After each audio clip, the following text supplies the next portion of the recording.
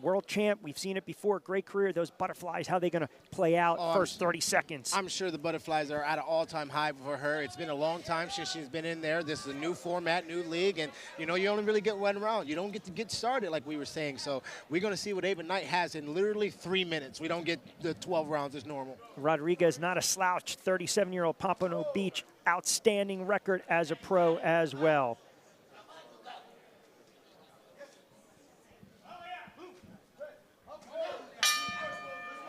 13-0 as a pro. Ava's the first one to pop that jab and get the center of the ring started.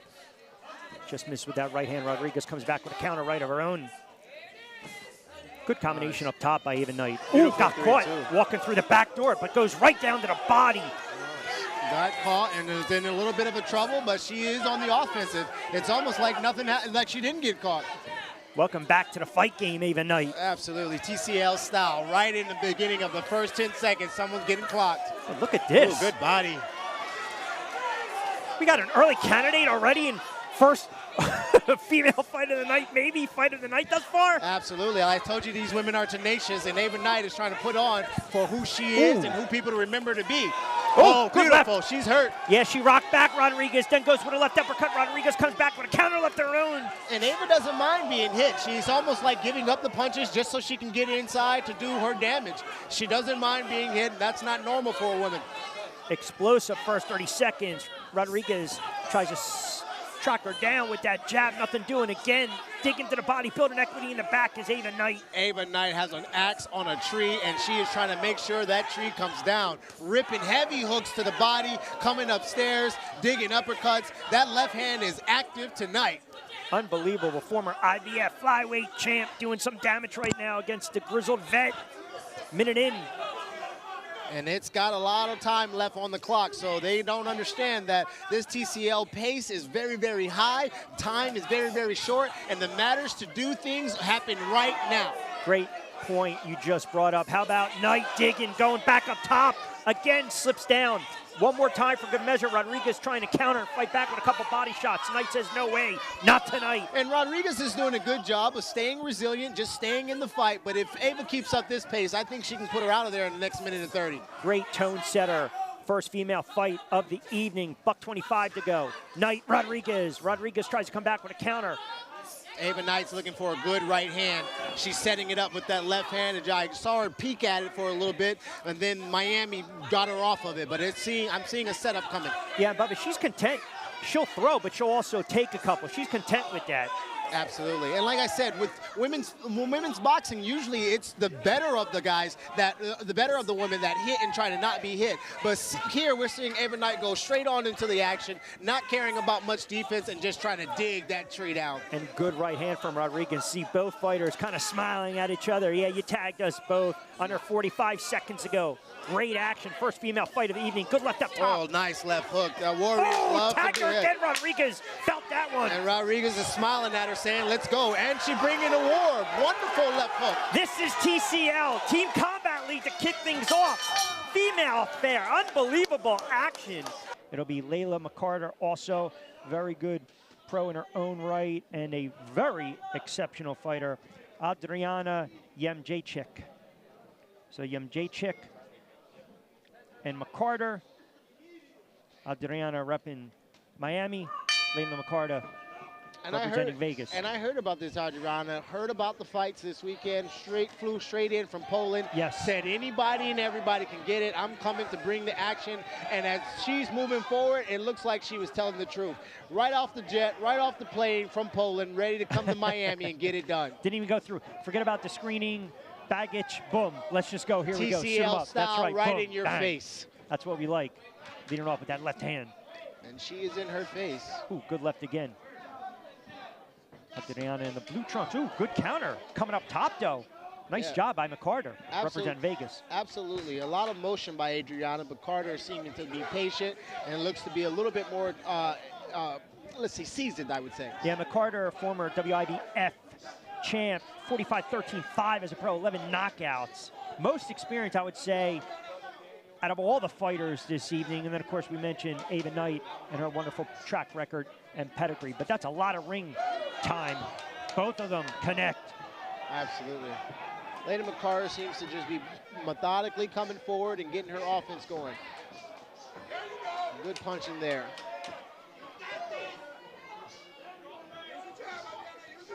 Jedrzejczyk trying to apply a little more pressure. Remember, these are 3-minute rounds for females. Ooh, just missed with the left hand, but she keeps coming forward. Just deflected with that left hand.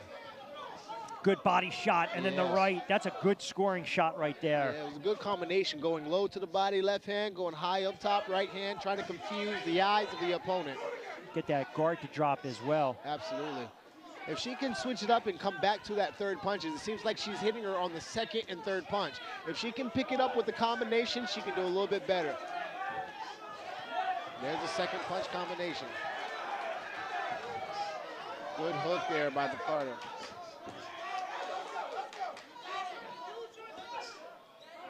So about a $1:13 to go in this one.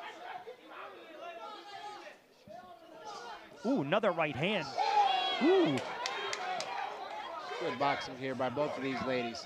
Difference in style. You can see one has a lot of motion and the other one's waiting to counter. But that's what the sweet science is, boxing. You have different styles, and stylistically, they all make the match up. McCarter's got a lazy left, though, right? I mean, look where that guard is. It's dropped. I mean, it's kind of tailor-made for Jedrzejczyk to just kind of counter her and catch her.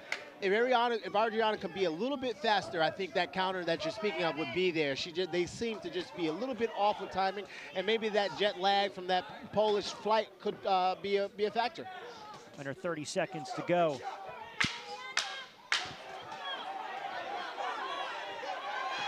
Oh, good aggression there from McCarter. Coming forward, heard that clack, and she's really trying to win the round. Oh, that's a good work right there from Vegas. Well done. Flo has been here before. We've seen her fight in TCL, and she had an amazing year last year. Yeah. I'm only going to believe that she's going to continue and add on to that Flo. Take a look at Florencia Britos. Rodriguez coming out of the red corner, repping Team Miami. Sam Burgos in charge of the action. Remember, 3-minute rounds for ladies. Rodriguez and Britos, a $1:26, round 10.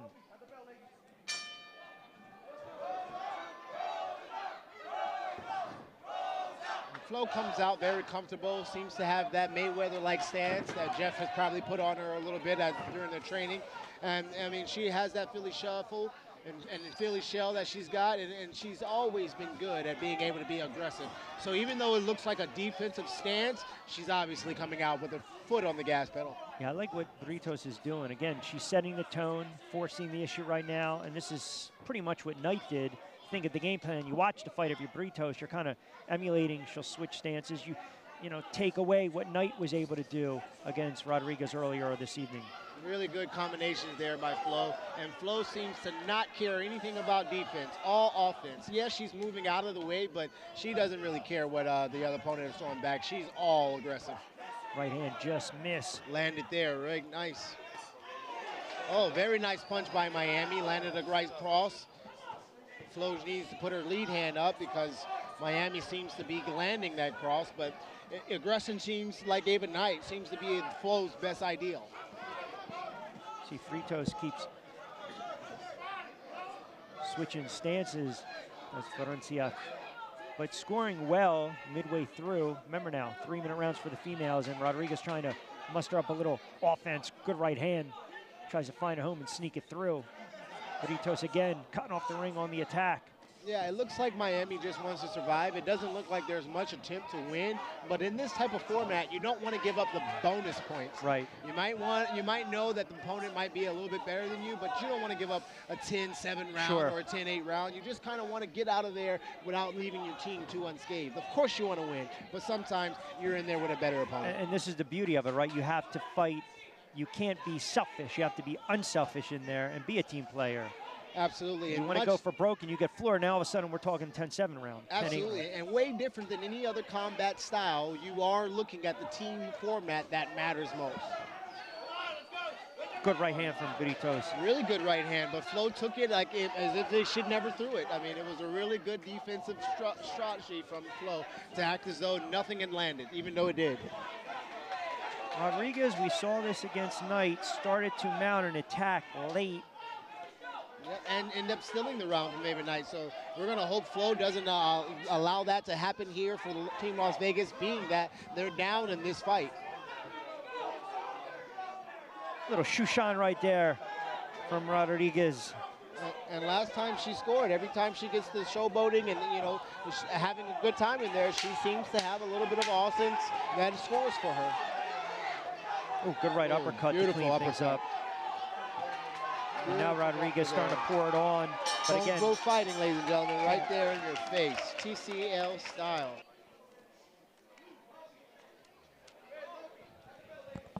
Here we go.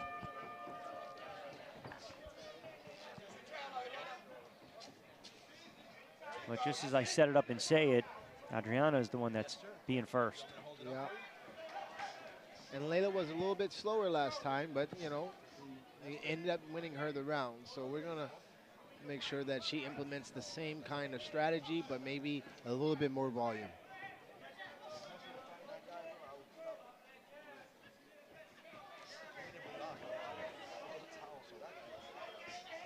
That was a good trade there.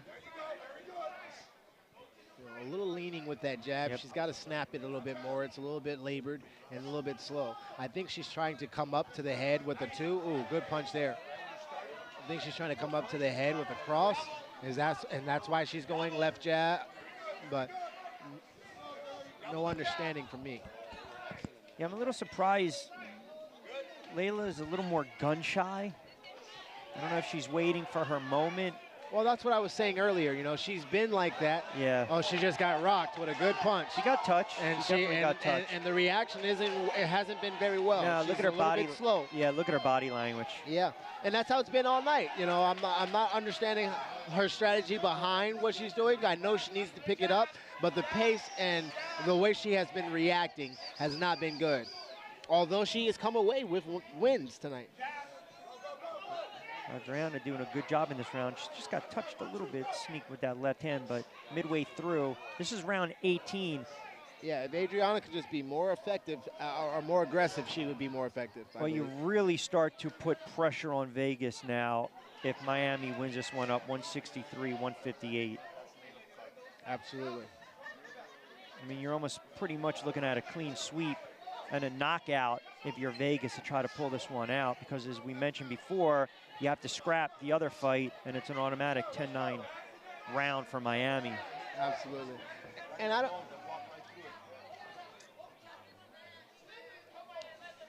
So remember, we'll jump because of that 10-9 in round 19 because of the knockout from Dembo from Santana at 2:01. So again, that's a 10-9 automatic round. We'll jump to 135, round 20. Yeah. And the round is still in the air, in my opinion. The last 30 seconds left. Someone's got to really step on the gas and just tell that they want it. Trading left hooks right there. 163-158 Miami.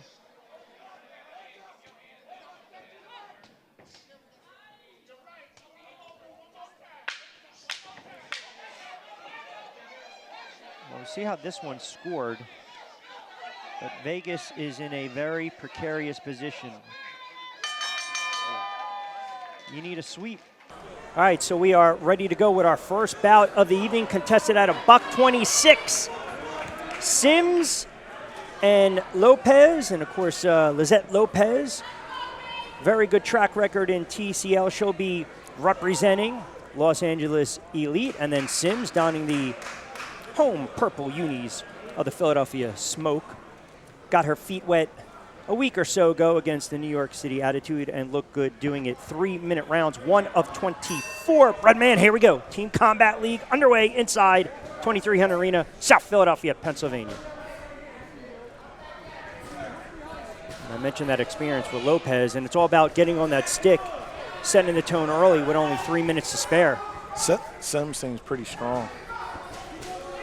Good right hand, just missed with that left. Another right by Brittany Sims.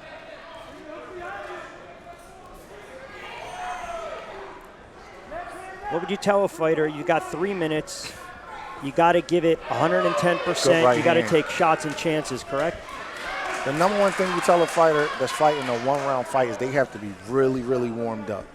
they got to be, like, they should be sweating before they even get in the ring because they literally have no time to warm up. They got to warm up. You know, like, the warm-up is the most important thing at this level. Can't go in there cold. Yep, no doubt about it. I mentioned Lizette, 9-5 record TCL, so 14 fights. She understands the mentality and the tone and the pace of just one round, having to let it all out there. But Sims getting on the stick, used that jab brilliantly in her TCL debut against New York. But a good fighter, keeps coming forward. Little ring generalship right now, midway through first fight of the evening. Sims is looking to land the right hand, but this the girl Lopez, she's boxing pretty good. She's not letting her line her up for that right hand. Lopez just missed with that right uppercut inside, 132 to go. Good lead left hand by Lopez. Yeah, that was sneaky. Touched her right in the midsection. She's not as strong as Sims, but she's slick. She knows her way around the ring. Ooh, good left hand. Yep, another good one. And these are all good scoring shots, and we'll talk a little more about how they're scoring it. Braswell watching the action closely. Sims now exchanged some bombs. Right. She finally got that right hand through that she was looking for. Oh, good left hand again from Brittany Sims, waking up.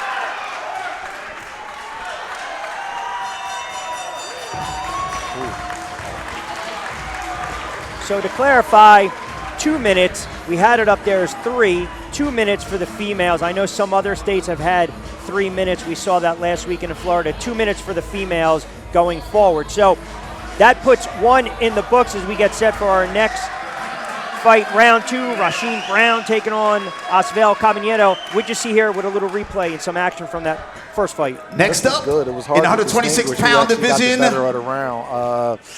If I flip a coin, I would say Sims, but it was tough to call. All right, here we go.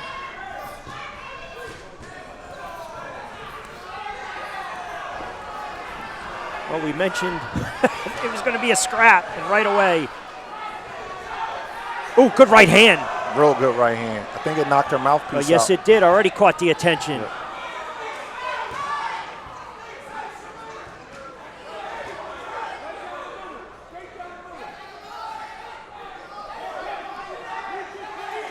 So an excellent way to start things off for Farias from LA.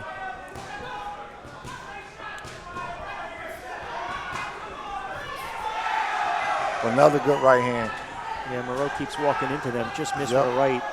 Yep. And Erica, just that wild unorthodox. See how she's just looping right hands. Erica Farias has a radar on that right hand. Where she drops her head down, and I think Moreo is looking at where her head is at instead of worried about where her hands is at. So she's paying attention to her head, and she's looping the right hand over the top. Danny Garcia, the great Philadelphia junior welterweight and welterweight, he would do that, where he would bring his head down, and you would look where his head, and he would hit you with a looping shot over the top and knock you out. Kind of conversely, a couple fights ago, you were saying, you know, watch the eyes as opposed to the hands, right? Yep. Gonzalez breaks him apart under 50 seconds to go. She's going to loop another right hand. Watch. Yep, bam. You right called it. over the top. Nailed it. Right on cue. You can see cue. it. Whenever she squats, she's going to loop the right hand. She's going to walk around the ring and then loop it again. Again, she can't miss her with that shot. Starting to predict some action and some plays like Romo does for CBS. Ooh, good left hand. Now she just changed it up with the left. Oh, man. She has a lot of experience. I could just tell Perez, she's been around a little bit. You could tell. You see how she's walking her around the ring and walking her in the shots? So everybody thinks the person that's coming forward is getting the better of it all the time, but that's not always true. Yeah, that's clear. This, as far as dominant performances thus far, to me, I think this one's relatively easy to score. Yeah, that's an easy round to score. LA won that round. So trying to create a little breathing room. Philadelphia kind of needs this round. You don't want to go down 4 points. Thompson's the tall southpaw. See, she's trying to land that straight left hand early. Yeah, McTammy's pretty much going to come forward, work the body. It's typically what she does. Strong fighter, sound fighter, got to cover up, tight guard. McCamey repping Philly, Thompson repping LA. LA is, Redman mentioned, up by 4, 87-84. When McTammey gets right there, she has to stay there and let her hands go. Good job. That's where she needs to stay, because this girl is tall and she looks like she has a really good straight left hand.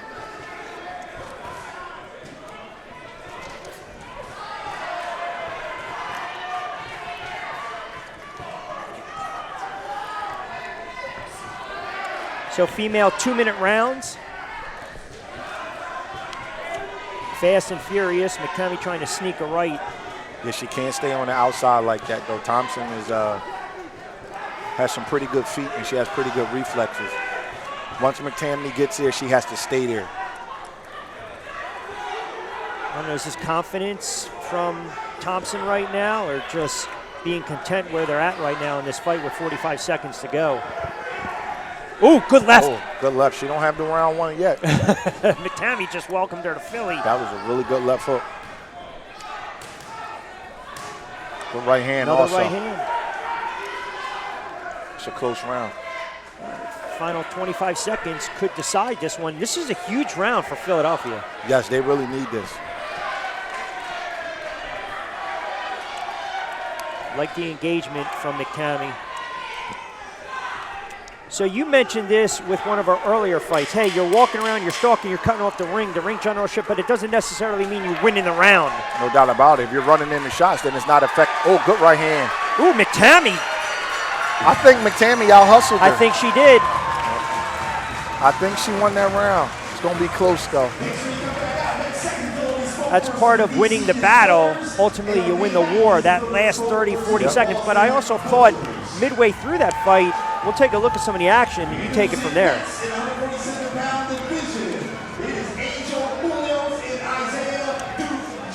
McCamey landed the cleaner, more judge-friendly punches. I don't know who won the round because it was really close. And the other girl was a good boxer, but I thought McCamey landed some really good judge-friendly punches.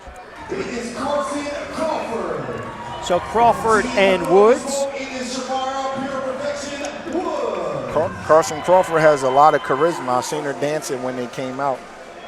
And Woods did too, so this should be a good fight because both of these ladies have a lot of charisma, a lot of pizzazz to them. Philly got the win, rightfully so. Good effort from Sparrow. Yeah, Crawford, 33 years of age, 17 amateur fights. All right, here we go. And Woods, I like to throw the word around, energetic, feisty. She's got it.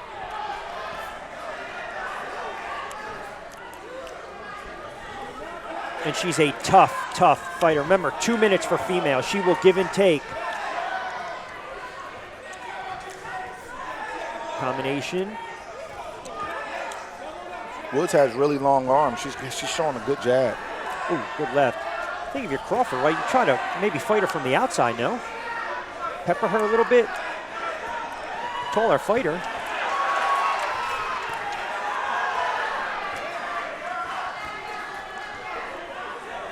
Woods is cleaning her up with a left hook in their exchanges. And I like what she just did right there. She went up top, then touched right down the midsection, see if she can get Crawford's right guard to drop a little bit. Touched up and she's again. throwing a good jab to the body. She's well schooled. Ooh, good right hand. She's doing good. Midway Woods through. has a real good jab. Crawford's the taller fighter, Yes. but it looks like Woods is the longer fighter. Right, and that's why before when I was asking you, why wouldn't you just kind of fight her from the outside, right? Just pepper her a little bit. I'm going to tell you why, though, Rick, because Woods is sharper and she's longer. Just because you're taller than somebody, that doesn't mean you're longer. Look how long Woods' arms are compared to Crawford's. Erislandy Lara, the great Cuban fighter, he's like that. He's only about 5'8" or 5'9", but he has like a 75-inch reach. So he may not be the tallest guy in the ring, but he's always the longest guy in the ring. 30 seconds to go. She's landing a good jab. Woods is landing a good right hand by Crawford. Oh, yeah. Another good right hand. Woods is letting her out-hustle her a little bit. She needs to put something on her a little bit before this round is out.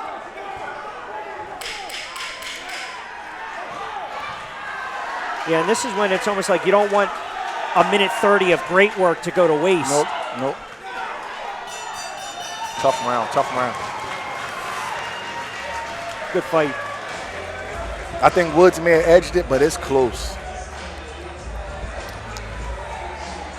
I mean, listen, I always throw the caveat, where are we fighting? Philly. Right? Well, there you go. Oh, but man. again, I don't like to say that, but you have to say it. But listen, this is a long night. Even if it goes to Philly, LA still got their big guns coming up in the money rounds.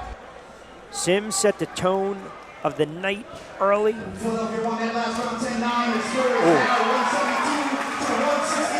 Rushing and Brown edged it. Yeah.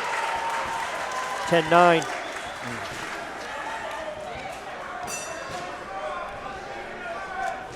So now you start to get into, it's getting late early time right now, and Sims fighting as if Philly's behind, and they're not. And that's, again, you want to see it, but you also want to pick and choose your spots and fight smart. I love what she's doing. Fight to win instead of fighting not to lose. We're going for it on fourth down. I love it. I love it. Left. She just absolutely clipped Lopez.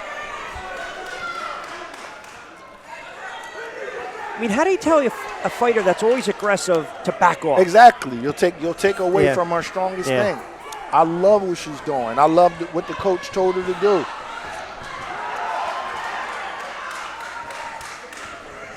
This is an audition for bigger and better things, so you don't want to be the one that's playing it too safe. Yeah, but you're right about that. You know, you could may lose out on a big contract from somebody somewhere. It is a showcase. Yep. And I also believe it lets your teammates and your coaches know we can depend on you going forward. You better believe it. Around 19 to 24, Lopez and Sims. Lopez is a neat little boxer. It's just that Sims has more physicality. She's like the stronger, more forceful person. So whenever they bump bodies, Lopez is the one that has to retreat. Like boom, just right like there. Just there. You got it. And it matters because it's not always what's happening. It's what the judges think is happening. So what they will most likely, I don't want to speak for them, but most likely what they think is happening is that Sims's pressure is overcoming Lopez's boxing ability. 30 seconds. Philly up by 4, 172, 168, round 19 to 24. Sims looking good against Lopez. Lopez got 19 seconds, pull a rabbit out of the hat here. Sims is strong fighter.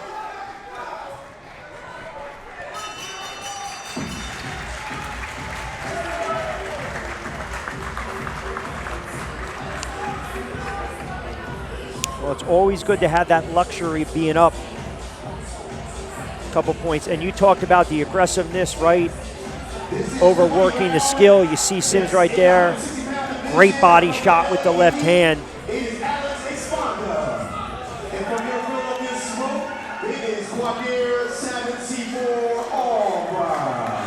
Esponda and Albright. Esponda and Albright had a shootout. Yes, their last they did fight. in round 6. Yeah, they did. They had a shootout their last fight. Farias and Moreau. Farias is very crafty. So 10-8, man, I'll tell you, that point right there, right? So what? Okay. So they're up 4. Yeah. Okay. Philly can't lose, right? No, they mathematically. can't. Pretty much.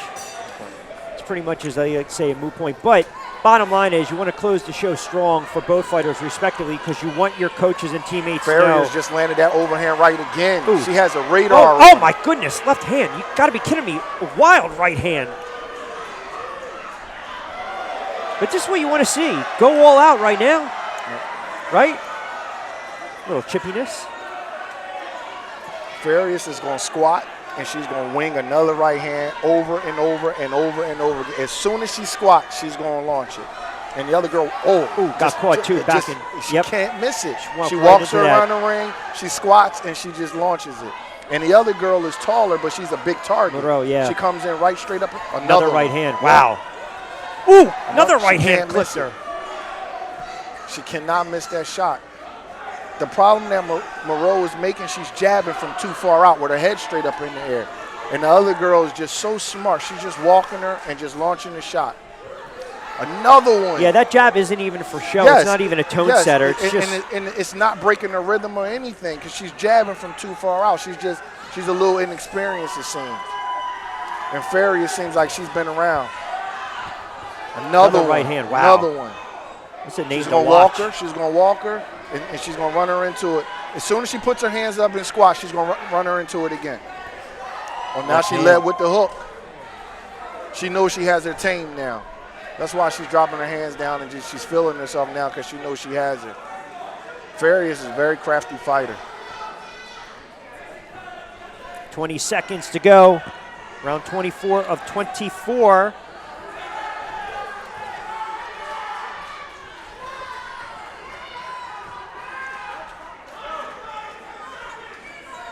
Farias been around the block from Ecuador. 27-8 as a pro, 10 knockouts. Okay. So well traveled. Ooh, another right hand, just to clean it up. But again, you might be watching saying, well, it's academic, but it really isn't, because the coaches are going to look at this. Who's giving me honest effort late when I need you in the money rounds? I'm telling you, LA has a really strong lineup of fighters that have TCL experience, but the depth of Philly, right, the money rounds, when you're relying on your bell cow, so to speak, your closer. So now we move on to bout number 2 here with the female featherweight division. Melanie Costa of the Boston Butchers fighting out of Norton, Massachusetts. In the female featherweight division from the DC Destroyers, keep the action Jennifer going. Miranda, Nice. and for the Boston Butchers, Melanie Costa. Pat Sullivan on the call. Jennifer Miranda, born in Spain, now resides in the DC area.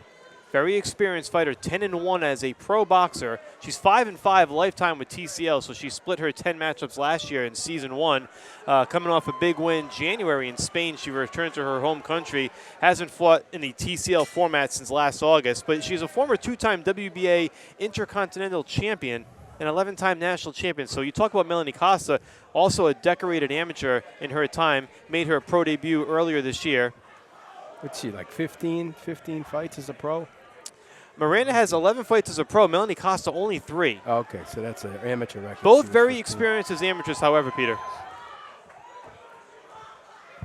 Costa making a strong push. Much taller opponent in Miranda. See the size differences, the contrast. Costa's going to try to go to the body, set things up, and of course, Miranda's going to try to stay on the outside and pick her apart.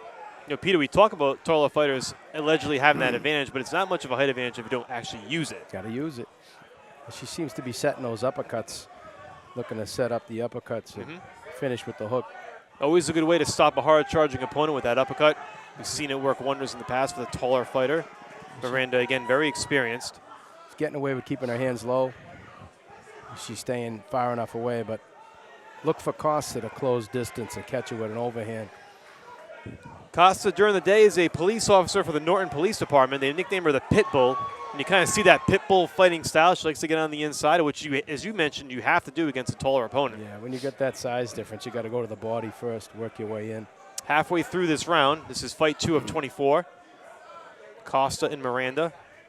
She didn't have much luck closing distance. Miranda was picking her apart on the way in, so now she's staying on the outside, which isn't going to work because you see Miranda's throwing that uppercut. Just controlling that distance with the jab. You know, again, Peter, we talk about this concept of having only 3 minutes to get that victory and who it could favor, right? And I feel like it could favor both type of fighters, whether you're a fast starter or a slow starter who likes to set the pace. There's a possibility for either side to win a fight like this and win this round. With a mismatch in size like this, Costa has to have that power punch to make a difference. I think Miranda's going to control it. It's going to be over before you know it. Final 45 seconds here. Costa trying to work her way in. Costa needs a knockout or a knockdown to win the round. And so far, Miranda's showing that experience and that height advantage, as we mentioned, 5'6".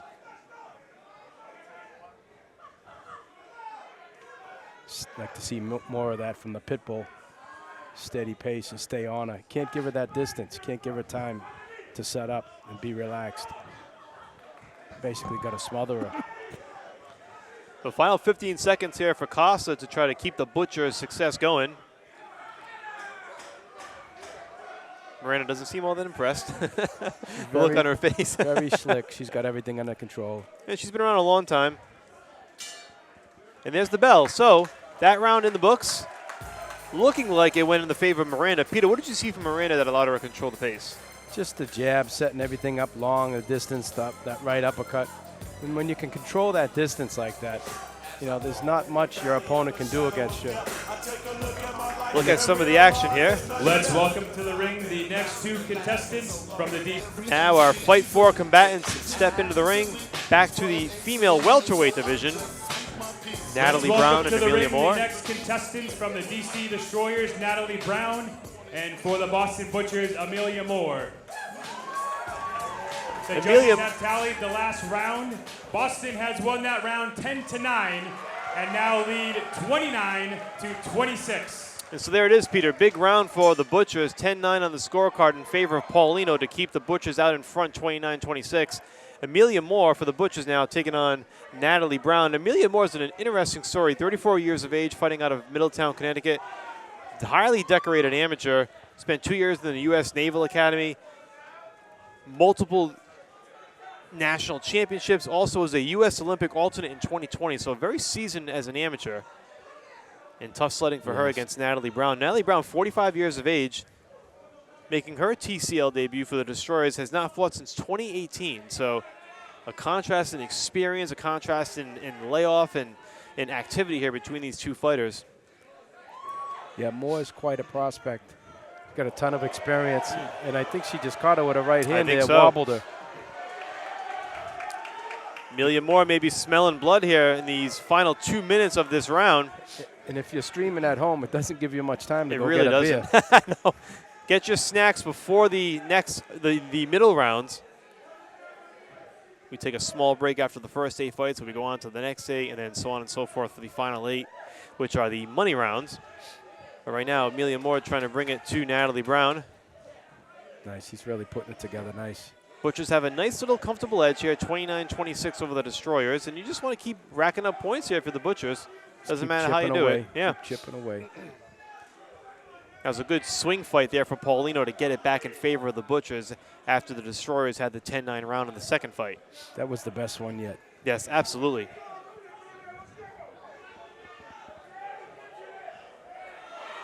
There comes Moore applying some pressure, Peter. Good finish with the left. She's dropping into the body, finishing up top nice.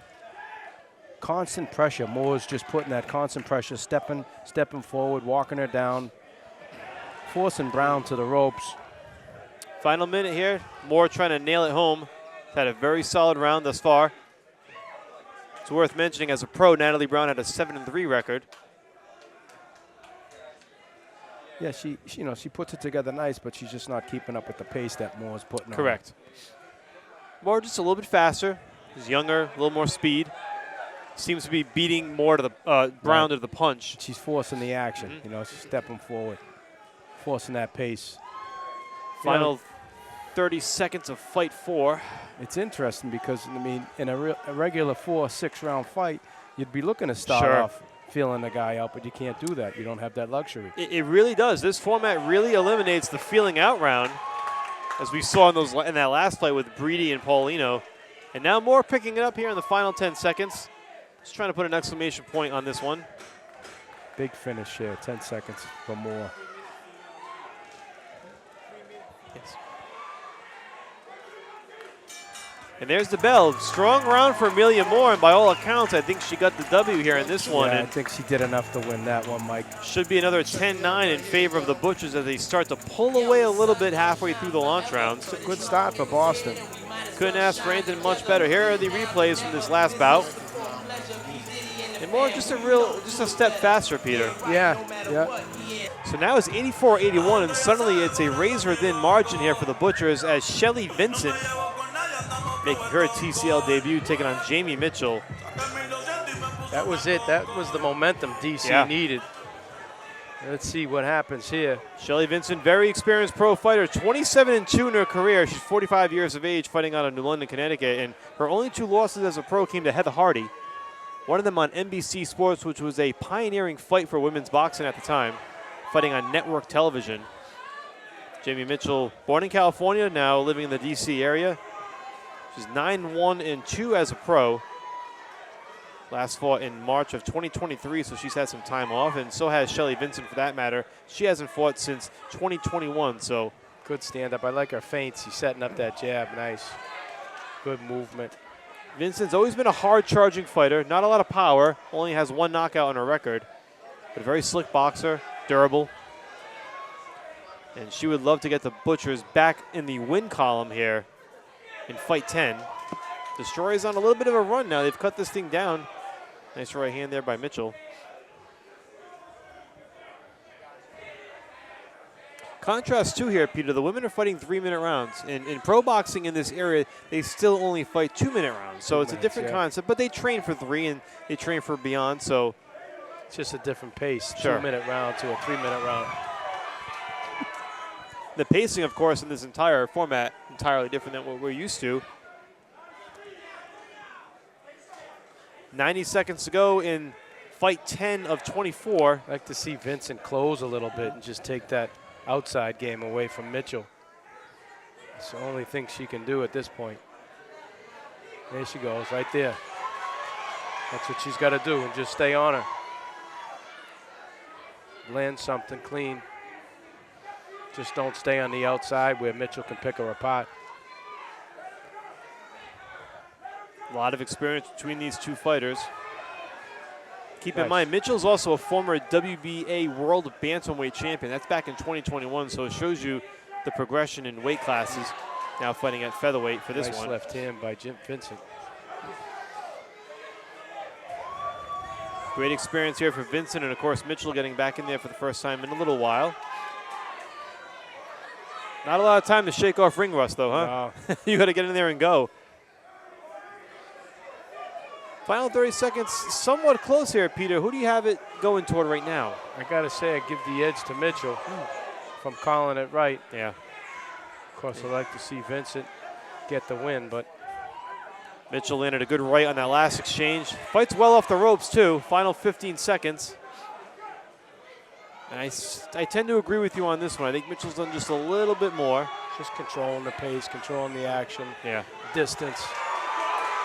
Vincent trying to let go with a little flurry here in these final seconds, perhaps sway the judges in one direction, but that's going to do it for that one. That's so definitely the way to win the fight, but you got to do more of that. Sure.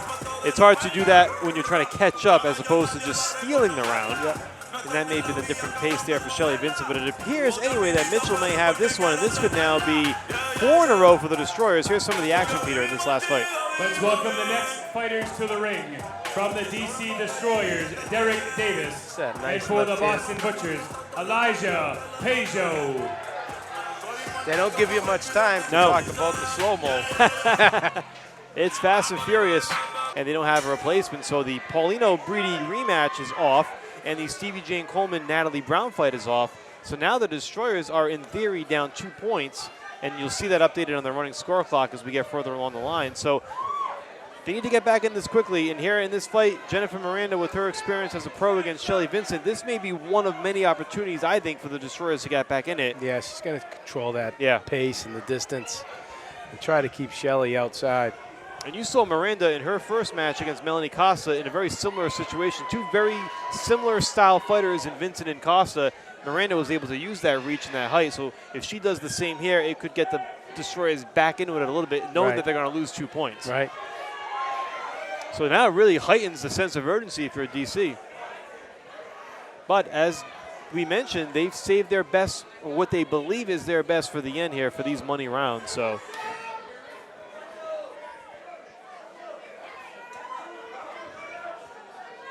one minute into this one, and Miranda trying to establish the pace against Shelly Vincent. But Vincent's had a storied pro career, fought on some of the biggest stages. If she could finish, or she could do a little bit of that, what she did in the last fight, the last 10 seconds now, you know, get some momentum going, do it in spots, maybe she can make a difference. We have 2 female fights back-to-back to open up the money rounds. Melanie Costa will take on Jamie Mitchell next, but right now you're watching Shelly Vincent and Jennifer Miranda. Miranda having a little tougher time with Vincent than Costa in the launch rounds. This is a big one right off the rip again because DC is down 2 fighters and they're going to take 2 automatic L's on the 10-9 side. So they really, in theory, have 6 fights to make up 2 points. She really likes to set that uppercut. Yeah. Ooh, nice stiff left hand by Miranda. Well, final minute here. Very close round, Peter. And she's from Spain, Yes. Miranda? Yep. That reach and that distance, she really puts them together nice. Yeah, she's starting opening up now on Vincent. Yeah, she hurt her with that hook. I think these final Vincent bleeding from the nose here. These final 40 seconds may be the difference as Miranda's starting to turn up the pace a little bit. And that's, you know, you talk about money rounds. It's the money time right there, right? Those final 45 seconds. And Vincent's in some trouble now. This could be a big one for DC. She can stay on her feet. She avoids the 10-8 Yes. and 10. In DC, you think maybe coming out guns blazing to get one of those 10-8s or 10-7s, knowing that they're losing 2 points. They stop the clock. I believe we have a glove issue. Or just a doctor. Yeah, the doctor's going to check out. It's not a glove issue. But Vincent bleeding profusely from the nose here. And Miranda just charging now. Really pouring it out in the final 5 seconds. And by all accounts, that's going to be another win for DC. Yeah. So Jennifer Miranda doing exactly what the Destroyers wanted at the start of the money round, as she has money in the bank for DC.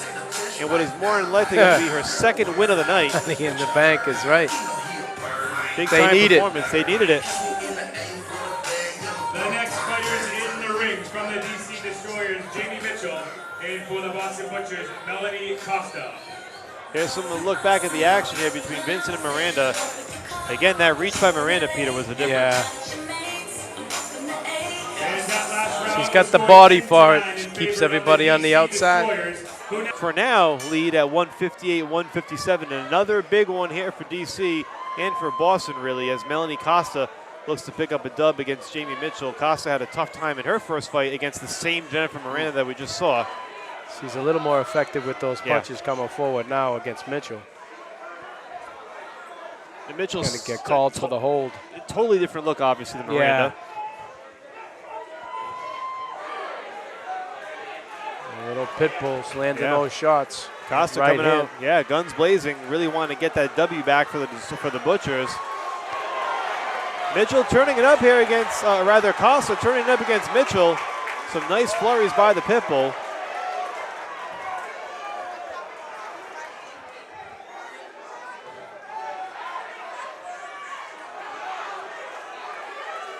And the fact that she's coming forward, she's pressing the action. Yeah. She's opening things up.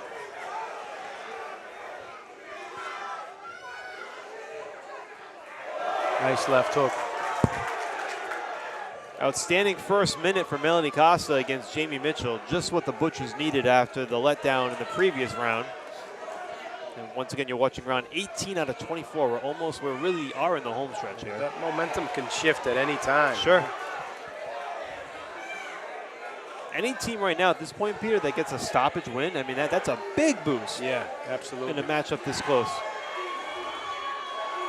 And you know it's in the back of the mind. You don't always want to think knockout, but sometimes you want to think knockout. You get into a situation like this, and you know how big it can be on the scoreboard. Nice right hand. Costa really bringing it to Mitchell now.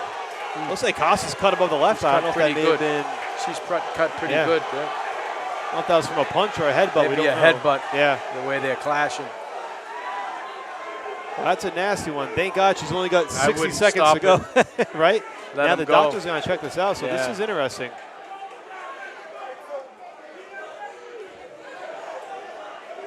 This could be a tough break here, in theory, for Boston if the doctor determines she cannot continue.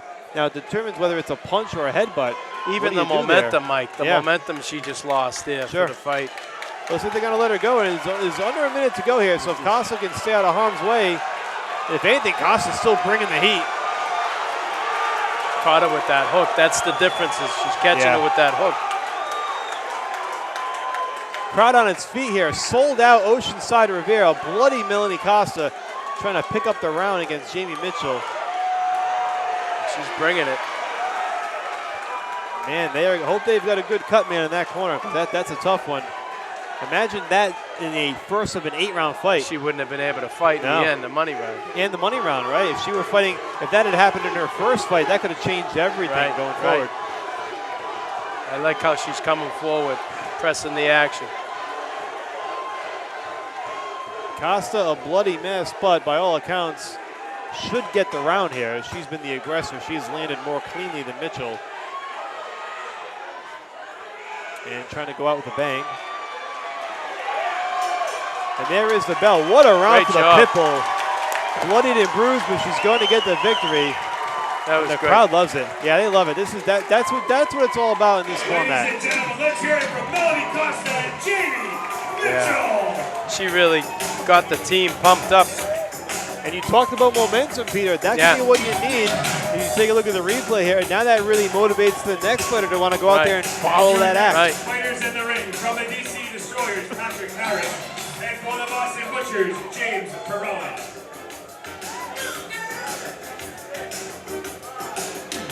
I never anticipated that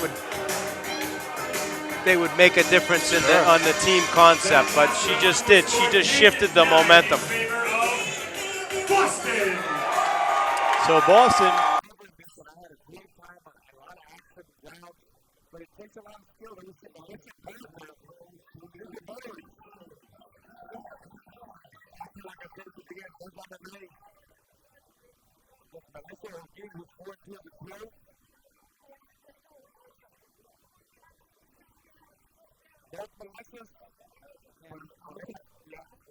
I'm really familiar with most of the park. I've had the chance to wrestle with all the great guys. This is Crawford at World Training Center. Out of a left-hand stance, Melissa Parker. Melissa Green, one. Melissa Parker, not very smart. The key is the tag. And sometimes the fighter's job is by Melissa Parker. She's boxing, talking away, moving. Standing here, moving in circles, got stuff in front of her team. I think from the side, on the attack, but she's just to it.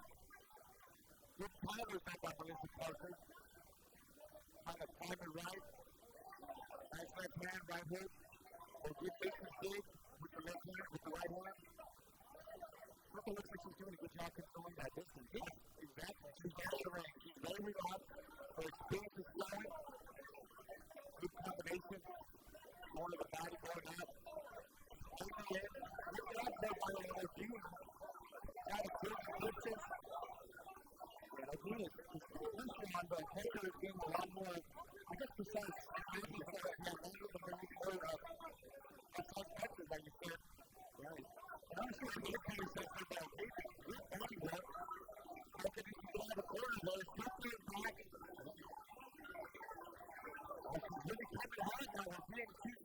He wants to make it a fight comeback.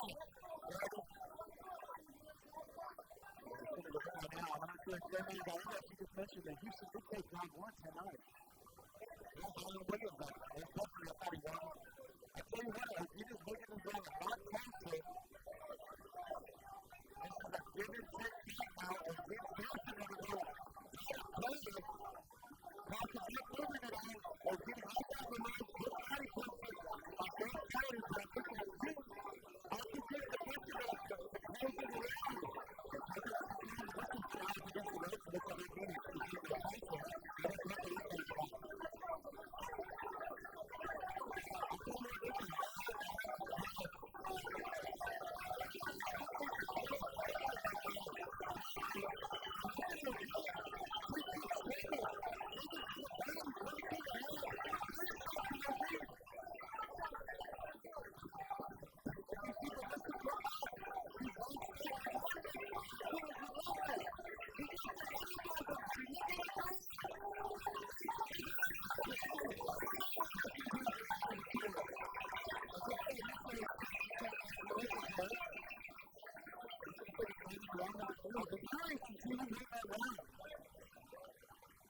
See the action of the last round. You see Green coming forward to drop it. You see Melissa Parker countering to. This round is underway. The fight is moving away. Look at the Parker. Last one right after.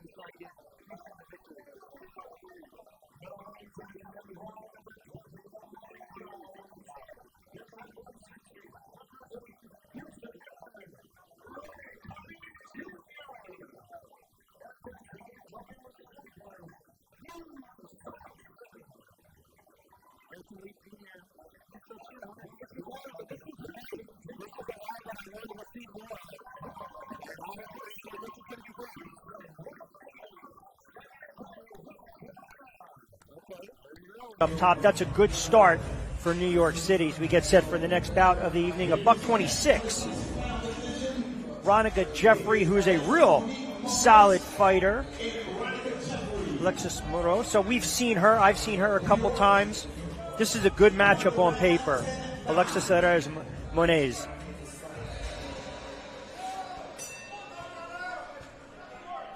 Jeffrey, again, one of those tough New York fighters.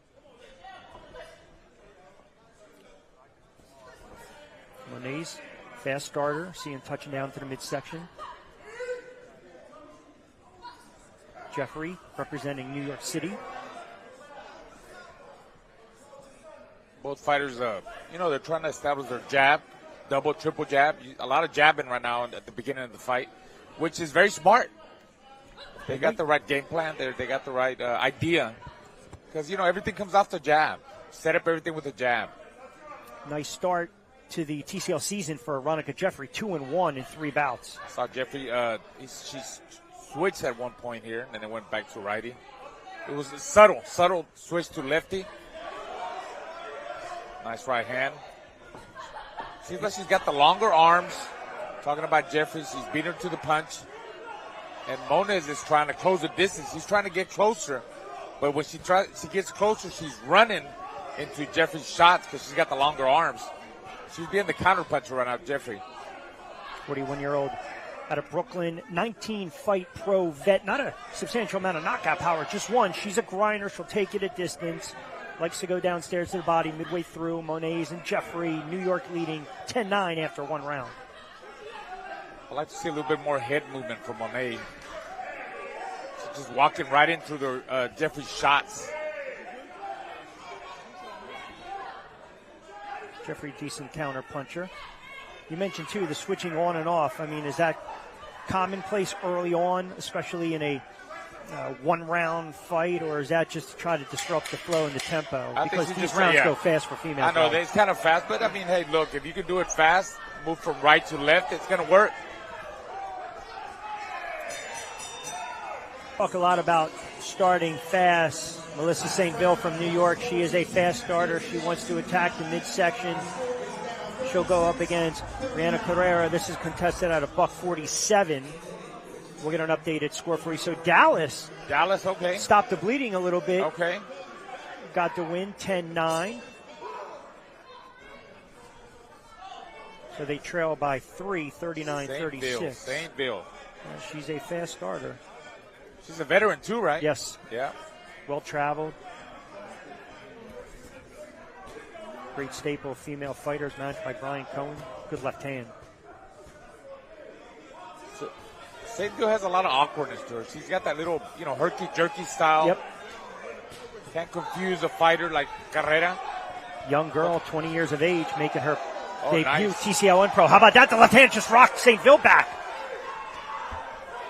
This is what you need to do if you're a veteran. Tie up, make it ugly. Tie him up. Carrera, though, caught her with a left hand. A good left hand, solid left hand. She needs to control the range. I mean, she is taller, got the longer arms. But look at St. Ville. She's smart. Just putting that jab out there, even if it's not touching her, but it keeps the fighter thinking. That's how important it is for me. The jab is the most important thing in boxing. Come on, everybody knows it. Everything comes off the jab. Nice jab there with Carrera, too. What are they doing? Sticking their tongues out? She's having fun. Yeah. And that's what it's about. Being relaxed in there, having fun. The more relaxed you're in this 3-minute concept, 1 round, I think the better you're going to do. Yeah, that's your combination will flow better. Yes. Because before you know it, you start to get tense and tight. The round's over. You've lost that round. Yeah, you don't want to tighten up, man. And then, your opponent senses when you tie up. Get tight. Both let their hands go under 15 to go. St. Ville willing Carrera to let her hands go. 2 minutes, fast and furious when it comes to females. Man. I like the start Yeah. by Dallas in this one. I can see it going to Dallas. But as we Close- saw the close last round, time, Rich. close round, Close round. right? Yeah. Anything stand out in the replay? 2 minutes to go between these two. Eric Dolly in charge of the action.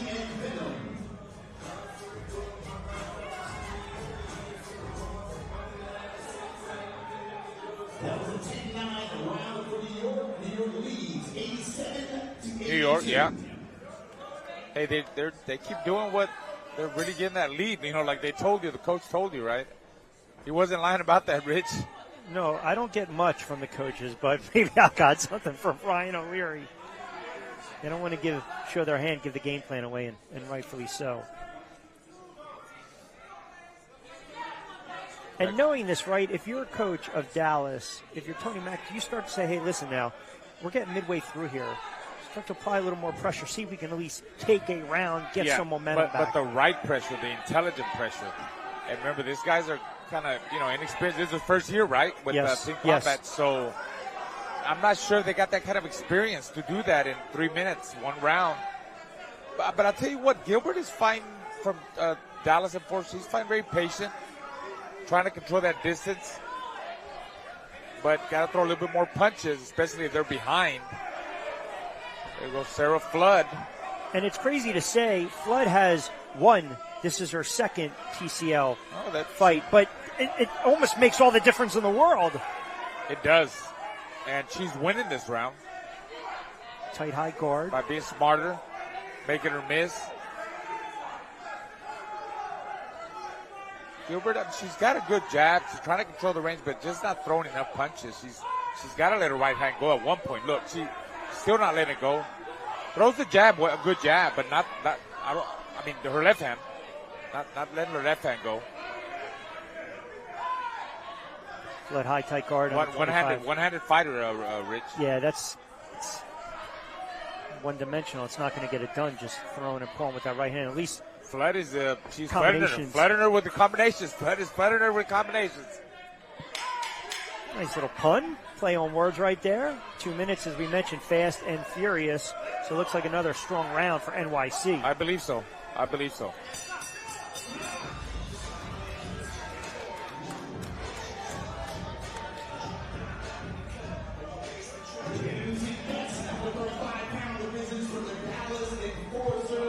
Appreciate everyone joining us on TeamCombatLeague.tv. Brawl Pass, TCL Brawl Pass. You mentioned Flood, a more active. Flood, a lot more action. All right, 5-point cushion for NYC. Alicia Napoleon Espinoza against Maria Lyman Garcia. And Napoleon kind of taking that veteran approach. Such a great female fighter, wonderful resume and track record. But I think one of the vocal leaders of this NYC squad, and it's a position she relishes, undefeated in TCL action this season. Yeah, really controlling the range of the fight, the pace of the fight, behind her jab and her 3 and 4 punch combinations. She throws them and gets out of the way, moves to the right or left. There she is moving again. Back to the jab. Just a well-rounded fighter. Outboxing Garcia. Just missed with that right uppercut. She's just throwing. She can't catch her. Too much speed for Garcia. Napoleon she's fast, accurate, experienced. She's relaxed. Yeah, she told me too earlier tonight. A little recharge, a little more juice now, right? Yeah. Look at her picking her apart. Opportunity to get back in the ring.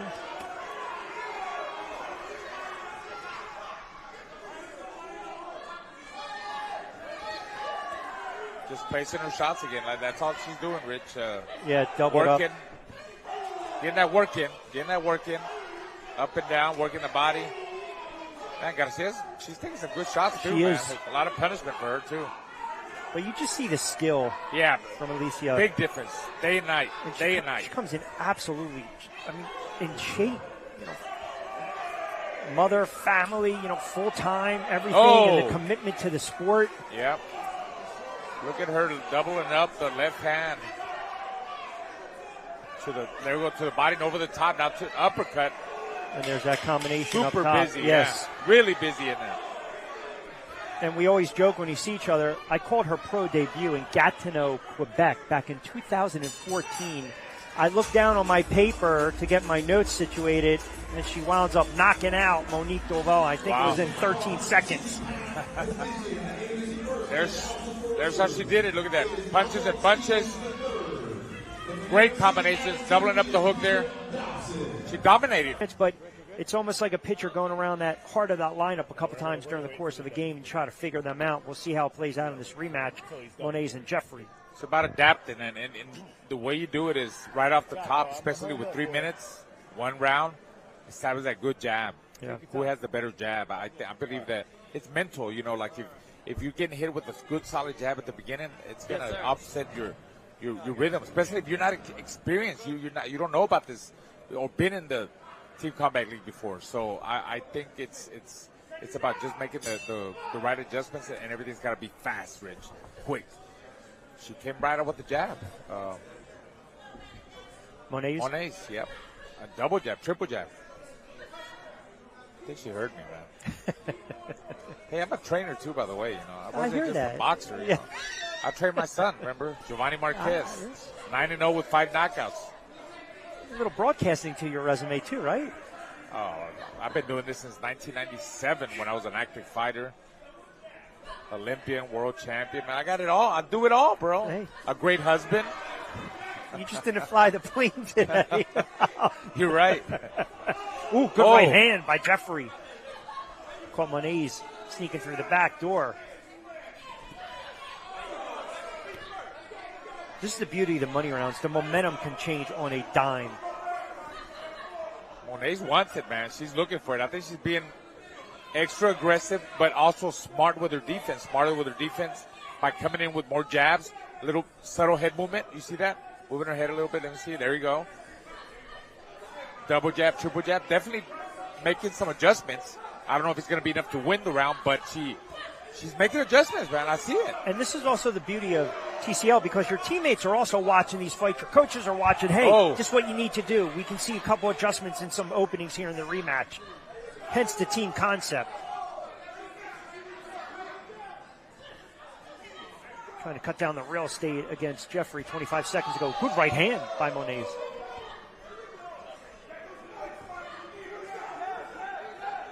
Definitely busier. Monet's is busier, sharper, faster, more explosive. I don't know. What do you think? My track record. You don't want to be a judge, right? No, it's not good. I'm going to go with Monet's, but we'll see. So just to she put definitely made adjustments. Yes. To put the tightly contested, if you will, competitive nature of TCL in perspective, including the fight you called, and I'll wait till you encapsulate the action. She got caught there, but Monet's comes back with some shot. Well, Get set for Alicia Napoleon Espinoza against Brianna Carrera. Well, there we have it. So Dallas chipped away, and now they lead it 188 to 187. And Carrera and Napoleon Espinoza letting their hands fly early on in this one. Eric Dolly breaks them apart. Remember now, 2 minutes. 2-minute round, huh? Yes, so we expect a fanatical pace, high volume, punches being thrown. Ooh, good left hand. Carrera just caught. Yeah, that surprised me, man, because Napoleon usually doesn't get hit with combinations like that. She's very skillful, very smart, good defensive fighter, always stays away from the line of fire. Maybe a little bit of pressure trying to win the round or score a knockdown. Possibly because, I mean, Napoleon did dominate Carrera on the first. So maybe she's like, you know what, now I'm going to go for the knockout. Maybe go for a 10-9, 10-8 round and put him up ahead. Maybe that's her mentality. Yeah, that fight. I don't know. She's getting hit with some shots that she wasn't getting hit with in the first fight. Yeah, in the middle fight, Garcia, to your point, took a lot of shots. I don't think she put up a lot of resistance. Carrera, I think, is a different animal than Garcia was in the middle rounds in that first fight against Napoleon. But your point is a dead-on point, and it's an astute one. She's a sound, smart fighter, but again, you got to look at the scoring here. It's 180, 187. I think it's a little bit of that, man. Her attitude is New York attitude. Right, exactly. Let me show who is. Oh, you're running out of real estate. Yeah. You got a couple fights left after this one. If you're NYC. She's fighting a different fight. Rich, she really is, man, because she's more of a boxer, puncher, mover around. She's a brawler right now. And she's brawling right now. She's going for it. She's going for everything. Look at her body shots, roughing her up, pushing her. That's not the Napoleon that I've seen in the past. But got a bloody nose, too. Hey, that's why I always enjoy calling her fights. I thought she won the round, but Carrera gave her a better fight than the first fight. I believe so. Yeah. There's some flurries there by Napoleon. A lot of roughhouse in there, but it was definitely a different type of round from the first round.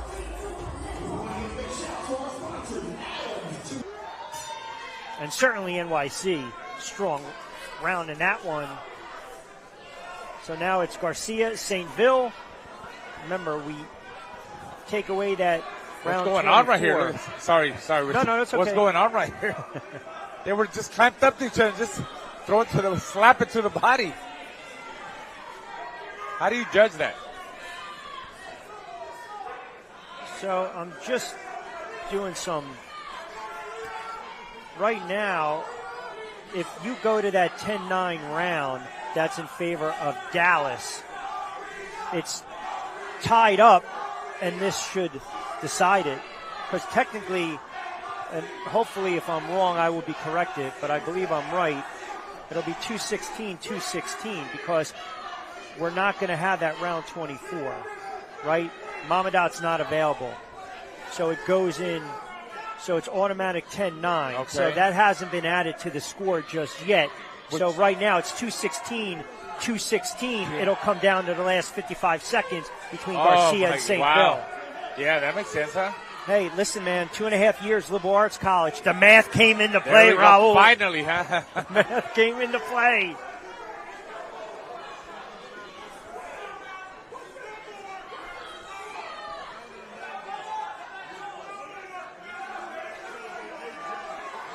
$30 seconds to go.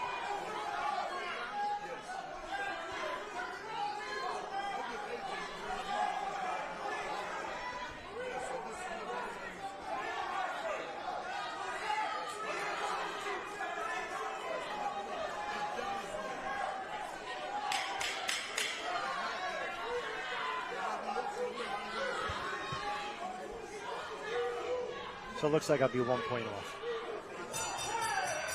because of that 10-9. I don't know. So remember now. Who won this round? What do you think? Well, if we go by, again, the rationale that it was. That's what I was talking about at the beginning. Look, Yeah. how do you judge that? I mean, I have it. So this will be Jackie McCamey, Martina Kroll. 2 minutes for females, contested at $126, so it goes down 10-8 round. 10-8 round, that's yeah. right. Yeah. Thanks for reminding me after that. Even though it wasn't, like he was hurt, but he did touch. McCamey representing Philly, Kroll, Atlanta. Kroll with the height, with the reach. Got to keep her at bay. Got to keep her outside. Don't let her come in. Where's that jab? 1-2 down the middle. McCamey's going to come right at her. Like, there you go. You can't miss her with a 1-2 down the middle. All you got to do is pause the jab, throw the lead, and circle around or hold her. Easily said than done. It's easy to say that, but when you got a pressure fighter too, like McCamey, she's pretty aggressive-minded. It makes it hard for Kroll. But she needs, calling a couple of her fights, she needs McCamey make it that roughhouse type of fight, almost bully Kroll, and then try to go right to the midsection a little bit and score right there. She has no reservations about attacking. She'll get in there, she'll muck it up, and I think that's what you need, especially against a taller opponent. She's just going to be the more aggressive fighter McCamey is. That left hand snuck through. But we've seen this. The judges will start to look for these flurries. It doesn't have to be the cleanest of combinations and flurries, but boom, right there. You just ate a left hand, ate another left hand. That's, in the judges' eyes, that's going to sway them. Absolutely, you're right. But I'm telling you, Kroll would just throw a nice jab and 1-2. Don't even forget about swinging wild. Don't even throw combinations. Don't even throw 3-4 punch combinations. Throw 1-2 down the middle. Double jab, triple jab, then down the middle. Stop her in the tracks and then get out. I like that round for Philly. Oh, yeah, for sure. Don't forget rounds 1 to 8 on our YouTube channel. Take a look at some of the action. A lot of pressure by the Philly fighter, like Tammy. Going to the body, going on top. You see Kroll holding on. After every single round We are in store for a very tightly and competitive contest. So here you go. All of a sudden, Atlanta. yeah, the tide, right? Okay, I'm not giving up. We were right. Yeah, I'm still this gonna time, yeah. okay. Woods. Not the last one because they gave it to. That's right, the Atlanta. Albright fight. Yeah, they gave it to Robinson. Woods is also a one of those fast starters as well. She wants to work the body, make this an ugly scrap against Davis. Philly up by 138-37. Woods representing Philly, Davis, Atlanta.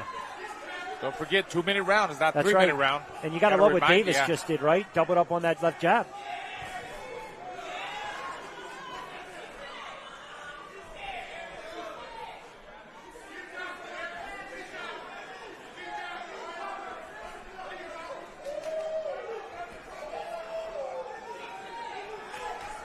Back and forth, a couple of wild swings there by Woods.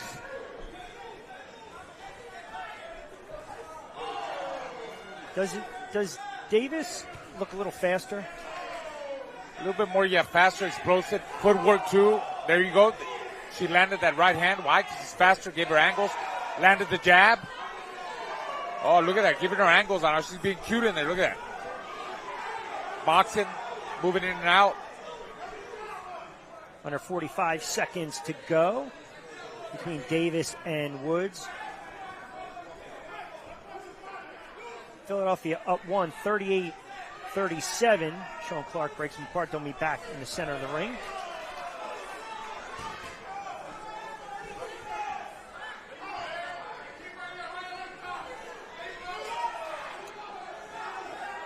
So somewhat entertaining affair. Both fighters kind of giving and getting. See who gets the better of this one under 15 seconds to go before we close out round number 5.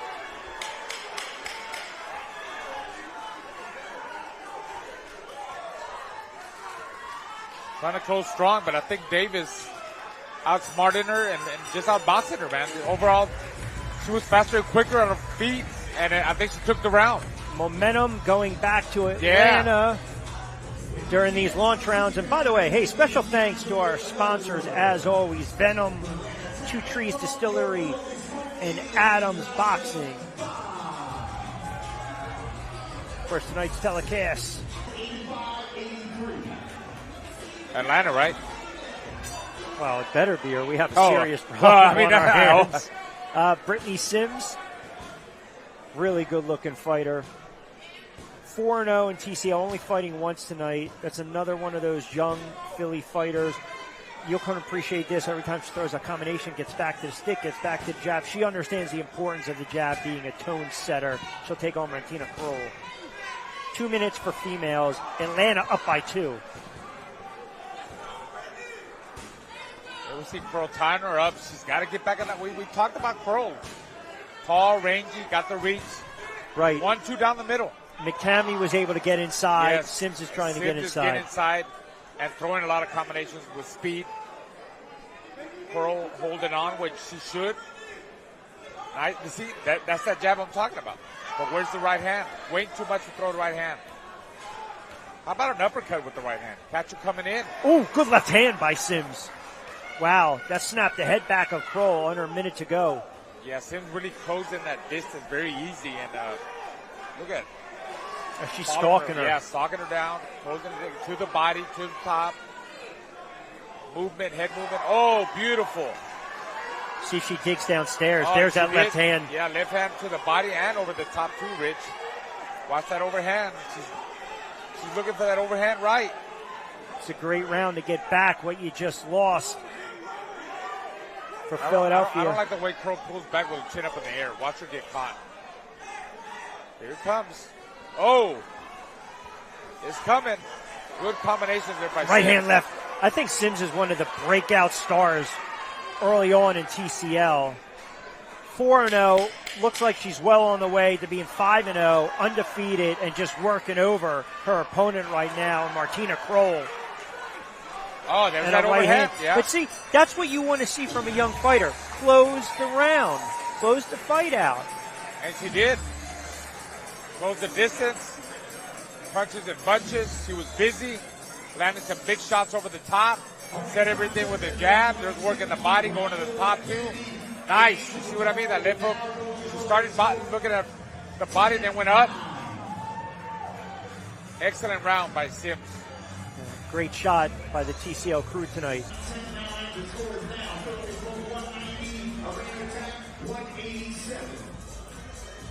Every point counts.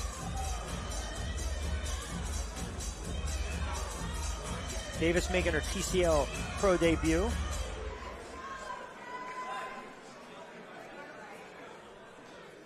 "12 fights as a Ami.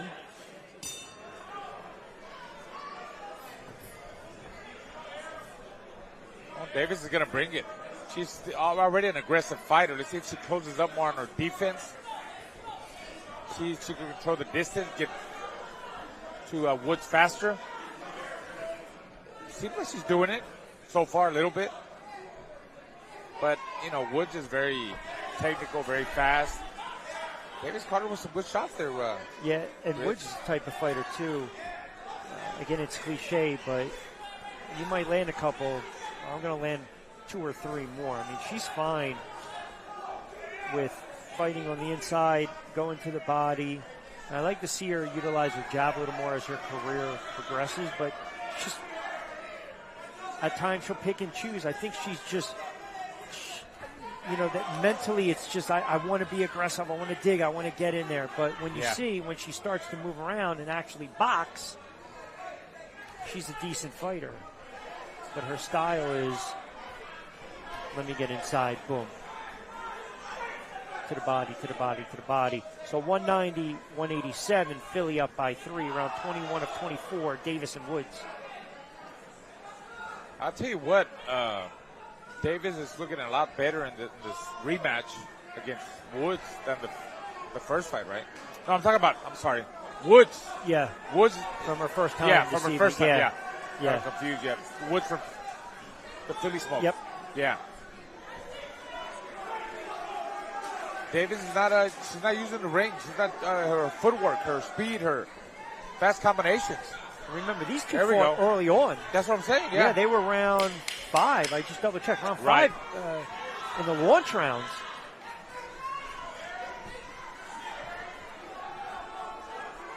So plenty of time to make adjustments, right? You would think. Philly definitely made some. I don't know if she won that round, but she might have. She made some adjustments, man. She closed up on her defense for sure. Was more aggressive, threw more punches down the middle. At 126, representing H-Town, please welcome Melissa Parker. And for the Orlando Vipers, Jada Lee Medeiros. Jada Lee Medeiros and Melissa Parker. Ladies and gentlemen, in round 1, Houston takes it. There we go. Wow. Yeah. That's one thing I love about Team Combat League. There's open scoring, so everybody knows where they stand. And this round is underway. It's round 2. Yeah, Parker and Medeiros. Parker trying to establish a good long jab. Medeiros moving around, using her footwork. Not standing in front of Parker. See Parker walking her down with the jab. Nice steady jab, and a nice 1-2 there by Parker. Parker staying busy in this second round. Parker is a former IBO champion. And she's also an MMA fighter. And veteran. Yep, so she's strong. Got some good techniques. Nice long 1-2 by Parker, landing those shots clear. Another good jab. Letting the judges know, look, I'm landing those clear blows. She's landing early here in this second round. There's 2 minutes and 10 seconds left to go in round number 2. I'll tell you what, Parker needs to keep that fight at mid-long range, because she's doing really good of controlling the range. Right now, landing those good jabs and 1-2 down the middle. Ooh.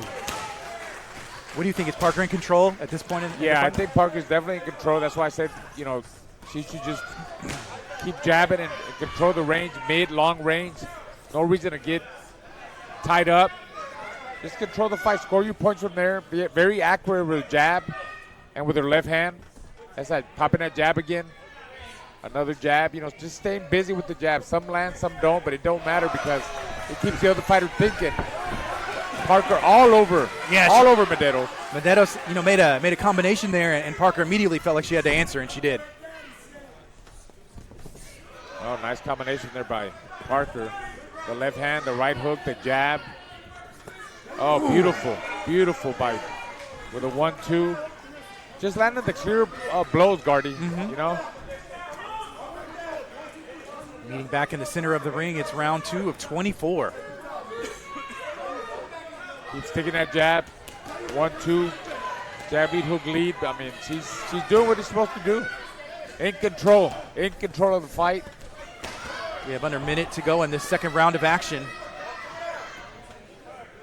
Walking her down, walking up to her. Definitely the stronger of the two. And she looks bigger, looking at her in the ring as well. She's stronger. She's coming forward. Landed the heavier blows. I'd say both fighters do look composed. Here Bobby Benton telling her, good round, Melissa, keep it up. He's right. Getting tied up with some short punches there. Both fighters trying to connect, and they do. Here goes 10 seconds left to go in this second round. Both fighters letting it fly. That's going to do it for round number 2. Good show of respect from both of these ladies. What do you think about that second round, Raul? Oh, it was Melissa Parker right from the beginning. I think so. And how did she do it? This is how she did it. Establishing that jab. Look at that, 2, 3 jabs. Going after her with lead left hands. Number 5 at 147, representing the Houston Hitmen, please welcome Kayla Deontay. And representing the Orlando Vipers, Logan Holler. Orlando takes the last round, 10-9. There you go. The current score, Orlando. the cumulative score, 38-38. We are tied. We're all tied up right here. Going to this 5th round. Kayla Deontay and Logan Holler, 147 pounds.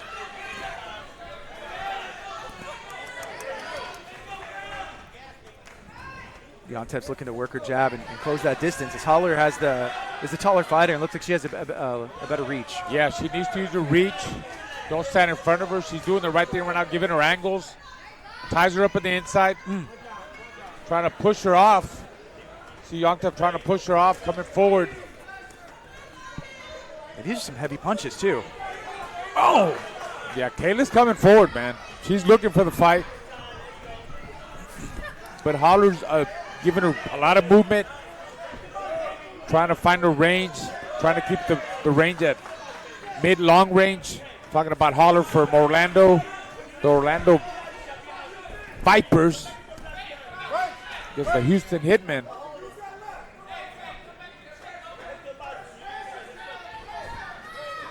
Good head movement right there from Kayla. Get out of the way and just connecting those fast short punches. They wanted to keep pressing. I hear Bobby Ben said, good job, Kayla, keep pressing. Yeah, she is shorter arms. She's got to find a way to get inside. A lot of head movement, jab in with fast jabs. Go to the body, push her off. She's really trying. Tied up. We just got a minute 30 left. Holler's going to tie her up every time on the inside, but there goes Holler again with that long jab. Oh, nice uppercut by Holler. Ooh. And a hook. Left hook, she turns it around, she keeps turning her. Now standing in the line of fire of Kayla. Big body shots there from Holler. Kayla still on the hunt, trying to track her down. Popping that jab. You hear Chino Rivas say, keep that jab in her face. Keep that jab in her face. Under a minute left to go in this round. Oh, nice counter. Left hook by Holler. I think Holler may just be too long. She's using her reach and her height to her advantage. She's being smart in there. But look at Kayla still trying, coming after her. Big hard by Kayla.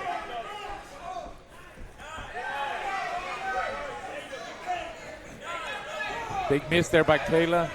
And we are currently tied 38-38 in this 5th round of 24. I think Holler's just controlling that distance, Guardy, most of the fight. At times, she got stuck trading a little bit too long, but then she moved out of the way.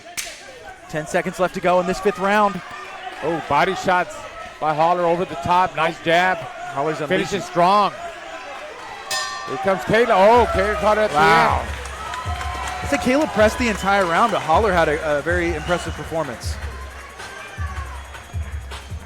Yeah, it was, you know. Oh, look at her loot. Whoa. Yes. Introducing from the Houston Hitman, Jenny Fuchs. And representing Jenny has the a lot of Orlando experience. We saw her in the last show. Vipers, She won both of her BRAWL. 2 fights. They dominated. She was a 2020 Tokyo Olympian. Orlando She's takes 2-0 as a the pro. last round, 10-9. And she wants to take with over the your 112-pound score, division one day. Orlando 88, Houston 83. 88 They to gave it to 83. Orlando, right? Orlando took Orlando, that yeah. last round, yeah. Yeah, he stole the round, man. I'm telling you, that was a good round for Adorno. It's round number 10 underway. It's Jenny Fuchs. Fuchs, left-handed stance against Brown. Paris And Brown. you see what I mean? Fuchs, Jenny right away stabs in that jab. Good jab. She was going body, body, head, body. Yeah.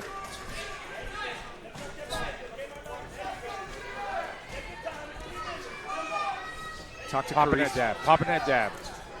Popping that jab and a straight left hand down the middle by Jenny. Get tied up there. I talked to Paris Brown before all the fights started. She's a former track and field athlete. She said, being on this team, it makes me feel like I'm back in that atmosphere, and she really likes it. Oh, that's nice, yeah. Well, track and field, you know, I know she was a short distance runner, I'm sure. So fast paced, you know, and this is a fast paced round. And I'm really loving watching Jenny Fuchs box.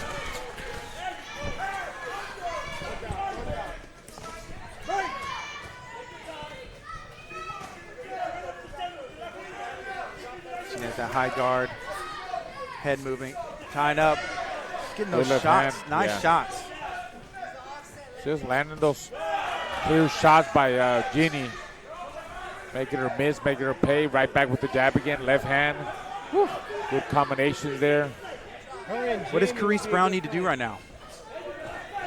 She's got to work herself inside with a double, triple jab.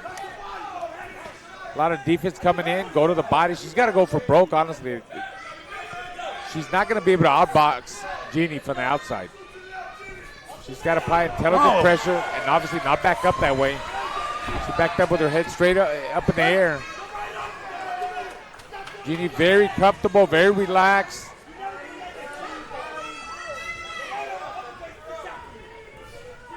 She's popping that jab. Jab to the body, jab to the head, then that left hand over the top. She's in command.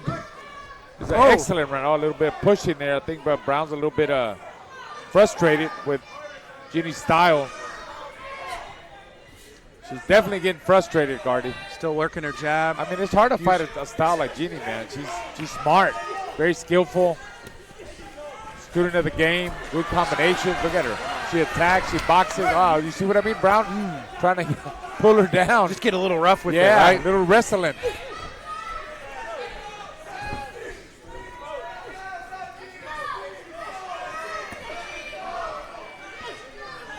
We got about 13 seconds left to go. In round number 10 of 24. It's the middle round.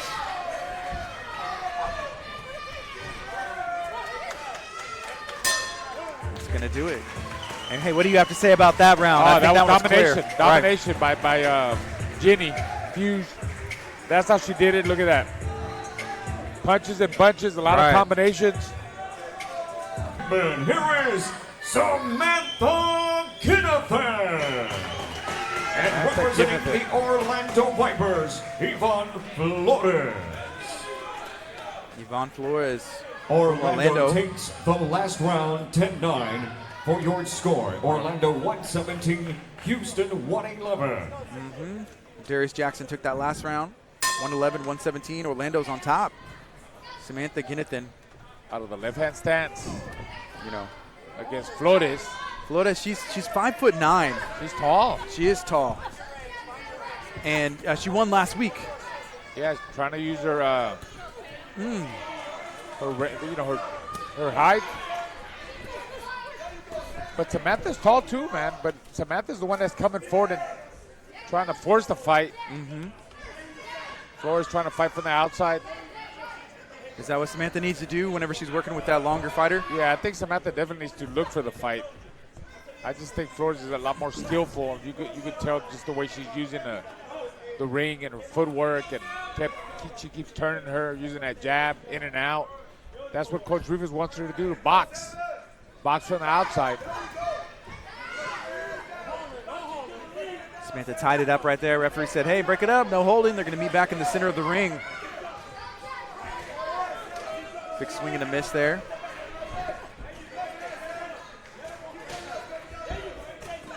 Oh, I tell you what, Samantha's very relaxed in there. Like, yeah. I mean, just by looking at her facial expression, she looks pretty relaxed, coming forward, landing some good left hands. I think she's in command. I see Flores a little bit uptight. Here, Bobby Bennett wants Samantha to jab a little bit more. He's right. He wants her to close that distance, double, triple jab, instead of just lunging with the left hand. She needs to jab in. She needs more jabs, 3, 4 jabs, then throw the left hand. Just under a minute and 20 seconds left to go in this 13th round of 24.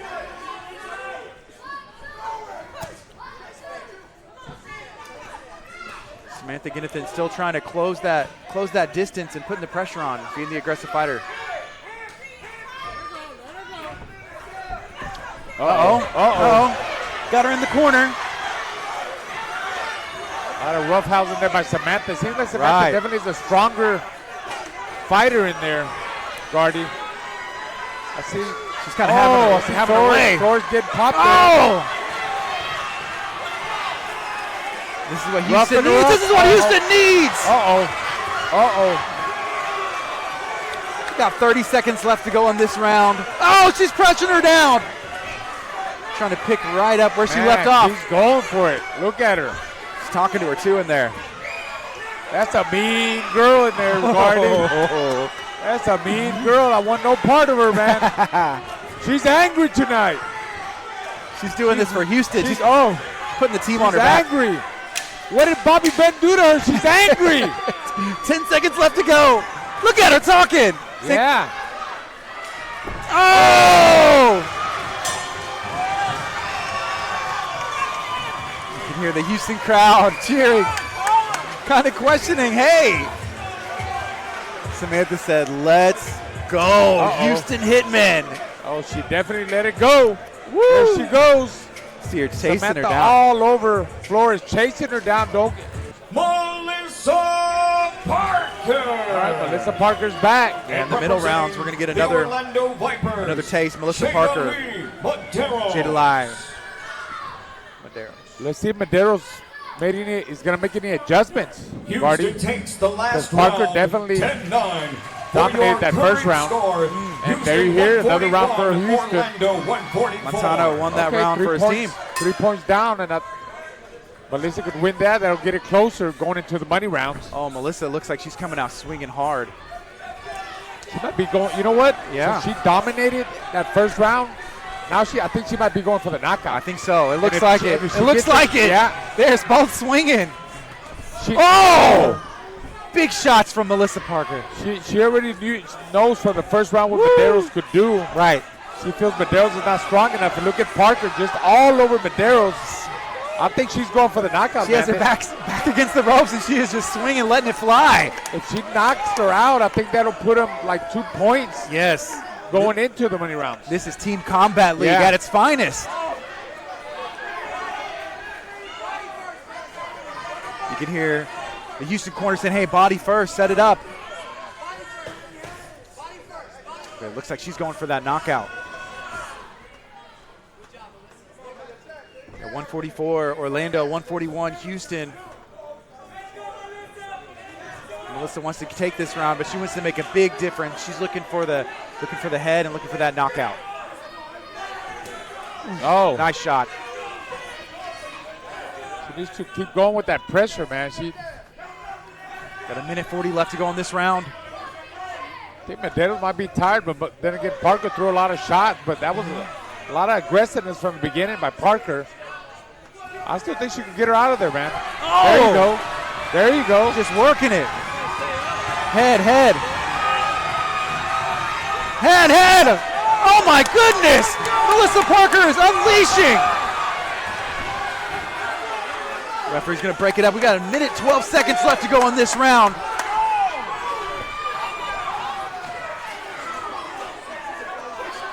Medeiros is looking at the clock. She's getting worked in the corner. Oh my goodness. All over Medeiros. I tell you what, the referee's looking pretty close, man. Yeah. He might want to stop it. Wow. Medeiros ain't throwing much. Oh, big shots there by Parker. Another one. She's really sitting down on her shots now. 44 seconds left to go in this round. Wow.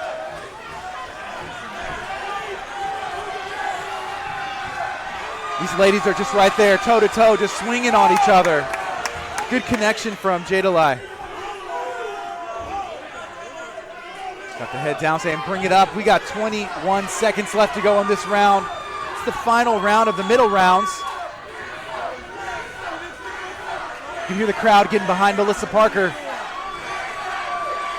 10 seconds left to go. What's going to happen? Oh! Parker again catching her big, man. Just leaving it all in the ring. Wow. That's what it's about. Wow. Team Combat League. Woo. That's what people want to see, guys. Action-packed rounds like this. And everybody's clapping. Everybody loves it. We love it. I love it. Wow, that's round number 16 in the middle rounds. We're going to see what the judges score. That's going to lead us right into the money rounds. Look at Parker. Look at Parker go, man. Really coming back, trying to stop her.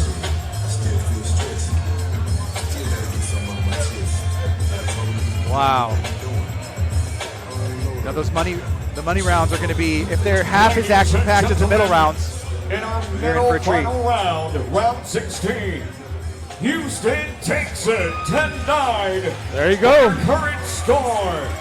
I'll tell you what, that first fight, Ginny just dominated with her skills, with her jab. She's lefty.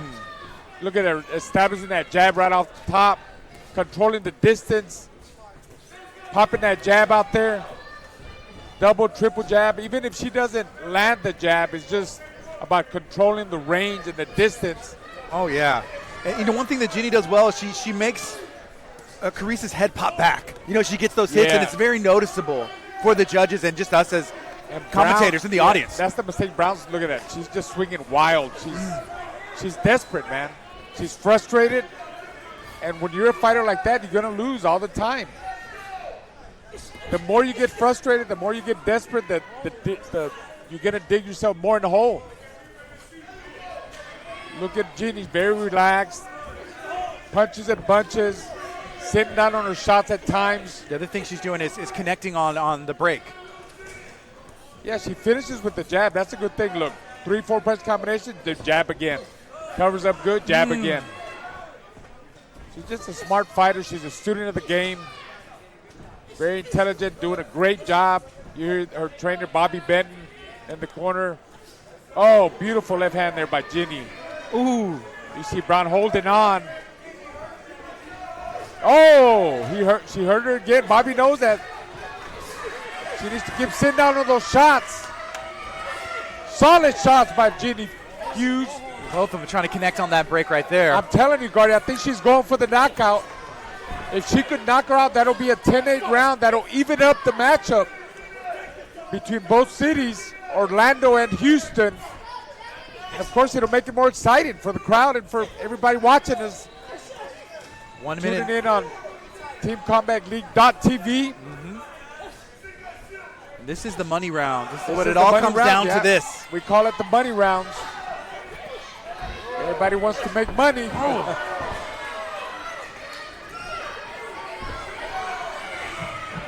Tell you what, Ginny all over her. Find very smart. Look at Brown really losing it. Swinging wild. Wild shots by Brown. Ginny's trying Ginny to get in there. capitalizing. Yeah, she capitalizes on those wild shots. Jab, gets in. Ties up. Yeah, connects in on the and way out. Wow. I mean, this is what this concept is about, man. It's not just about, it's not a street fight. It's not just about throwing punches and going for broke. You got to be smart. You got to set it up. You got to have a good jab. You got to go in and out, score your points and get out. It's coming up on that 10 seconds. Yep. Here we go. Round number 17 is coming to a close. What's going to happen? Houston's trying to come back. That's going to do it. Complete domination by GD Fuse. And this is the way she did it. Look at her. You can see her look back at her corner, look back at the coach and say, hey guys, come on, let's keep this thing going. Let's keep the train rolling. We go to round number 23 at 147, representing the Houston Hitmen, Samantha Kidder. And representing the Orlando Vipers. Well, we know what happened in the first fight. Yeah. It was Samantha Jonathan all over Yvonne Flores. Last round, 10-9 for your score. Let's see if Yvonne Flores Houston 204. is able to make any changes. I mean, she has to be going for the in knockout. The rematch, yeah. What do you think? I would think Samantha's going to go for the knockout this time. I mean, because the first bout, she was all over Flores. Here see Samantha starting off with a good jab. She's very awkward, Gardy. Working the jab, working Look the at jab. her going up the middle, too. Man, I don't know about Flores' hair, man. They need to work on that ponytail. Like she's, I mean, Yeah, it's getting in the I way. Feel like, yeah, I feel like her hair gets in the way of her eyes, and she's not able to see right. Even still, whenever you have longer hair like that and you get punched in the face, it just kind of flies, and I can see how that can affect the judges, right? They say, yeah, she's getting rocked. But look at Samantha again, very aggressive. See Flores fixing her hair. Yeah. Can't see there well. I mean, it kind of bothers me just watching her not be able to get good sight, you know.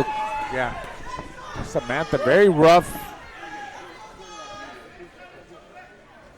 I'm telling you, that first fight, man, Samantha, she was an angry girl, man. She's coming out doing She some was more of the mad. same. Moving out the way, gives a smile, comes back in, trying to close that distance. We've got 1 minute and 40 seconds left to go in this round. Kind of like a slower paced fight. I tell you what, the first fight, Samantha really got Flores with some good shots. And look at Flores kind of landed some good shots there. Yeah. Staying away in the line of fire. She's moving in and out and boxing and not standing in front of her. But I still think Samantha's taking over, Gardy. What do you think? Yeah, I think so. She's putting the pressure on. She is getting the shots, but I think the fact that she's, bringing the fight to her, I think she's in control.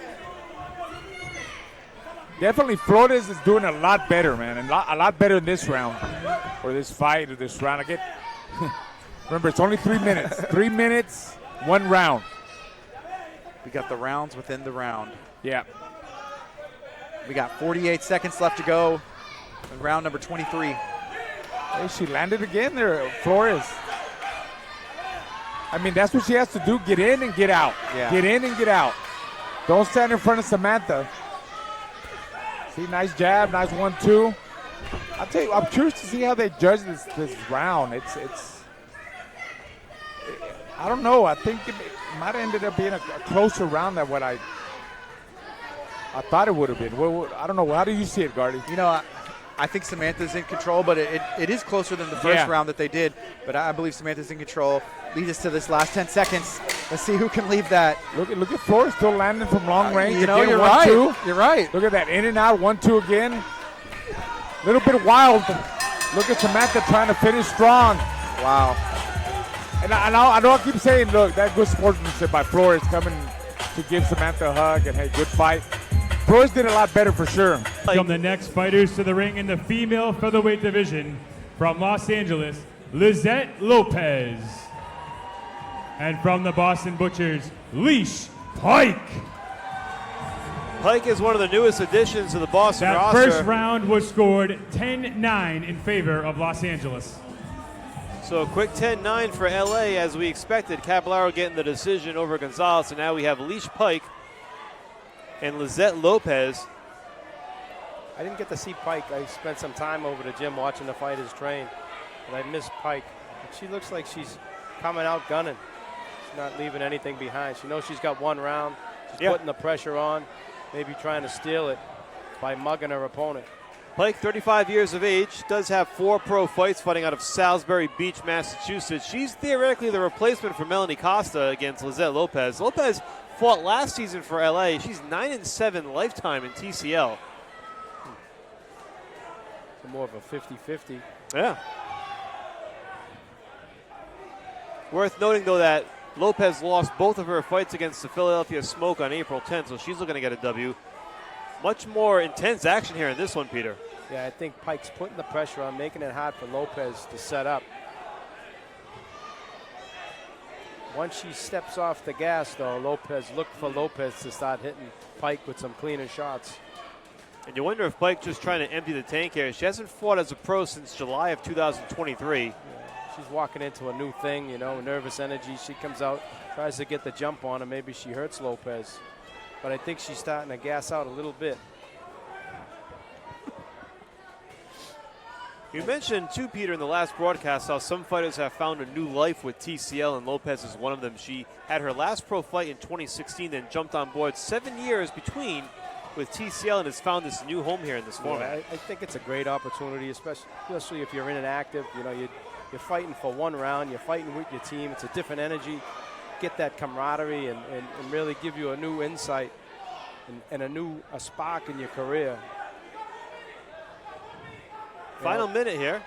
A lot of times these kids run up against it, some hard times, maybe in and out of the ring, and you know, something like this would re-inspire the kids and get them excited about fighting again, reinvigorate their career. I think you're right, because going back to the pro game is something you already know. Right. Something that maybe you weren't successful at, but this is a whole new venture, and you're right. It rejuvenates the fighting spirit. And for Lopez, well on her way here now to her 10th win in TCL as Pike is now bloodied and battered. I got to give her credit. She's game. Pike is still putting that pressure on, but you could see Lopez, when she gets that distance, she can put the cleaner punches together. And this was one of those factors we talked about, some of the missing combatants for the Butchers. Pike, a last-minute replacement here in week 5, matchup number 2 for the Butchers, and she's getting the worst of it here from Lopez. I give her a lot of credit. She keeps coming forward.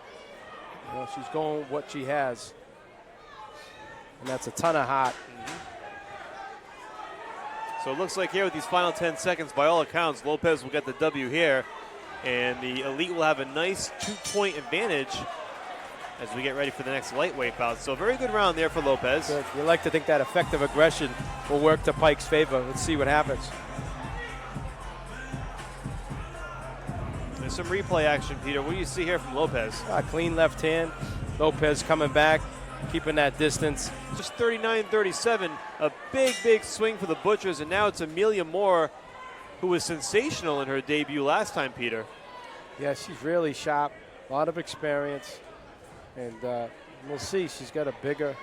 Yeah. And Conejo, we say Conejo. Conejo's 18-6 as a pro, by the way. Just fought in February. Much bigger. Just fought 13-0 Clarissa Shields, who is considered arguably the greatest women's fighter of all time. And went the distance with Shields. So that says a lot about Conejo's pedigree. But again, this is one round. It's not 8. It's not 10. You see how much slicker Moore is. She's sliding in there and she's hitting Conejo with the cleaner shots. Now, despite that difference in experience, Moore is only 3 years younger than Conejo. She's 34 years old, a bit of a late bloomer in the ring. But again, we saw her last time out and she was tremendous. Great defense in Moore. She's putting the pressure on. She's picking the shots off. Steady coming forward, showing that ring command. This is Conejo's TCL debut. She was not a part of the Elite last year. Again, was busy on that World Tour circuit fighting for World Championships against Clarissa Shields. This is a totally different dynamic, as we pointed out. Yeah, Conejo's dangerous. She's looking to hit her with those big shots. But I think Moore is slick enough. She's staying out of range and she's making her miss. This could be, again, what the Butchers need. Try to claw back into this slowly.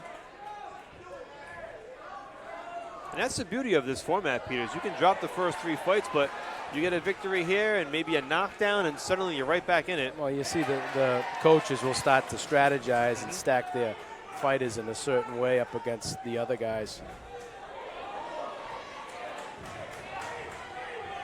That's when you don't think the fights are going on. It's down to the fighters, but there is some strategy and some tactics from the coaches involved. It's worth noting, by the way, that we saw Irvin Gonzalez and Osvaldo Caballero. They're going to fight again in the money rounds, and Amelia Moore and Cornejo are also going to fight again to kick off the money rounds later on tonight. So that's an interesting dynamic of rematching the same opponent. You get that first 3 minutes to see what they're about, and that could really stem the tide second time around. So something to keep an eye on. And you'll see the confidence will build and say, like a Moore, if she wins this fight, she'll look to exploit maybe some of those openings or weaknesses on Cornejo's part. Final 20 seconds here. I'm not sure Cornejo has done enough. I think Moore has controlled the pace here. She definitely has. Hit her with the cleaner punches. She's coming forward. She's making her miss. So she's showing that ring command.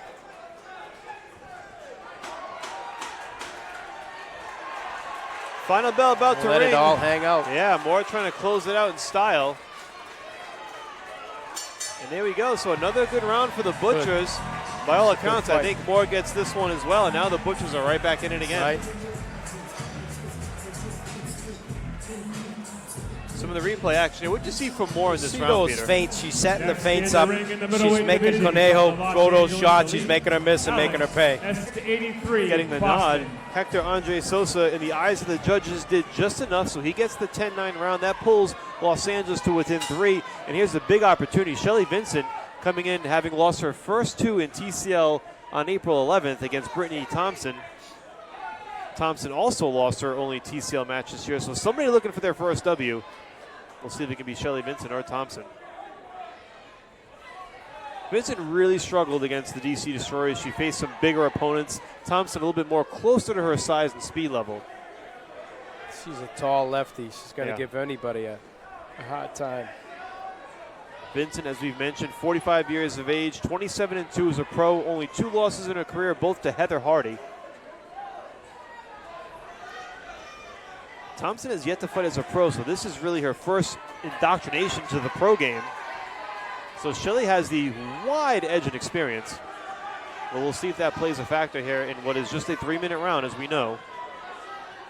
It's funny where someone like Jade can come in and have a match against a girl with such experience. You would never see this sanctioned for a 6 or an 8. And sometimes that's a crime in a sense, because you get great matchups like this where you may see 2 great fighters go back and forth in what's an evenly matched round, but because on paper it does not appear that way, it may not always get licensed. But that's what TCL does, Peter. It brings some dream matchups to reality. So you'd only see this in the gym. Sure. You know, a pro sparring with an amateur. Thompson was born in Oklahoma, now makes her home in LA. It's a big stage for her. Sure.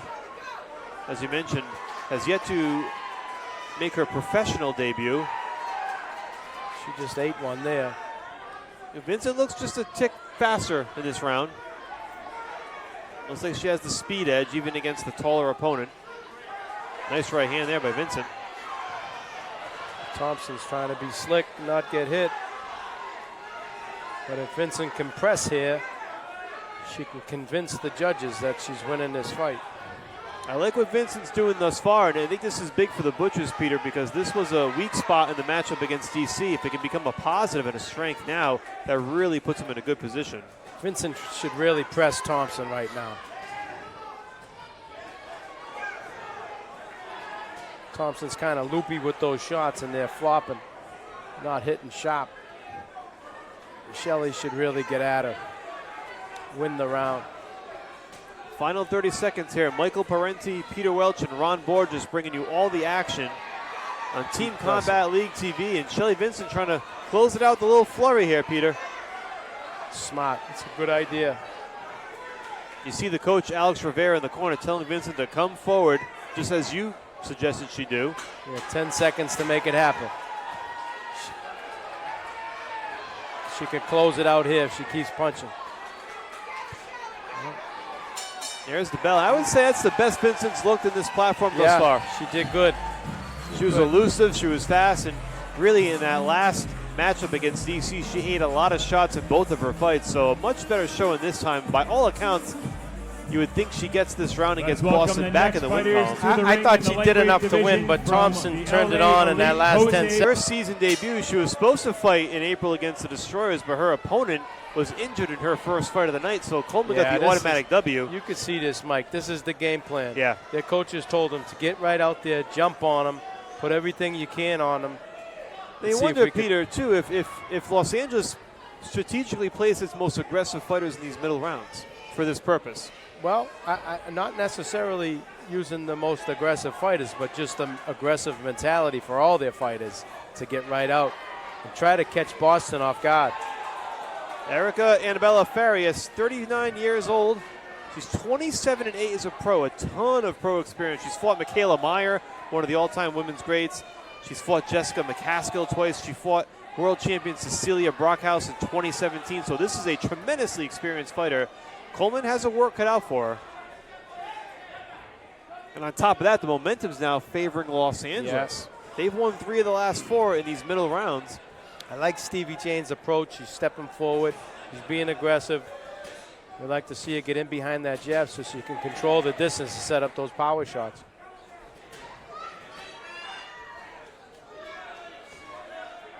Coleman, 23 years of age. She's 5-1 as a pro.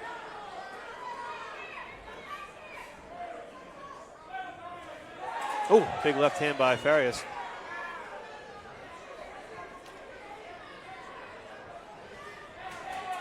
Best part about this too, Peter, after these middle rounds, we get 8 rematches down the stretch.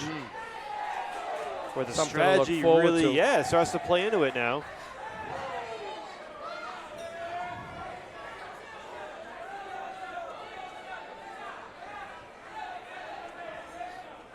One minute to go between Stevie Jane Coleman and Erica Farias. Female welterweights, and this is a big one too here. Now it's dead even at 112. LA's won 3 out of the 4 in the middle rounds to climb right back in this, including that big knockout. Farias playing to her experience, using that distance, moving around a little bit, staying away from Coleman. You can see that experience at play here too. Someone who's had as many fights as she has, 28 pro fights all Staying told. relaxed, moving, clinching. That's all part of the game that comes with the experience that she has. We'll see if she can hold on here and quite possibly put LA in front for the first time since the 3rd fight of the night. Yeah.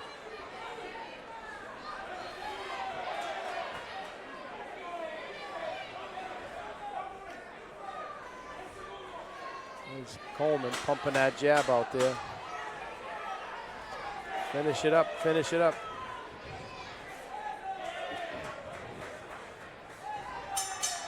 So there's the bell. Ferris did a nice job there showing her experience in the ring against the younger, less experienced Stevie Jane Coleman. And that may very well be the round that puts Next Los to the Angeles ring back in the in middleweight front. division from the Los Angeles Elite.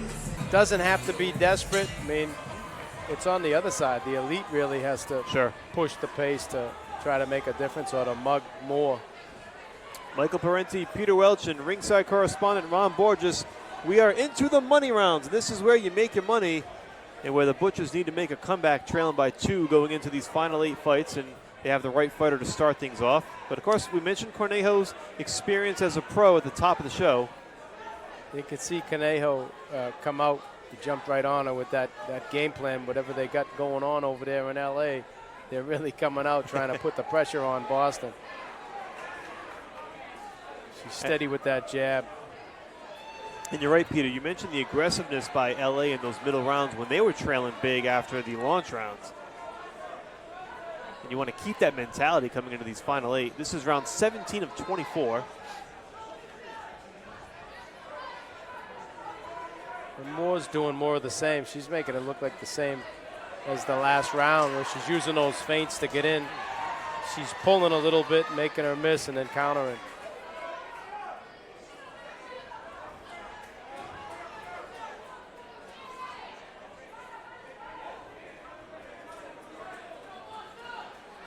.90 seconds to go. The first of 8 in the money rounds. Amelia Moore trying to go to 3-0 this season in TCL and trying to go to 2-0 tonight. and get the Butchers right back in this thing. Like how Moore uses the feints to set up Conejo, and she's doing something a little different where she would pull and counter before. Now she's closing and dropping into the body off that feint. So she's changing her tactics a little bit. Moore's really been a wild card for Boston. You go back to their Week 2 matchup against DC now tonight here in Week 5.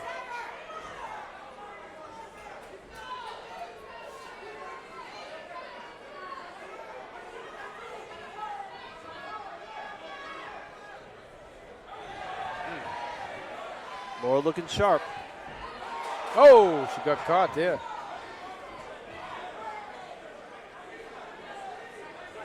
Final 30 seconds. Amelia Moore trying to get Boston off on the right foot in the money rounds. That's where that size difference it's going to make a big difference with the punching power. Cornejo still has that power. She's trying to go to that well here in these final 15 seconds to stem this tide against Amelia Moore. And she's really struggled with her tonight. Moore has really been a difference maker for Boston. Yeah, she's really slick, Moore. Really take a lot to beat her.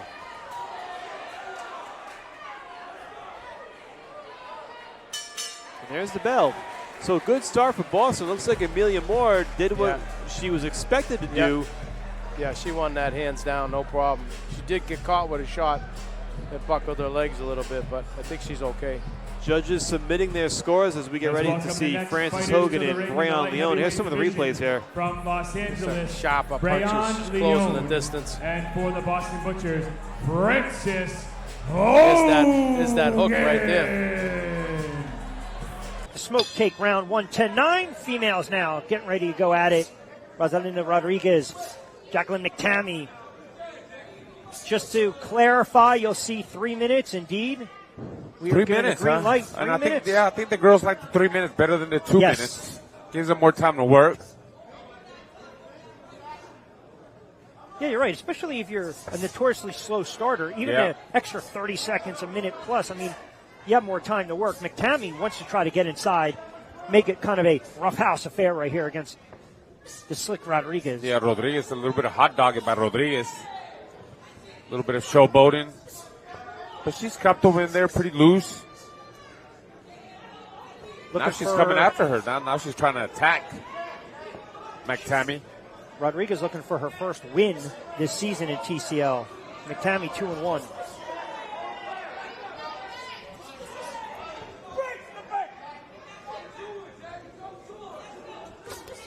Nice combination up top by McTammy. Another good sound, strong. And Rodriguez kind of sticks her tongue out, shakes her head. Well, McTammy's putting combinations together. Look, going to the body, going on top. Rodriguez is not throwing enough. See McTammy trying to crowd her, offset her rhythm. Yeah, she's fighting well, going backwards as well. On that bicycle momentarily. $1:30 to go, round 2. Philly took the first round. They lead at 10-9. Round 2 of 24. Oh, nice 1-2 by McTammy. Going in and out, boxing, being smart, playing it smart.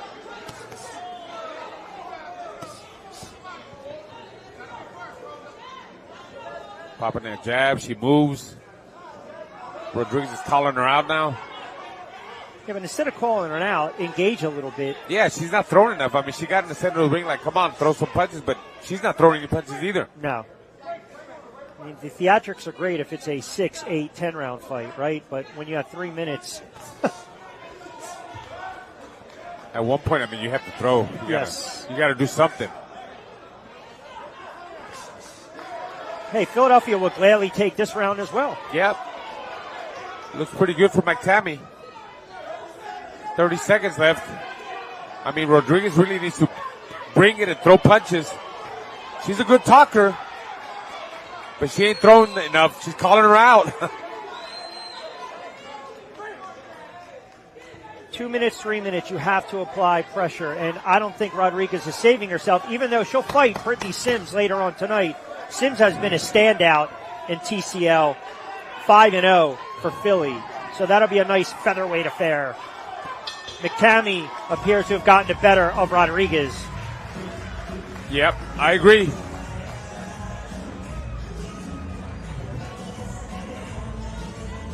Combination puncher by McCamey. I mean, some of those shots didn't really... Won't get it 10-9. Jedrzejczyk, Woods. And Woods has fought some really stiff competition.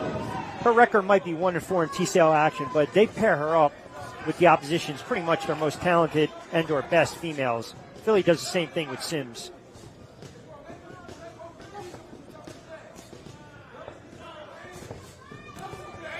I think Woods, and we've seen her a couple times, just needs to bully Adriana and just try to work the issue, get inside, and just be relentless. Well, she's going to need more jabs, you know, to work herself in. Push her back, like you said, rough her up. I don't think she needs to let Adriana get the distance. She caught her with a left hand. You're right. That's where she needs to keep her, right there. Rough her up, push her on the ropes, and go to the body, go to the head. Punish her. Punish the body. She will come forward. And then conversely, Adriana, as you mentioned, you get on the stick, you got to get the jab out there. You got to paw a little bit, stop her in her tracks. Ooh, right hand by Woods. Midway through, round 5 of 24. Smoke up by 2, 39-37.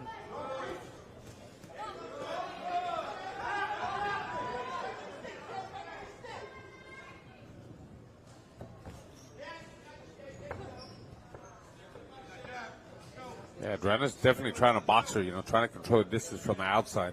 That's her fight. Try to pick her apart. That's why Woods needs to be careful coming in. Oh, nice 1-2 there by Woods coming in. She needs to keep that pace, you know, keep being aggressive.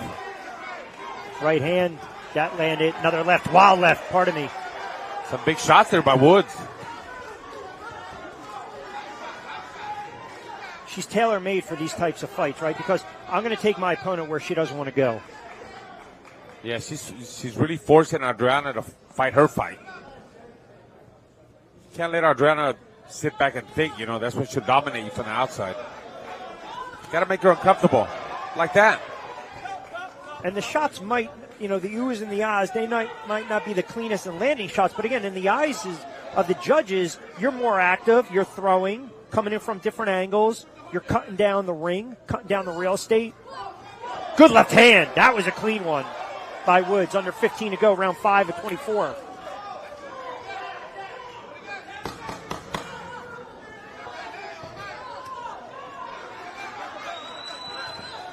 Oh, she's bringing it. That's what Woods needs to do at the end. Bring it. Close good with the judges. Good fight. I think she did enough. I agree. You will see Woods bringing it with the right hand. 1-2 there. Some of those shots miss. Adriana misses some big shots too. Round number 7. But look, she's walking up to her, trying to make things happen. 160 pounds, round 6. So Logan Holler, who was with Orlando, now with Miami, representing Miami. Soraya Morey, Philly. Morey, Yes. Marui. Soraya, I think we'll call her Soraya. Soraya. Tania Morey.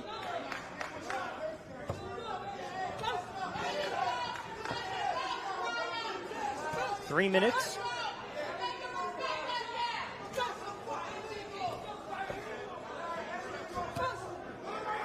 By the way, I love her nickname, Pueblo Rican. 2-0 as a pro.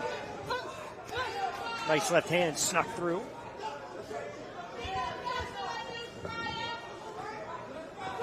And Holler's a really sound fighter. Was with Orlando, started the season, now with Miami. Brings a little juice to the team.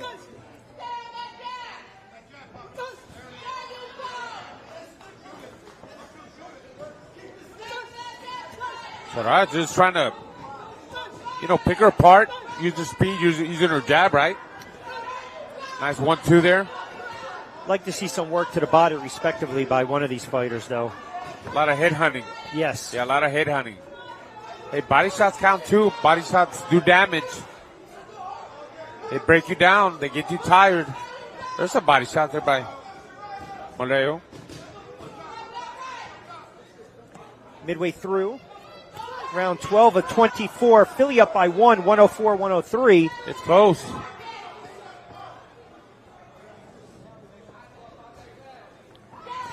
But remember, they'll concede a round 2 because of the knockout sustained by Pizzato. Won't be available.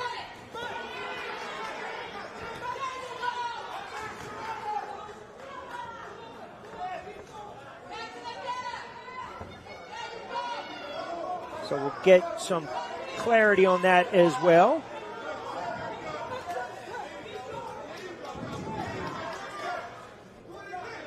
Moreo trying to outbox her, just being a smarter fighter in there. Trying to control the distance. Nice jab there by Moreo. Popping that jab at 1-2.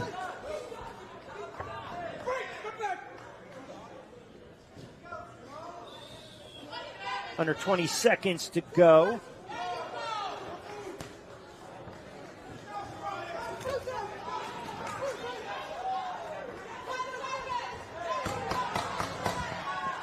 So nice little scrap. Oh. Both fighters land awkwardly.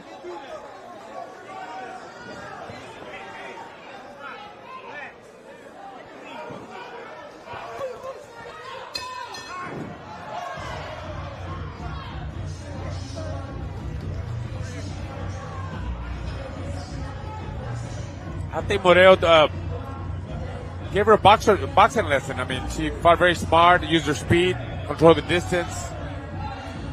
Well, So that's 7 straight rounds for Philly. Miami's got to try to stop the bleeding here. Let's see if they can do it with Rodriguez down in those aqua trunks representing Miami. Brittany Sims out of Philly. Sound fighter, outstanding debut in TCL. 5-0.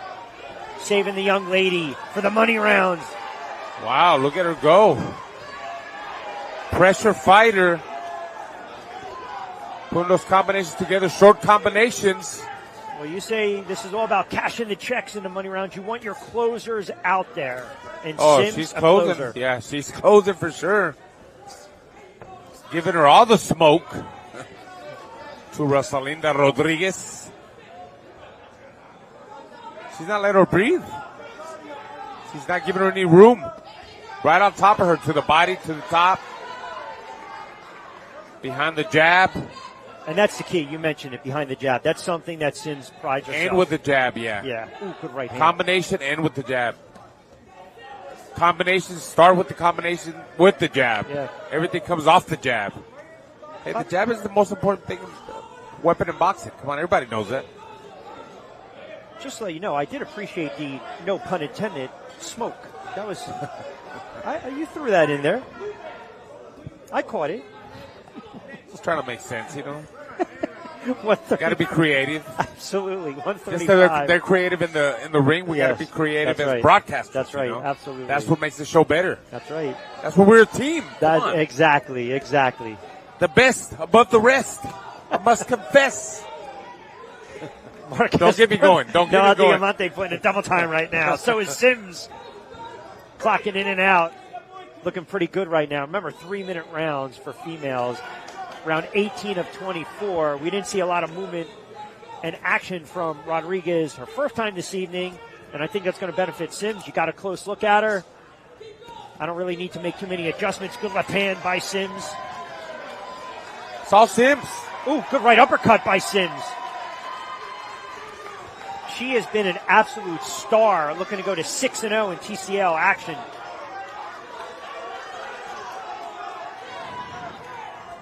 I feel as though Rodriguez is a lot of all show and no go. And I think when you're down like this, with all due respect, you got to let your hands go and get engaged. Tell you what, man, Sims really knew how to close the show here. She's definitely a good closer. I can see why they need her in the money rounds. You won a lot of fighters like Sims in the money rounds. Look at her. I think this league, for a fighter like Sims, good right hand, benefits her. As a pro, just 6-3, solid record, but starting to really grow up, if you will. You know, the star of the stock rising. Last round. There you go. According to the judges. We go, round 5's underway. Yontef and McCarter, 147 pounds. See McCarter trying to box, trying to fill her out. Yontef is going to, you know, we see her in the past. She comes forward. Oh, yeah. She's aggressive-minded. She presses the action. Being a little bit cautious than usual. McCarter looks quick in there. Yeah, Carter's trying to just, you know, pick her apart, catch her coming in. Yeah, she looks just a step quicker. Faster with her shots. Moving around, using the whole ring. Yontef is showing that pressure.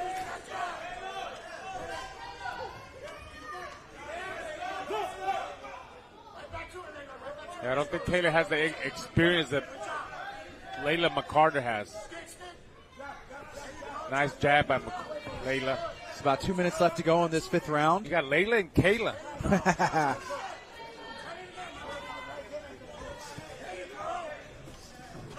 Layla, Kayla, Yontef, McCarter.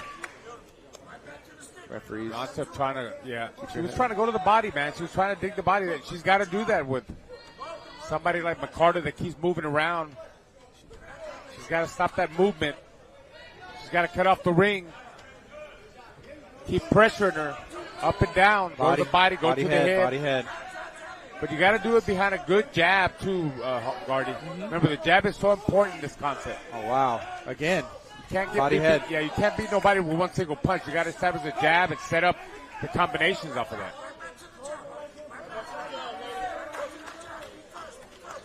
Just over 1 minute left to go in this 5th round. It's Team Combat League, live in Houston, Texas at the Red Owl Boxing Arena. Right now it's 39-35. Las Vegas Hustle have the lead. They're hungry for that win, and I think they came out and they've kind of established that with that first round, the tone for the evening, at least so far. But yeah, getting those launch rounds in. I mean, winning those rounds, that's important, especially when you get to the money rounds. We seen it before. Right. You don't, you want to try to be comfortably ahead. But anything can happen in the money rounds. Like I talked to the coach for the Houston Hitmen earlier, he said, hey, it's like the 3-point shot. You can come back. There's the Hail Mary. It's all different here in Team Combat League. Oh! Yontef trying to close that distance. She's successful at times. Uh-oh.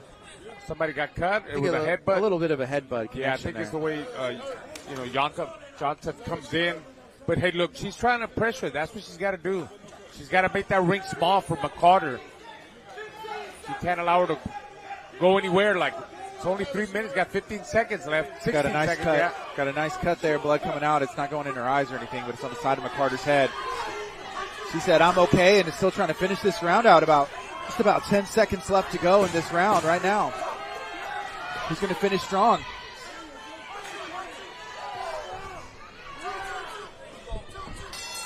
That's going to do it, both ladies. Showing a tremendous performance in there. I want to see if Yontef does the centipede. Remember she did it last time backwards? Yes, I do. That's what I'm looking forward to. Well, I guess we're not going to get the centipede here. Now, my fans, here we go to round number 6 at 160, representing the Houston Hitmen, Ray Talib Jr. I was wrong. Raquel Galvan. It's the first time. It's the first time. I'm never wrong. Come on. Ooh, both these ladies are coming out swinging. Galvan's moving pretty good. Oh, nice. She was a little bit off balance, man. I think so. I think she was off balance. Yeah. Good call by the referee. She was off balance. Maybe even stepped on her foot. She did get hit, but she was off balance too. Look at Willis going after her. Galvan's got to be smart. I think Willis is a little bit wild. She's coming in, yeah. Throwing some flurries. Galvan trying to be tighter with his shots. Oh, she can't get hit by that. Maybe that's what coach was saying. Hey, if you're a brawler, go and brawl. If you're a boxer, go box. And she looks like she's trying to go for she a got finish. hurt. She might have got hurt there. I don't know. She definitely got clipped.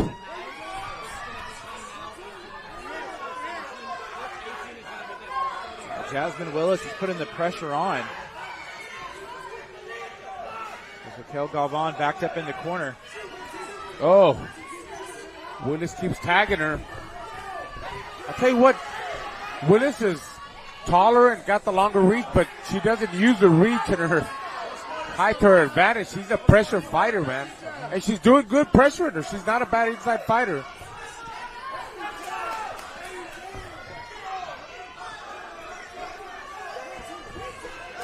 It's a good jab there from Galvan. She's back in the Houston corner right there. Galvan, nice counter by Galvan, but she needs a lot more of that, man. She got less than a minute to do it. Willis more active, busier with her combinations.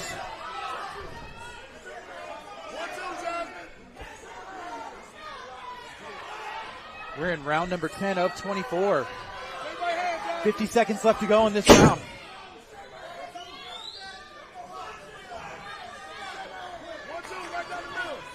Jasmine Willis is still putting the pressure on, kind of leading the dance. Put her combinations together.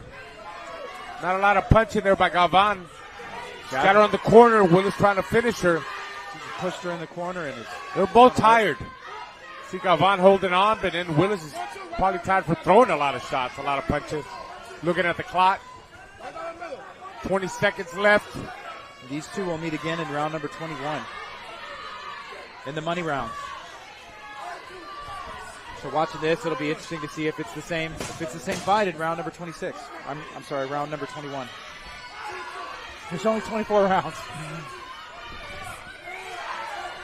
That's gonna do it. Round number 10's in the books. Let's see how the judges saw and scored that one. Willis all over her. She landed that big right hand. But I gotta give it to Galvan, man. Ginathan against Mills. Houston, Las Vegas. Oh! Ginathan coming out, and she's... Look at Ginathan right after Gills. Didn't waste no time. Oh, working the body. Lefty, Coming good body shots. She said, Houston. Nice. Great left hand. Look at that. Knockout. Houston this needs a is knockout. Big. This is big for Houston. She's going for it. Woo! You can hear the Houston crowd getting behind her. She's got to keep that activity.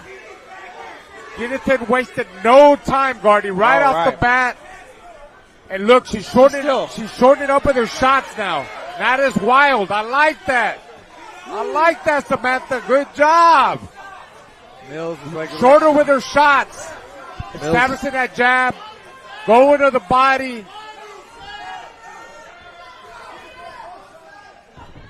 Mills looks like a deer in the headlights in there.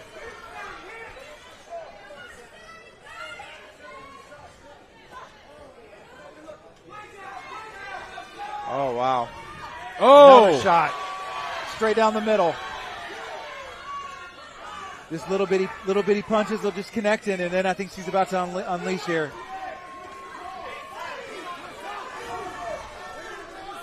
Mills trying to answer. Gills has nothing, man. She's tired.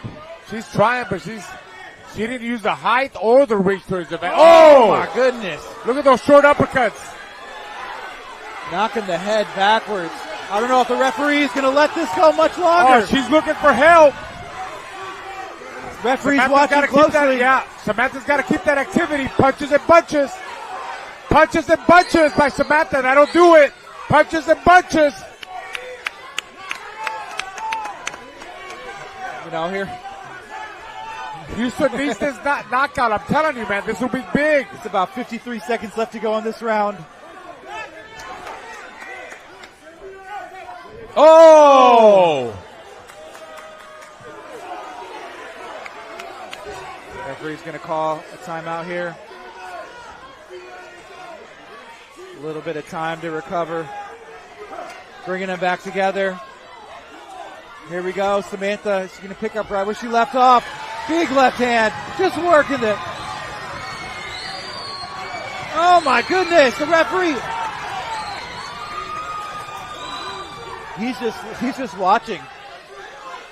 Referee's watching closely. Mills just being punished in there.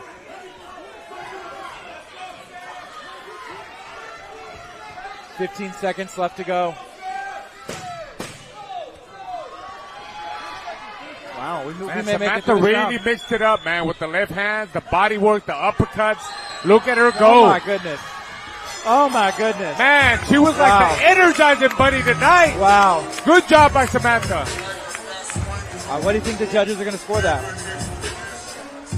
Man, that should be like a 10-7 round, don't you think so? That's what I'm thinking. Yeah. And I mean, that's more than just, a 10-9. I agree. Just took that last round. We got Raquel Galvan. Let's see if she make any adjustments. Remember, Willis came out blazing in that first match. Oh, yeah. It looked like she came out like that again, Gardy. Right. At least she knows what to expect.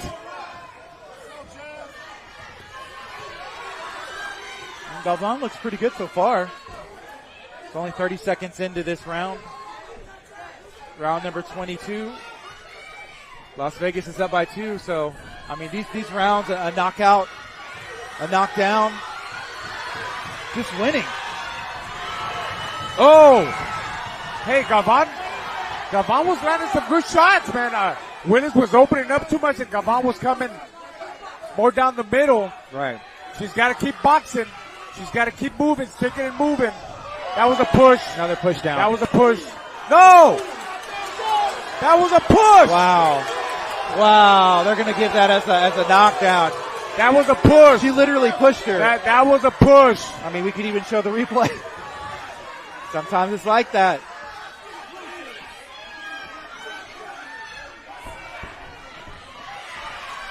I think at this point, Houston and Galvan needs a knockdown as well.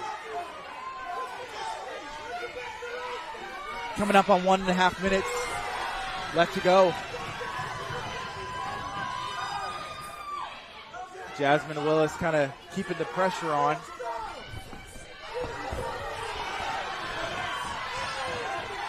Both ladies just letting it fly. Oh!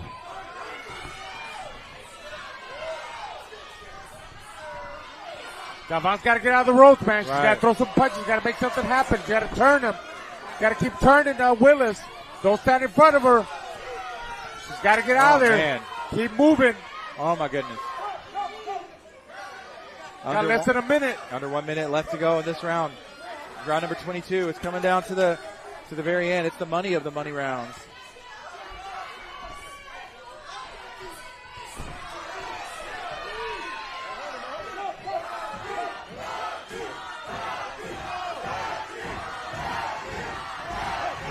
Galvan trying to put up a good battle, man. She's trying.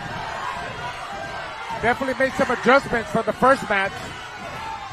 Trying to find that jab, but I don't know about that push. That might have cost her the round, because it wasn't a knockdown, Gardy. Right.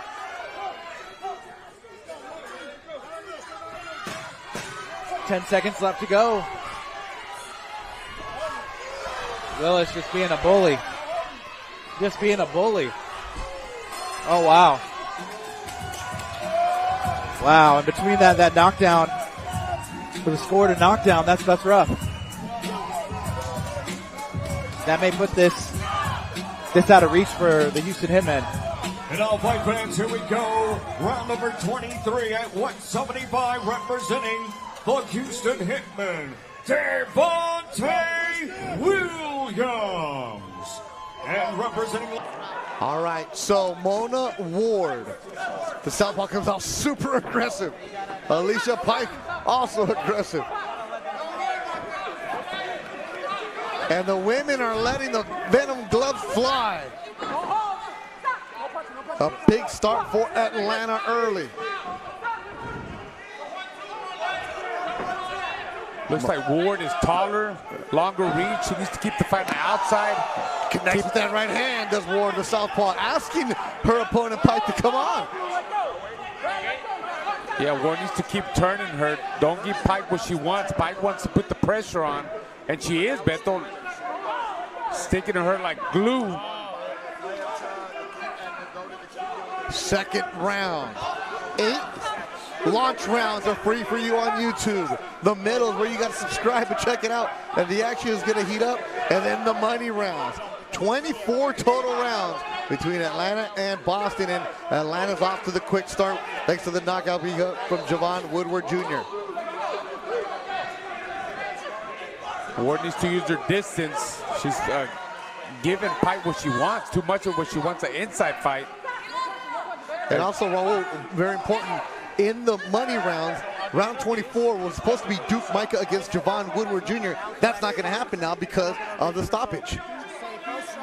And just like Woodward Jr. predicted when I interviewed him, he was like, I'm not having a money round. Well, I guess he was right. Yeah, big start for Atlanta. Coming up next, Alejandro Paulino and Sean Charleston.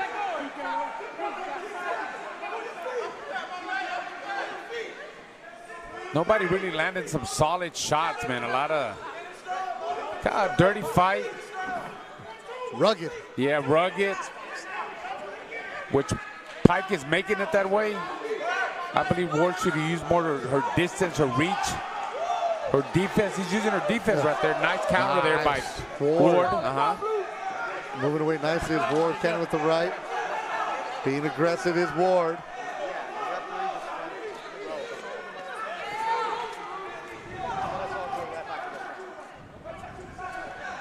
Atlanta, Boston. Man, Pike does not stop moving.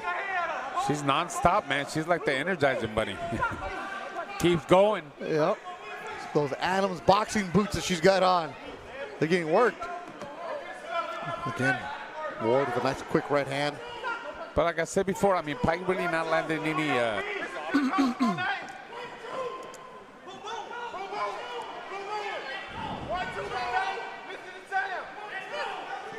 left from Ward. Left from Ward. That was a nice 1-2 by Ward. Good stop for Atlanta. I'll tell you what, that could have won her the round, man. Yeah. Definitely the biggest shot landed. Clear shot. Another jab. And that'll do it for 2 rounds. Atlanta's coming out with some heat. Look at the replay from that round, Roll. Yeah, here we see Ward trying to establish that distance, trying to set up that left hand. There's that jab, counter right hook. I think she might have won the round, man. 37-35, Atlanta's on top. So it was a round for Morgan. So it's a 10-9 round for Morgan. All right, this is Amelia Moore for Boston. Ariel Davis. Are we going to move these up like we did last time and change it so that if like that one? You were talking with Moore, you said she has a connection to Joey Gamache? Yeah. Throwback name for you. Yeah. Joey Gamache, I remember I fought on his undercard years ago when he lost the title in his hometown in Portland, Oregon against Portland, Maine. Portland, Maine, yeah. Portland, Maine, you're right. Tony the Tiger Lopez, remember? From Sacramento. Sacramento, Sacktown, baby, yeah. Yeah, it was a good one. Ariel Davis went to the Naval Academy, was an alternate for the 2020 Olympics. Bring that up because I'm working with 1992 Olympian Raul Marquez. Combat League, this is good. Ariel has a strong style, as does Amelia Moore. Yeah, David's a good little boxer, you can tell, you know, using his combinations. Fast behind her jab, but look at Moore coming back. It's not an easy fight for both fighters. And weighing 147. Coming up next, Rashidi Ellis and Aaron Casper.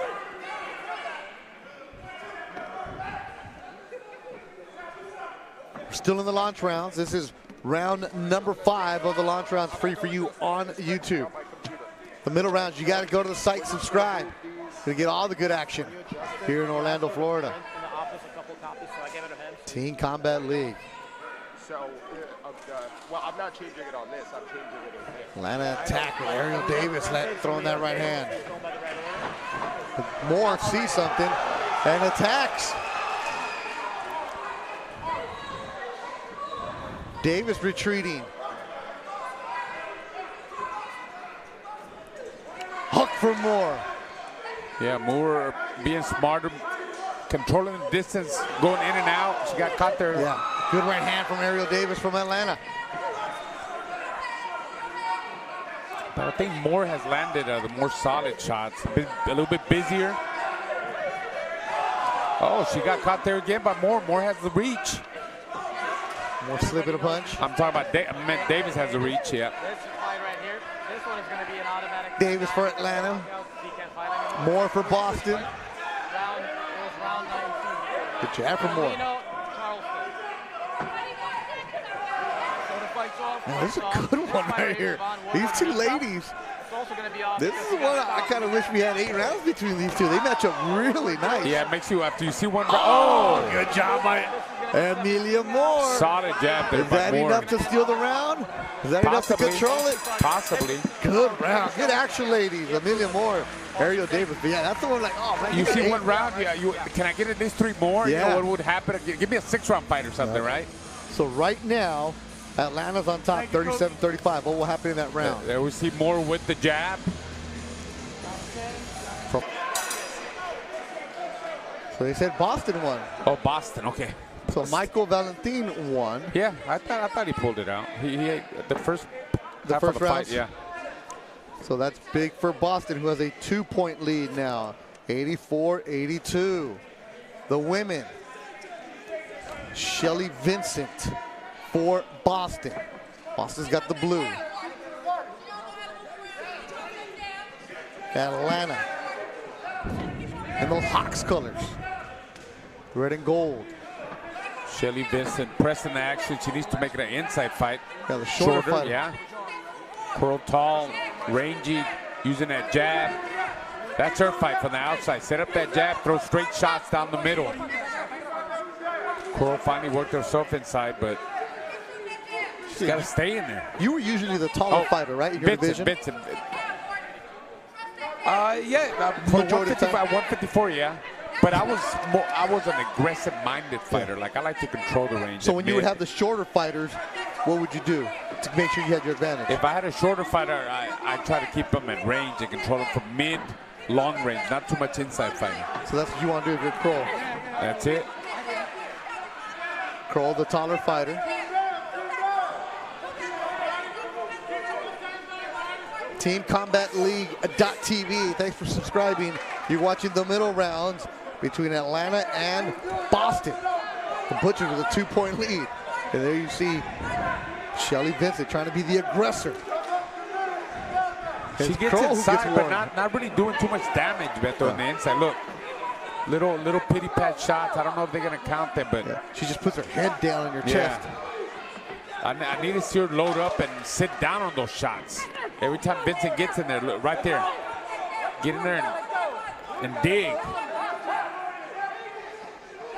I think Kroll might be controlling the pace of this fight because of that long jab. Nice 1-2. Looks away. Vincent is annoying. Will not leave you alone. Like that pit bull that attacks. Like the Atlanta attack. See, but not sure those punches do any damage. Not landing much. Not landing. They're more like slapping shots. Coming up next, Elijah Pixoto and Doctress Robinson.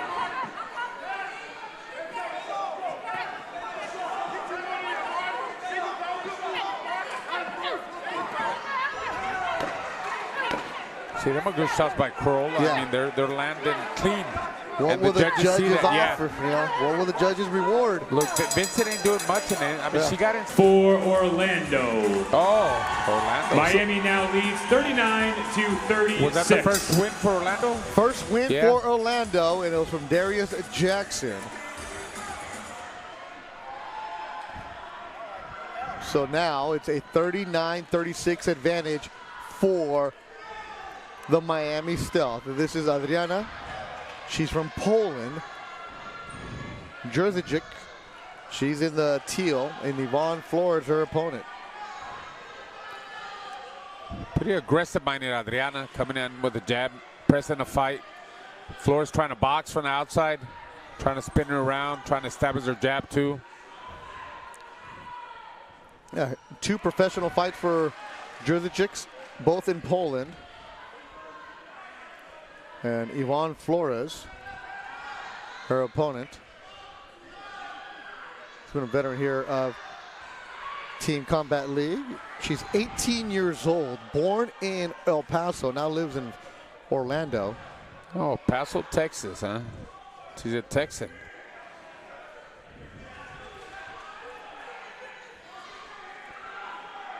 She's yet to turn professional, so it's been all Team Combat League. It's good experience, huh? I mean, Yeah. Get her used to the pros. Yeah, she has Oh, an nice attitude. one too, yeah. Yeah, she has an attitude about herself. I like it. Nothing wrong with that. Nah, Ava Sapphire Flores coming in strong.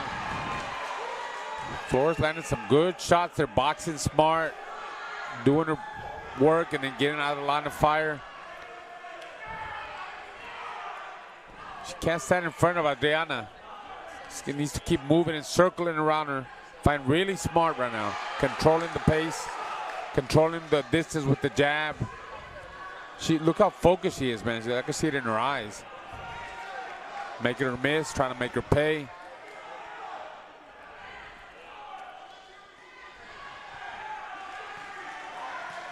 Coming up next, it's going to be Jahai Brown against Jordan Barrera. These two ladies are going back and forth at it. Good action.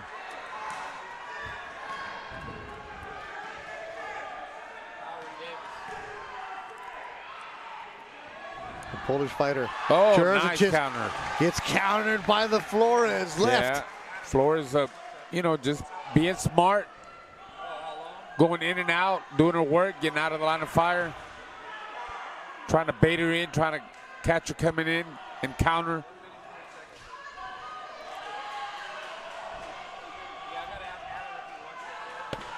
Tight round, very tight round. Oh. Stealth with a 3-point lead, and Flores going to cut into that lead. Respect between the two. I don't know. I think Flores pulled it out, but we'll see.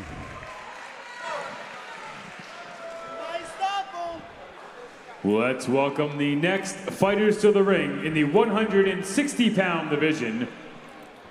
From We'll see some Miami, action. Jordan Barrera. Adriana missed it big there And because for Flores was moving around. Orlando, Jahai Spinning around, doing the points. There we go Brown. again. Making her miss. Good defense by Flores. We'll see. 9 for Orlando. So Christian The Rivera. current score is 96-91 Miami. Rivera with a big round for Orlando. And now the women get going. A 5-point difference. Ava Flores from Orlando, the 18-year-old, the pink and blue. Logan Holler.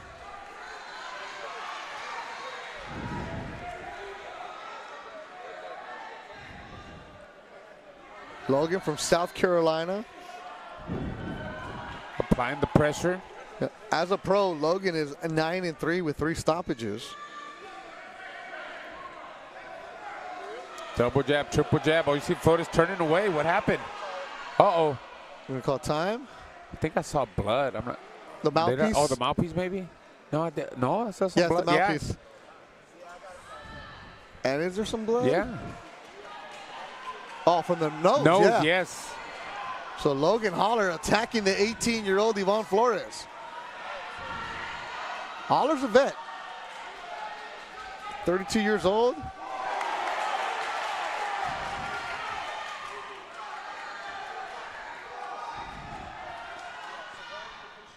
Man, a lot of blood from the nose. A lot of blood, Flores. yeah. Let's see how that affects her breathing. But, you know, hey, it's only one round, 3 minutes, so Yeah, she's and got the to women, go for it. The women, respect to them, do fight 3 minutes here in Team Combat League. She's still trying to box smart, Flores. Sticking and moving, giving her angles, not staying in front of her, keeps turning her. But, man, her nose is a mess, Beto. Yep. Shot landed by Flores. Halfway through. Ah, there's There's Flores with a counter right. Yeah, smart. Trying to bait her in. A little bit of wild there. Hey, great job by our camera crew and our director getting those shots of the blood. Nice close-up of Flores' nose, because it is a mess right now. Great job by the camera and our behind-the-scenes crew. Holler's in tough, man. This Flores girl. As they say in Spanish, está brava. She's super brava. El Paso born. It's that Texas blood, you know that. You know how Texans are, bro. Yeah, especially border kids. You know, El Paso, Juarez, they're tough. You're right, bro. Absolutely right. Not intimidated by anything. Logan Holler, I like her style, though. She's good.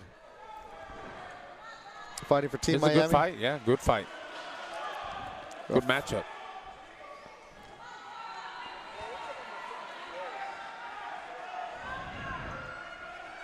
Second round of the night for Flores. Holler comes in fresh. Less than 10 seconds to go in the round. Oh.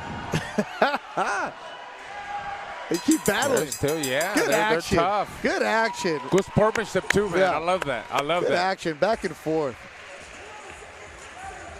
Yvonne Flores and Logan Holler going at it in the middle round. It was Holler. I think that's when she busted her nose up or something. She turned away. I don't know.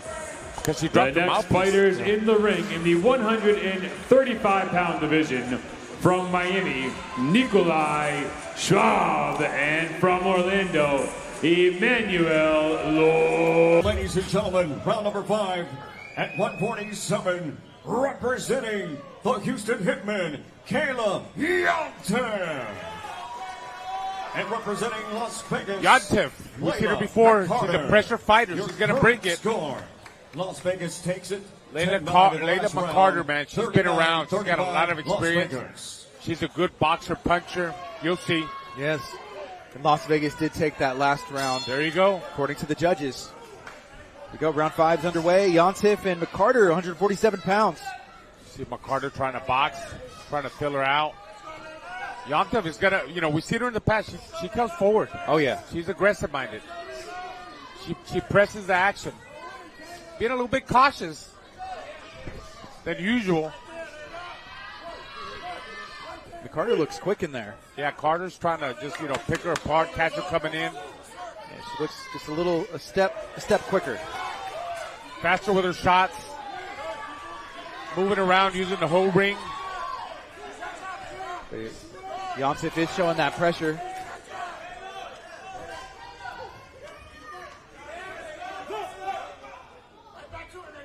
Yeah, I don't think Kayla has the experience that Layla McCarter has. Nice jab by Layla. It's about 2 minutes left to go in this 5th round. You got Layla and Kayla.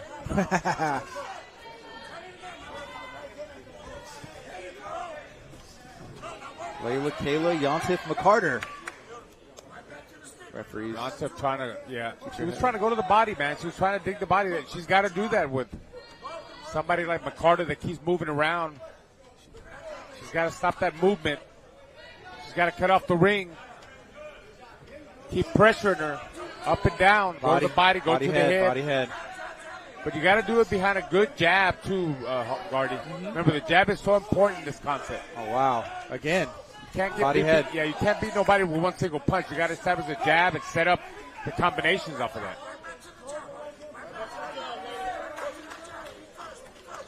Just over 1 minute left to go in this 5th round. It's Team Combat League, live in Houston, Texas, at the Red Owl Boxing Arena. Right now it's 39-35. Las Vegas Hustle have the lead. They're hungry for that win, and I think they came out and they've kind of established that with that first round, the tone for the evening, at least so far. But yeah, getting those launch rounds in. I mean, winning those rounds, that's important, especially when you get to the money rounds. We've seen it before. Right. You don't, you want to try to be comfortably ahead.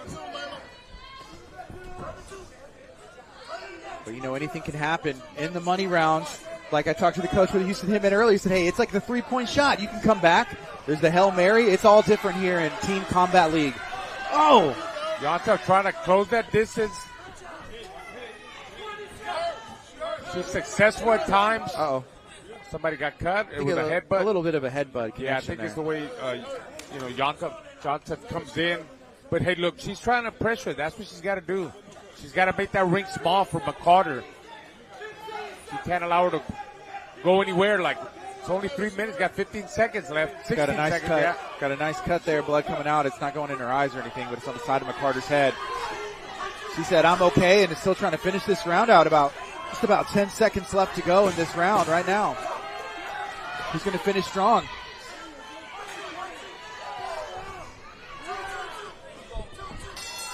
That's going to do it, both ladies.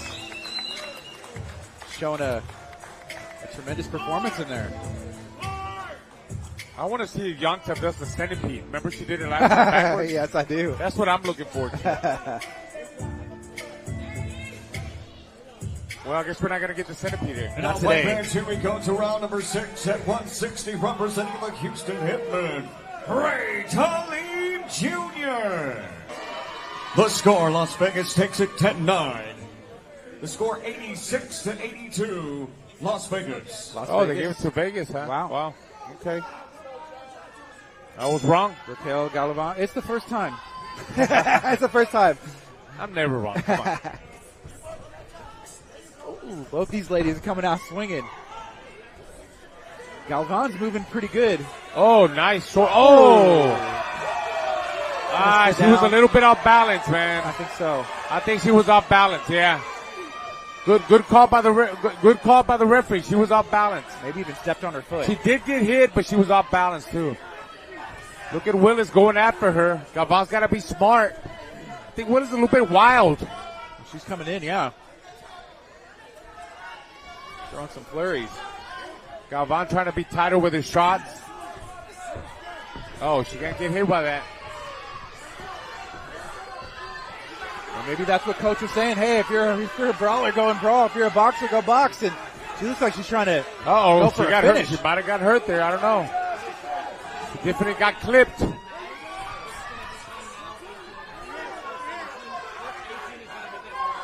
Jasmine Willis is putting the pressure on. Raquel Galvan backed up in the corner. Oh, Willis keeps tagging her.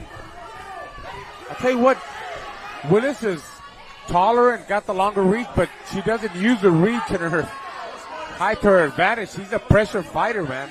And she's doing good pressuring her. She's not a bad inside fighter.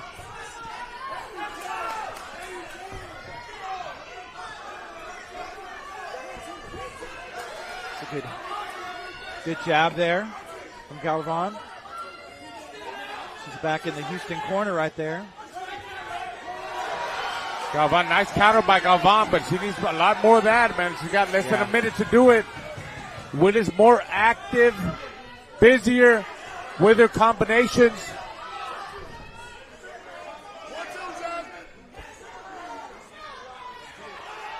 We're in round number 10 of 24. 50 seconds left to go in this round.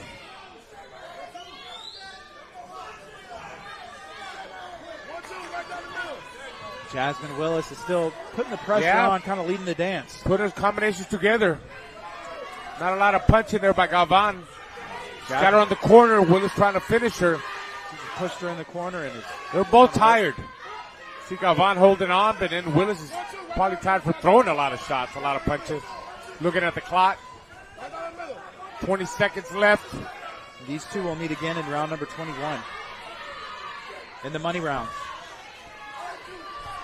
So watching this, it'll be interesting to see if it's the same fight in round number 26. I'm sorry, round number 21. There's only 24 rounds. That's going to do it. Round number 10's in the books. Let's see how the judges saw and scored that one. Willis all over her. She landed that big right hand. But I gotta give it to Galvan, man. She tried anything against Mills. Houston, Las Vegas. Oh! Ginnethan coming out, and she's... Look at Ginnethan right after Gills. Didn't waste no time. Oh, working the body. Lefty, Coming good body box. shots. She said, Houston. Nice. Straight left hand. Look at that. Knockout. Houston needs a knockout. This is big for Houston. She's going for it. Woo! You can hear the Houston crowd getting behind her. She's got to keep that activity. Guillotine wasted no time, Guardy, right off the bat. And look, she's shortening it up with her shots now. Not as wild. I like that. I like that, Samantha. Good job. Mills is like shorter with her shots. Establishing that jab. Going to the body.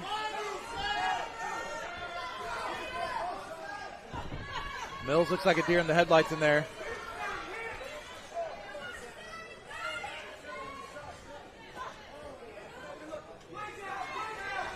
Oh, wow. Oh! Another shot. Straight down the middle. Just little bitty punches will just connect in, and then I think she's about to unleash here.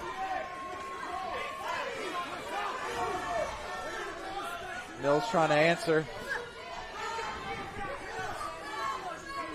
Gills has nothing, man. She's tired. She's trying, but she didn't use the height or the reach to his advantage. Oh my goodness. Look at those short uppercuts.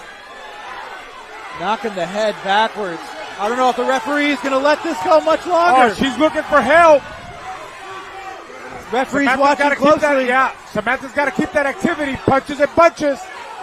Punches and bunches by Samantha. That'll do it. Punches and bunches.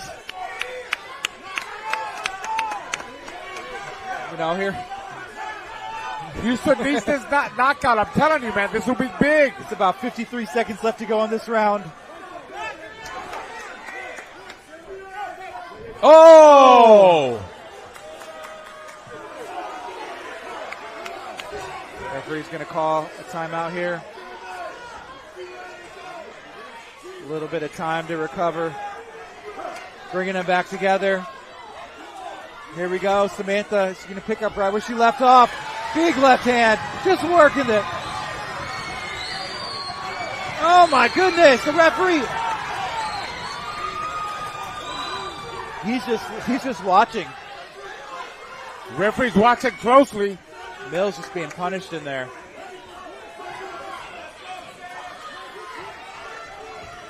$15 seconds left to go.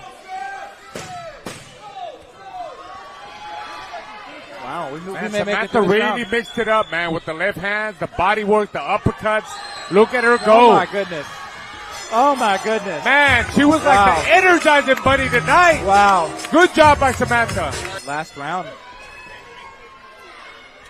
We got Raquel Well, yeah, let's see if she make any adjustments. Remember, Willis came out blazing in that first match. Oh, yeah. It looked like she came out like that again, Guardy. Right. You know, at least she knows what to expect. And Galvan looks pretty good so far. It's only 30 seconds into this round. Round number 22. Las Vegas is up by 2, so, I mean, these rounds, a knockout, a knockdown, just winning. Oh! Hey, Galvan was landing some good shots, man. Willis was opening up too much, and Galvan was coming more down the middle. Right. She's got to keep boxing. She's got to keep moving, sticking and moving. That was a push. Another push down. That was a push. No! That was a push! Wow. Wow, they're going to give that as a knockdown. That was a push. She literally pushed her. That was a push. I mean, we could even show the replay. Sometimes it's like that.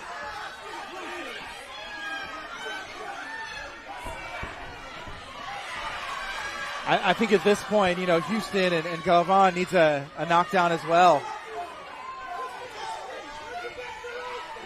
Coming up on 1.5 minutes left to go. Jasmine Willis kind of keeping the pressure on.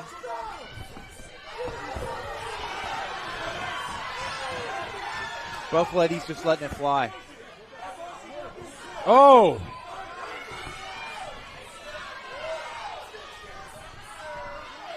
Galvan's got to get out of the ropes, man. She's got to throw some punches. Got to make something happen. She's got to turn them.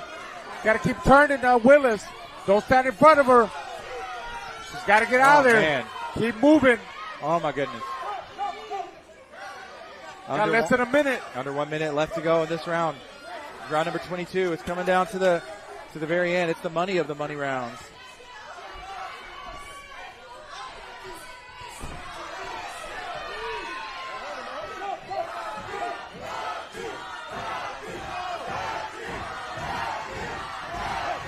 Galvan trying to put up she's putting up a good battle, man. She's trying.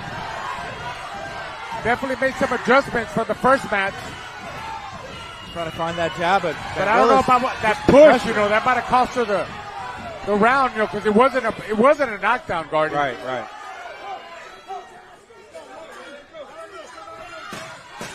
10 seconds left to go. Willis just being a bully.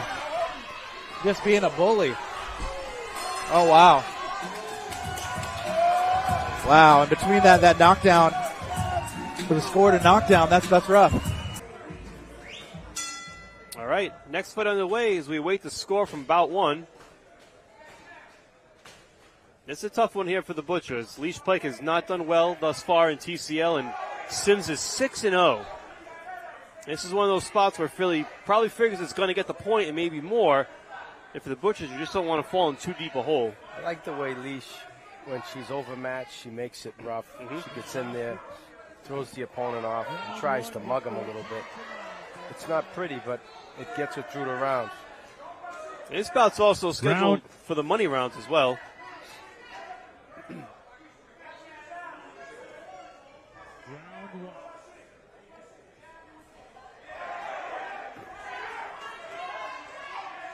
So we haven't heard the official announcement, but it looks like if you look at your screen that the Smoke have the 10, which would indicate that Rasheem Brown won that first round.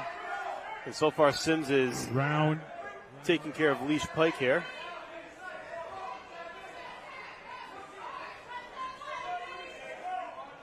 I'd like to see Leash take the play away by coming forward a little bit, like I'd seen her do in the past. And there is the official announcement from ring announcer Pat Sullivan. So the Smoke have the early 10-9 lead, trying to add to it here with Brittany Sims against Leash Pike.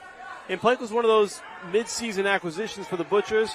Melanie Costa suffered a cut in her first fight. There have been a lot of roster turnover in a lot of cities this year, and particularly for Boston. And we'll get into that in a little bit as you see Pike's nose bloodied.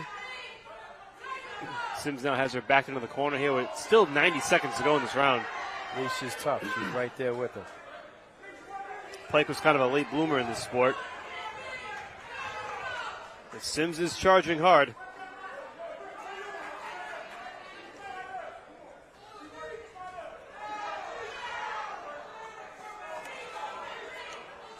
Sims, 33 years old. She's promoted by Marshall Kaufman, who runs a lot of events in that Philly, New Jersey area. She's 6-3 as a pro. So she has a lot of ring experience. Yeah, she's setting things up nice, working to the body. This is where Philly wants to stack its points in those matches where they have the advantage on paper. And if you're Boston, you just steal a couple of those along the way. Pike a bloody mess here in this second round. And Sims is just letting her hands go. Final 30 seconds, and they're going to wave it off. Wow. That's a tough break for the Butchers with 30 seconds to go. What would be a 10-9 round now turns to 10-7. Wow. That's unfortunate. I'd like to see them let that go a little bit, Mike. I thought for a minute they were just checking, and so you even see the ringside physician not really sure what's happening. But no, they've stopped it. They've waved it off and they stopped it. It doesn't look like, and that was Dr. Warner, one of the ringside physicians in Boston. It didn't look like there was a little confusion there, but at the end of the day, it ends up being another big win for the for the Smoke. Rather, take a look here at the final seconds here. I can't they saw enough? Yeah. You know, it's one of those situations, Peter, where you know the fighter probably doesn't have a chance to pull it out in the last 30 seconds. You know, you can see. What do you do there? And this is one of those fights. And as expected, Philadelphia gets that one. It's 30-25. It's a good matchup here, Mike. Sorry, 40-34. And you're right, Peter. This is where Boston needs to chip away here. You have an edge on paper against Shamara Moreau, who's 1-2 for Philly. One of the few weak spots, if you want to call it that, for the Smoke, against Amelia Moore, who's 4-0 this year. So they're expecting her to get a point back, and maybe, if not more. This is the fun part of the season, too, Peter, where you look at the records, you can see the trends and how fighters have performed. And you can start plotting on paper where you think the weak points are and the strong parts are. Well, Moore's picking her apart now. She's coming over the top with that nice right hand is landing. He's finding a home for her. Nice combination. Amelia Moore's been brilliant in TCL this year. If that jab is coming back low with the girl Moreau, and Moore's finding a home for that right hand. Very low with that left hand. Moreau's applying the pressure here against Moreau. And it's another big, I mean, they're all big rounds, but when you're down by 6, this one's particularly big. But I like how Moore's using the feints to set up. Yes. Good news, Peter, is that it's still very early where you can chip away slowly and not have to get desperate trying to go for a knockdown or a knockout. Yeah, she hurt her with that shot. Nonetheless, Moore is going for it. She's got Moreau in some trouble. She's holding it. Surprised the judge ain't calling the hold. Referee's breaking them up, but they're going to let it continue. Moore's got 90 seconds, a lot of time here, Peter. Protect yourself at all times. I like how Jerry's letting them go. They're working it out. Moreau trying to hang on for dear life, and Moore's just punching She's through holding. it. She's holding. She's complaining, and she's holding at the same time. She don't have her mouthpiece. A little break in the action here, and in a probably a break for the smoke where Moreau gets a breather. Because Amelia Moore, she's pouring it on here. She panicked that she didn't have her mouthpiece, and she did a good. She held on to Moore. It's pretty slick. That was an early bell. That was a minute. I'm not sure that's the right. No, that's not the end there. of the round. No. I don't know who's doing the timekeeping now, but we're having some minor timekeeping issues here tonight. We've had 2 inadvertent early bells. That's really a momentum killer. So here comes Moore again. Now she knows there's a minute left. She's going to let her hands go for sure. That's an opportunity here for the Butchers. Moore has been so dominant in this round. If you get a knockdown, even if it's one knee, that's 1 extra point in your favor because clearly she's won this round. yeah, she had a little momentum going there. I think if that bell didn't ring, Between the and mouthpiece didn't come out. Moreau got a little bit of a break to get her legs back. Yeah, and it's unfortunate for the Butchers because they could have scored. They could have got a 10-8 round. So that time the bell's accurate. I still got to question the time. It's flying sure, by. Here's some of the replay action. You look at Amelia Moore just letting her hands go. Moreau trying to hold on to the back of her head the entire round. Man, but Moore is tough, Peter. She just fights right through it. Yeah.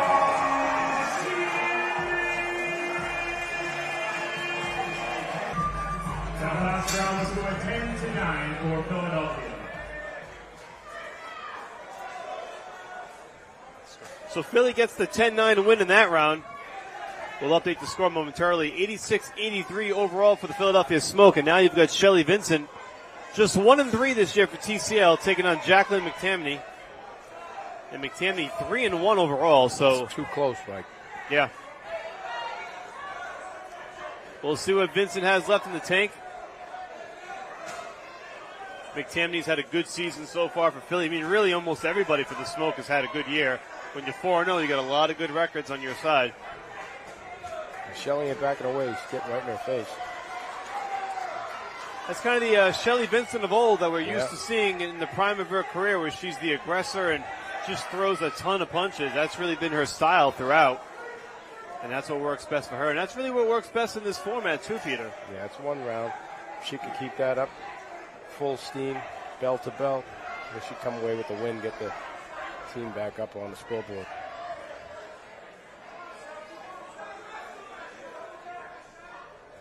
We mentioned that last bout with Giovanni Telez, who made his debut. He was replacing Angel Pizarro for the Smoke, who got knocked out in his last match. So that's a nice upgrade. They get a guy who comes in and gets a W, works to their advantage. So it's all about depth. That's it. Who you have in the reserve or in the bullpen waiting. Yeah, you hate to see these kids getting injured. You know, you got to wonder, are there any teams out there that are overflowing with talent? You may want to sacrifice maybe to some guys sitting on the sidelines. And those fighters do have the opportunity. Skylar Lacey being one of them. So he's an Indianapolis guy, fought for Vegas last year. Now he's with Boston. So there's kind of a free agency vibe that goes on in this league. Yeah, I think Boston could use a couple extra guys. If anybody's out there listening, wants to come to Boston, summertime, the beaches are great. Peter Welch doing some recruiting for the Butchers. Yeah, come right over to Southie. They'll get you into all the clubs. Come down to your gym. That's right. Yeah. Final 45 seconds here. Shelly Vincent hanging tough with Jacqueline McTamney. And Shelly's doing a good job putting the pressure on. Oh! There's a takedown. Both fighters hit the deck. Arthur Mercanti all over it. Final 30 seconds here. Been a very close round.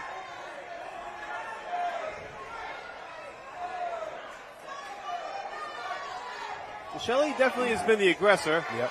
Just depends on how the judges score it. Nice right hand there by Vincent. I think Shelly may have squeaked this one out. Yeah, effective aggression. Is that what they're looking at? And this would be a big win. Her coming in at 1-3 and McTamney coming in at 3-1 on paper. Looked like it might be another victory for the. So the Butchers get another 10-8 round. The score's been announced as 114-112 Boston. I'm not sure if the math is adding up, but we'll get a check on that in a minute. In any event here, it's Stevie Jane Coleman taking on Shamara Woods.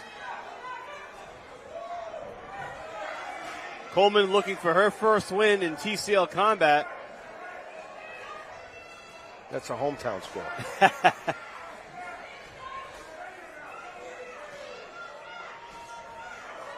Hip banger.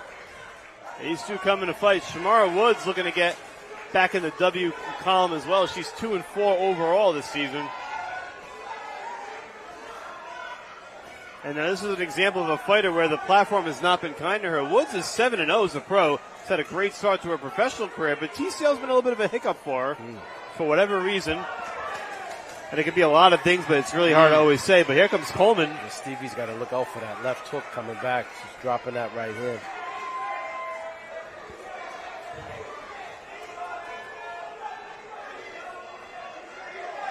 Coleman trying to keep the momentum going for the Butchers, who've scored 10-8 rounds in each of the last two. Coleman already got a bloody nose in this round.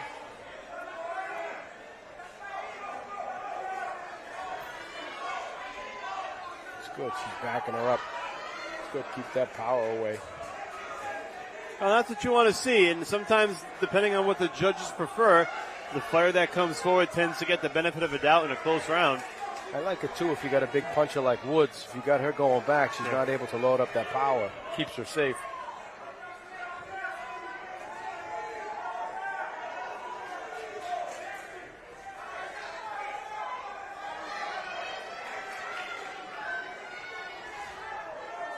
Coleman looking sharp against Woods. She's looking good.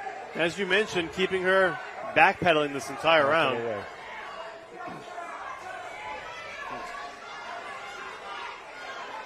I think Wood hit her with her best, didn't move her, and that got her boxing now, backing up a little bit. Final minute of this round. Starting to get to the stretch run here of the middle rounds. And again, you're watching us on Team Combat League TV. Michael Parenti and Peter Welch. We're in week 8 of season 2 of TCL. And despite the bloody mess that is Stevie Jane Coleman, she's had a very good round. Yes, she has. I was a little concerned at first with Woods, the way she was loading up those shots. But Stevie seemed to manage it and stop walking her down, take those shots away. She just ate one there, but she's coming forward. And we'll see if Coleman's done enough to impress the judges. That's what I was just going to say. It makes a huge impression on the judges when she walks down and she's landing shots like that. Great action in the final 10 seconds. So Woods and Coleman, Gabe's supposed to be the first money round fight. Leash Pike unable to fight again after getting knocked out. So now it's 161-160 in favor of Boston. And this is a big one here, Peter. Amelia Moore has yet to lose in TCL. She's already beating Moreau twice tonight. This is a big matchup. This is one that the Butchers really need. It's a great way to start the action for the money round. Absolutely. Put one of your best fighters out there, and really 3 of your best in a row with Paulino on deck and Rashidi Ellis in the hold. But you got to go out there and win it. And I'm sure that Shariah Moreau's made some adjustments after what she saw the first time around against Amelia Moore. What does she need to do differently? It's crazy to see how Amelia's calculating the adjustment and the changes that Moreau has made, and she's fighting a little different. So she's staying on the outside. She's using the feints more and controlling the distance more is. She's not giving anything up. She's forcing Moreau to really take a risk. You're right. Moreau's really the desperate one here. She already lost the Absolutely. first time. She needs to get this point. This And could that's a even things clean up, but here shot by comes, Moore. yeah, there goes Moore. She really knows how to control that distance. Moore does. She's picking the punches off. She really found a home for that right hand early in the first fight. And she's just picking up where she left off. You can't stress enough how this TCL platform has really benefited Amelia Moore. And she has been one of the bright spots for the Boston Butchers. 5-0 already, trying to make it 6-0, and trying to get 2 big wins over Shariah Moreau.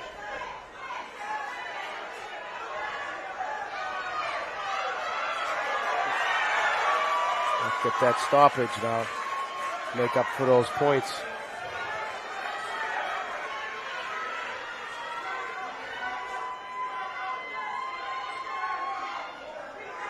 This next one on deck here between Francisco Rodriguez and Alejandro Polino could be a showstopper, but before we get to that, we still have 30 seconds or so between Amelia Moore and Shariah Moreau. And you start to play that matchup game down the stretch. You look at some of the names on paper. If you're Boston, you really want to load up early here in these money rounds.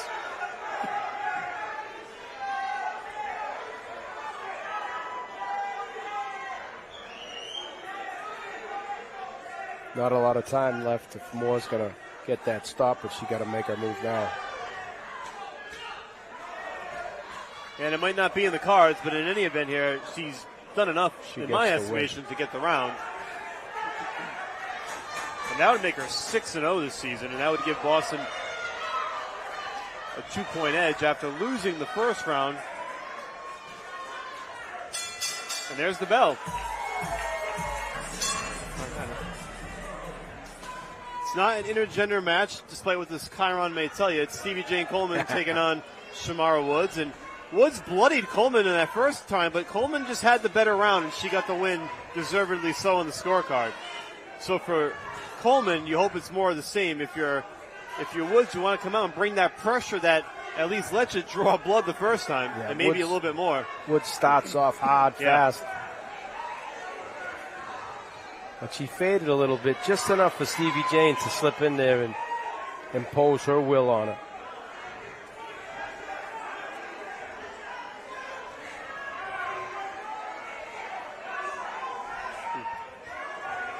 Looks like that bloody nose leaking again for Stevie Jane Coleman. Shamara Woods would love to steal one and get Philly even closer with 2 rounds to go, and that makes it a little less of a daunting task.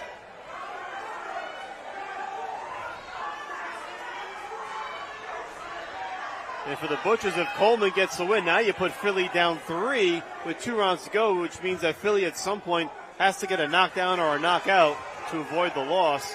So it's a big one right here for both teams. And it's been very close. I think a lot closer than the first matchup. Yeah, she's letting Woods get off a little bit. Yeah. She's not walking her down like she was in the first round. A lot of time left in this round. Be very interesting to see how the rest of this plays out. Nice little left hand snuck in there by Woods, but a big left followed up by Coleman. Keep walking, keep walking. There you go. That's it. She caught her with that right hand cold.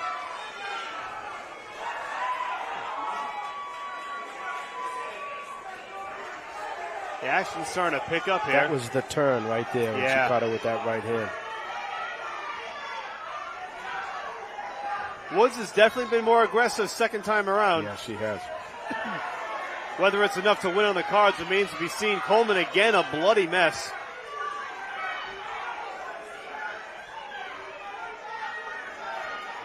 Oh, this is one that the Philly Smoke really need.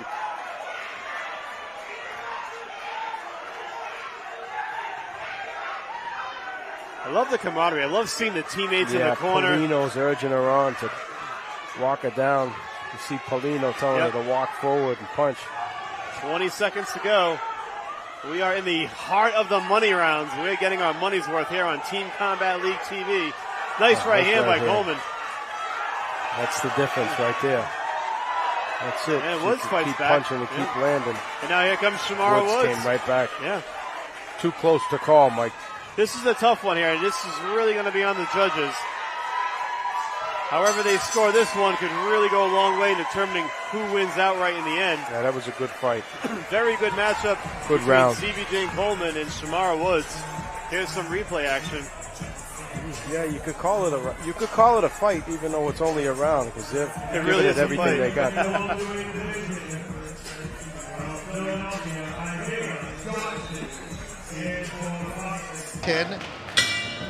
10-9.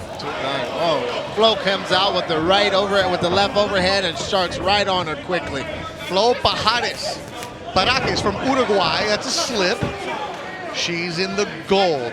Paige Gilbert. There's a split on the girl's head already. Yeah. Paige Gilbert from Wyoming. She's 20, but she's got 12 pro fights, 6-6. Active young lady. So she has some experience, she has some understanding, and Flo jumping right on her shouldn't be too much of a shock. Flo and Gall switches back and forth, southpaw the orthodox.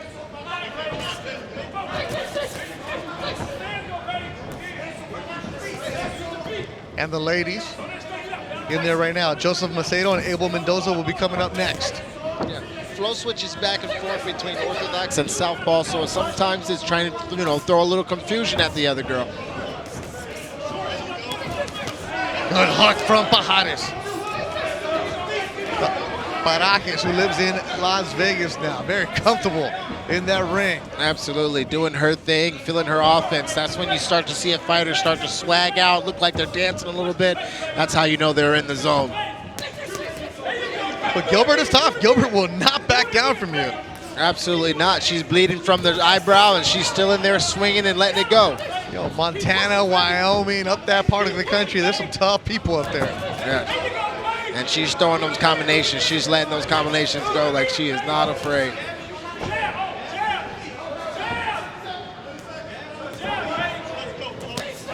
Oh, good punch right there by... Oh, nice, Flo. Beautiful. And then she switches immediately.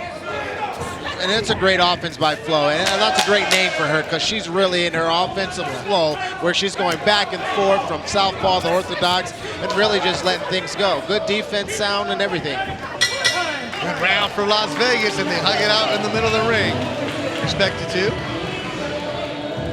Let's look at the replay. Start out very quick, overhand right there with a left. Flo was jumped right on her and immediately opened her up. From that moment on, Flo had the rest of the round. Good right hand right there by Flo. Then she switches southpaw.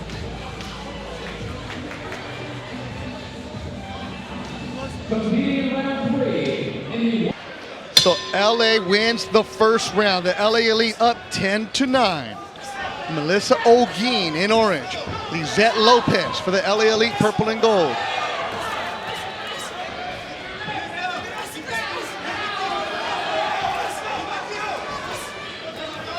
Up next, Pablo Rodriguez and Javier Fernandez. And Lizette Lopez coming out strong. Yes, Lopez is doing good by slipping and ripping. Southpaw caught her with a good punch. And Lopez brought a crowd. There's a lot of people watching this fight on their feet for Lopez. And she's letting the 1-2 go, Bubba. Right hand for Lopez. That 1-2 combination that she's doing is really good. Oh, good uppercut. And that's just a transitional move that she just did with that uppercut. Saw the defense and then switched it up lightly. Gets in, gets out, Bubba. Lopez is smooth. Doing a very good job. And Melissa's got to do a better job of covering her hands and try to get inside that pocket. She's got to walk her down.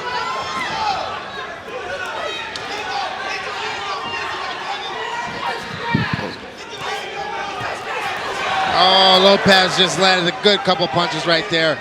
Melissa's tough though, because she just keeps walking forward.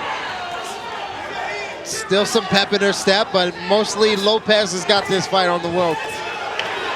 One round for the ladies. It's a good one too by Lopez. She's been hitting that all night. second round for Lizette Lopez and the LA Elite. We're off to a hot start in the launch rounds. Yeah, hot start for the home team. Oh, and that was good a left from combo Lopez. right there. That sealed the round. Very tough fight by both of these ladies.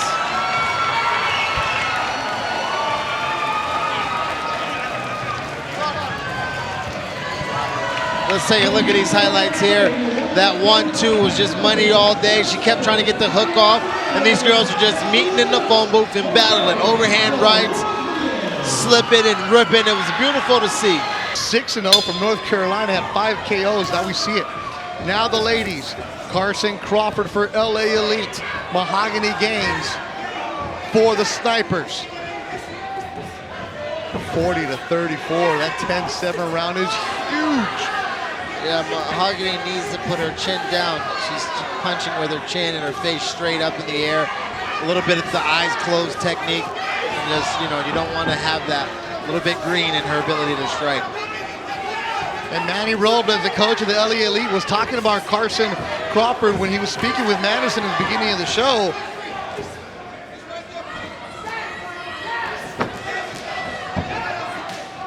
Manny trains a lot of top quality fighters. He works the corner for Michaela Mayer. He has Ramla Ali. He has a lot of good females. And when he speaks highly of somebody, you know you got to listen to him. And Carson Crawford's somebody he's been speaking very well of. Absolutely. You got to love these female fighters that come out there and really, man, there's some more exciting than the men because their technique is flawless. They don't put a lot of power on their things, and it just comes out technically sound. Crawford, a veteran. She's got 17 pro fights.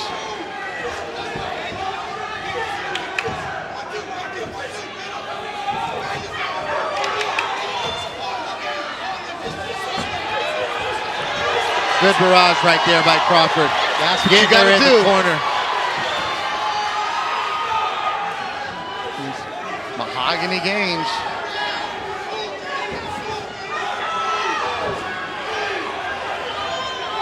Good combo. Mahogany's got to hold her.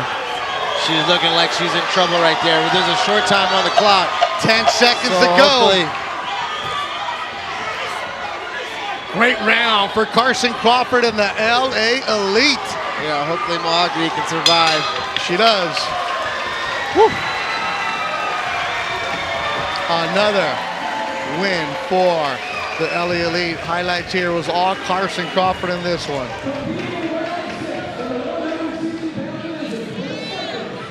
Yeah, it doesn't seem like Texas has showed up at all here. They're still on that late flight or something.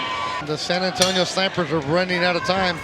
Tina Schroeder needs to do some work for the Snipers. She's up against Jade Thompson.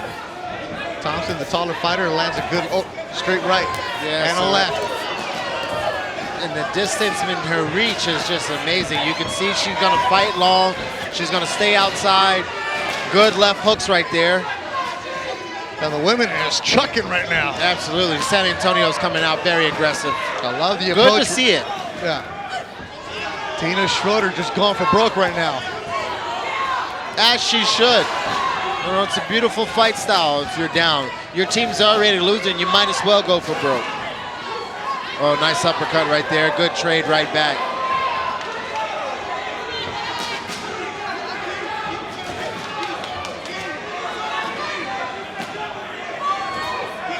Tina Schroeder is really on the hunt and on the front pedal of the offense. Coming up next, Sean Bates and Richard Howell. Jade Thompson is going to have to definitely step on the gas if she wants to defend herself. And good punches right there. Nice counter punches and landed late. Yeah, got to use that reach. Jade Thompson, born in Oklahoma, has not turned pro. She's 0-2 in TCL action.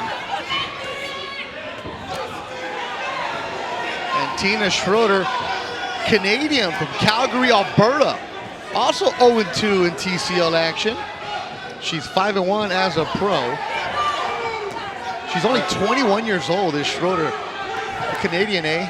Well, I think Schroeder's about to pick up her first victory in TCL because she's doing what I believe is enough to not only be on the gas, but to be in the victory seat. Love the approach from Tina Schroeder, the Canadian. fighting for San Antonio. She Good really work. came out. Good work. Yeah, she did. She really came out and put that on the line. I'm going to highlight that one for San Antonio. I believe in Tina Schroeder there. Yeah, I agree with you.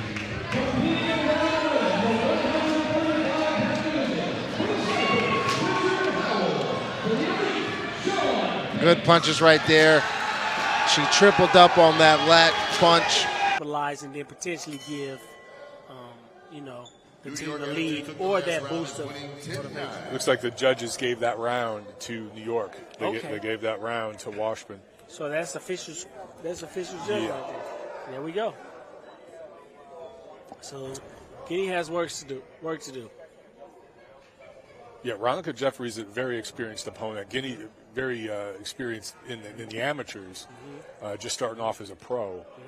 So I love this because she's getting matched tough tonight. I mean, a lot of fighters, when they go pro, their first 10, 20 fights, you know, they're getting with soft opposition. She's getting right in there against an experienced opponent. And that's what's cool about TCL. You know, the matchmaking's tough. You know, it's not like you've got a manager, a promoter that's going to decide what to do. You got to fight who they tell you to fight, you know. Yeah, I love how Guinea is shooting punches and bunches. She's stepping up to the plate. She looks relaxed, too. She does. She's getting off, and she's definitely winning this round.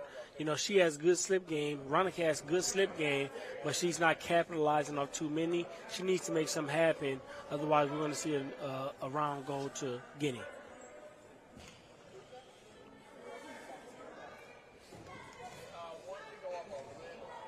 There's another southpaw versus orthodox matchup, just like the last round. Yeah. I love how she's shooting that jab right toward the chin of Ronica, making it hard to slip, putting it out there. Ronica's doing great slipping, great movement. She needs to capitalize as soon as she can. See those small punches in and out? That's when they win around for Houston. She got a nice little another good punch. Counter in there, yeah. Wow, this is high pace, man. This is a lot. Yeah, we still got over a minute left in this round. Both ladies are throwing a lot of punches. Most of the time, Guinea is getting most of the She's momentum. getting the better work. Yes, she is, man. So this exchange. She's covering up well, too, yeah, when Jeffrey comes forward. Or backing out. To your point about just backing up, you know, taking a step back. Landed a shot right there. I like the circle movement Fuchs is doing as well. I like her. I like her footwork. I Yeah. like her footwork. The lateral movement is important. She don't want to jump back too much. She want to make, again, step to the sides to make her miss. That was a good left hand. Great left hand. Wow, that was a lead left. Yeah, that was a good left hand. That showed some quickness with that. I think right now it's up to Ronica Jeffrey to make something big happen. She has to make something big happen. I think this is a clear round for Houston. Again, good slip game. You know what I'm saying? And I think down the line she'd be able to set up great shots, but she don't have that luxury. Is she over slipping? Is she slipping too much to where she's out of position to counter? No such thing. She's just not committing or shooting the right shots after the great slip game. Okay. So she had to take chances toward the last round, the end of that round, because I believe she knows that, you know, that Houston, you know, had that in the books. Yeah, it's you right can there. really feel that. You can feel that. I can feel that. I think, and I believe she can feel it as well. Yeah. And that's tie game. Score 38. That's tie game. Fifth round. Two more ladies. We got one loose hook and one throwing straight shots. Again, I think the straight shots are more important, but the inexperience with those straight shots, that's what's causing the straight shots to lose for Houston. Yeah, because if you time those, Fava is coming in and going around them, right? Trying to go around those straight punches. Yep. It's all a matter of how you protect yourself when executing the 1-2. The 1-2 is the most important punch in boxing. That's the punch with the highest chance of success for landing. Especially when you're taller. Yeah. When you throw a hook, you opened up because hooks are generally wide, so you can't help but to be open or exposed. So a straight shot should get there, but a straight shot with inexperience, that's the problem. It's not working for her. New York is, I believe, winning this round. I agree. Yeah, Houston needs to be pumping that jab out a lot more. Yes, absolutely. She lined it up with that jab, put the jab right where she needed and tried to find that left hand. couldn't. Another southpaw. Yeah. My goodness. I know. This southpaw It's a lot of 7, southpaws. my goodness. I'm loving it. I'm a southpaw myself, man, Yep. so you know I love the southpaw. Of course. You're That's a biased, good you know. left hand. That's a good left hand. Oh, another one gets in Another there. left hand for Samantha. She's Yeah, finer. A couple of good left hands. And she Ooh. got in the right Yep, counter right she there, is. too. So, yeah, the first half of this fight, I'll say New York got that. Second half, I believe. Another left hand. I think she's found the range, Houston's champ. Exactly. I think she's finding it. Now she's sticking that I jab can out sense there. it. I can sense it. I feel momentum shift. She was supposed to spin out. Favor. Yeah, she made her Letting them fly, and she landed a couple of those. After she made her miss, she was supposed to spin out and then put her on the ropes and then get her shots off. Samantha needs to be using that jab right now. Small step back from Samantha, and then commit with your that left hand again. It's there. Yeah, one more big hand or big left hand from her, I think, wins the round. Yes. Just to put a stamp Yes. on it. Yep. But I mean, it's a close competitive That's a round. good job right there. She just won that exchange. Yep. She needs to be focusing on the step back and then firing her left hand when New York fires, because she's going to lean in when she shoots her shots. New York is going to lean in when she shoots her shots. Capitalize off that back leg. Use that back leg for leverage. Kickstand. There's Come that back with a jab. powerful shot. There's the 1-2. Got Nice a uppercuts jab. as well. Yeah. Yep. So there it is. Block We got that 14 shot seconds to coming this in. round, but I'm going to have to give it to Houston for sure. I agree. Samantha made it happen. A great effort from Favor. I just Absolutely. like the straight punches. Absolutely. From. Yeah, they're punching. They're punching, going. brother. They're Oh, going. Yeah. They're letting it rip. It's safe to say they're all committed to gain the victory for the team overall. Yeah. So good action. Hey, fellas. 6, 10, and 9. I'm not understanding. All right, fans. Oh, okay. Okay, we're going to Trayvon. That last round. Long and I get the round. Well, My man, goodness. Judges get fooled by that. They do. They do. You got to turn it up the last 20 seconds. Wow, I just do not agree with that score. Anyway, ladies in the ring, and they're letting it rip early. The We got ladies some are tough letting it go. cookies in here. We got some tough cookies in here. Yep. Oh, nice 1-2 from Melissa Odessa Parker there. It is. It was. We got 2 Melissas in the ring. Yeah, I'm just looking, same spelling. I was going to see if they spelled it different. New York has to be a little more defensive aware, keep her chin down a bit Yeah. more. It's a little too high. She's a little too exposed, and that's why Parker is landing the bigger shot. She's finding the shot because the head is there. That chin needs to be tucked. Yeah, she's New York, Melissa St. Ville. She's kind of reaching with that jab and kind of sticking her chin out there. Yep. She needs to pull back and get the weight on the back foot, I would say. She does. She's game ready for sure, but she's Absolutely not executing like she should. Parker just being real calm, cool, She's doing a collected, great throwing job. straight punches. She's doing a great job. Not over moving. Chin tucked behind her gloves. Stalking forward, Yep. Parker is just smart. Those little half steps forward, that's all you need. Yep, exactly. I want her to step to her right. I want Parker to step to her right to cut that ring off. If she wants to go left, I'm going to make sure she has to go right. Big hook by Parker. Big hook by Parker. Yeah. Another hook by Parker. Find some good shots. Parker's just getting in between St. Ville's punches and connecting. What we have in St. Ville is just not knowing what to do with the skill set that she has. And Parker knows exactly what to do with the skill set she has. And she's feeling more and more comfortable now. She's Yes. shooting some feints. I saw a Only nice thing little dip she's not feint there. doing is cutting that ring off. Don't let Ville go left. Yeah, I She see wants what to you go mean. left. Yeah. She's going to go left every time. It's up to She's Parker to stalking, but kind she's of winning, catch though, that. so I guess it don't matter if she's winning still. Or the fight's going her way in my book. I agree. Yeah, I see what you're saying right there. She could have cut St. Ville off. Yep. She's kind of just But following her. She's having massive success. Fighting her the way she is, though, nevertheless. She's more relaxed, more in tune with what has to happen here today, right now. And Another good straight punch. Melissa Veal seems a little more hyperactive. If she slowed down a bit in her mind, I believe she can find bigger and better shots. Yeah, in my opinion, she's moving too much. It's an example of moving too much. You can see the chaos in Melissa Veal's face. Yeah. You can see the chaos. I can see the relaxation in Parker's. Yeah, she looked really cool, calm. calm. And relaxed. That's surprising seeing how some of them fights went. Okay.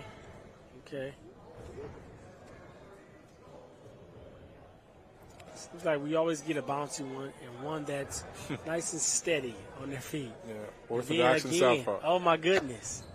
Over and over. I cannot believe it. I've never seen this many I love orthodox southpaw matchups in Me one neither. card. This is incredible.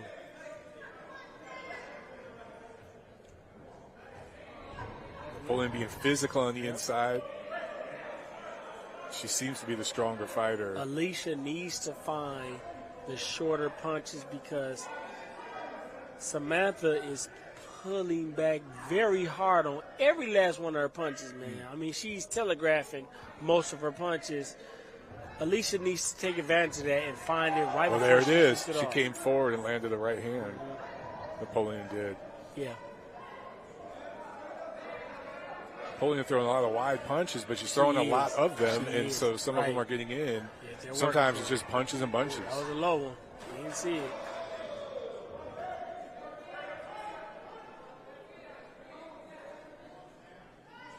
But we get an all-out brawl here. Yeah. It's a battle of the fittest.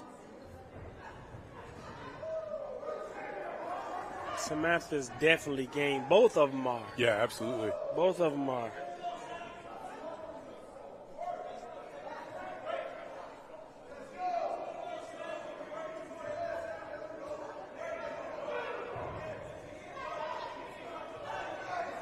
Napoleon seems to be outworking Guinness right now. Yeah.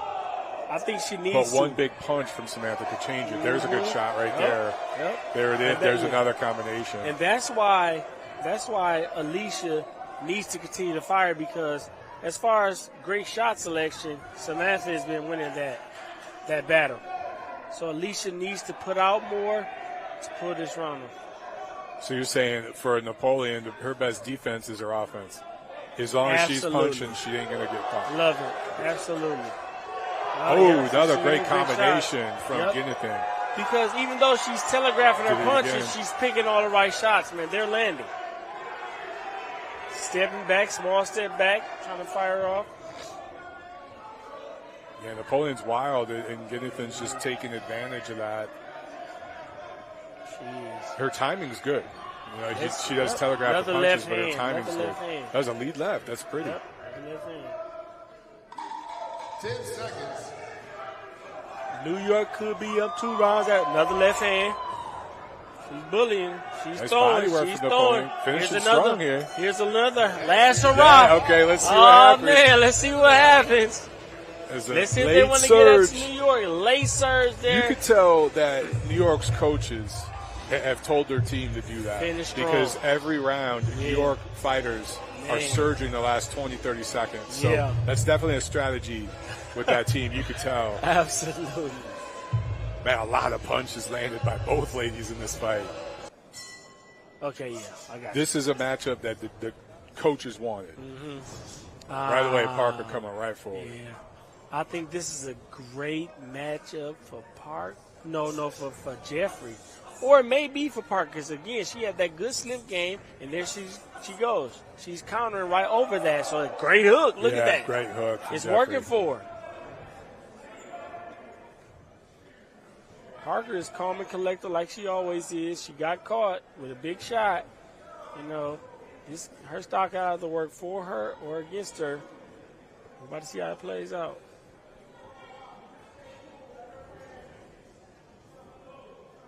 She's slipping and moving back. She needs to slip and move forward.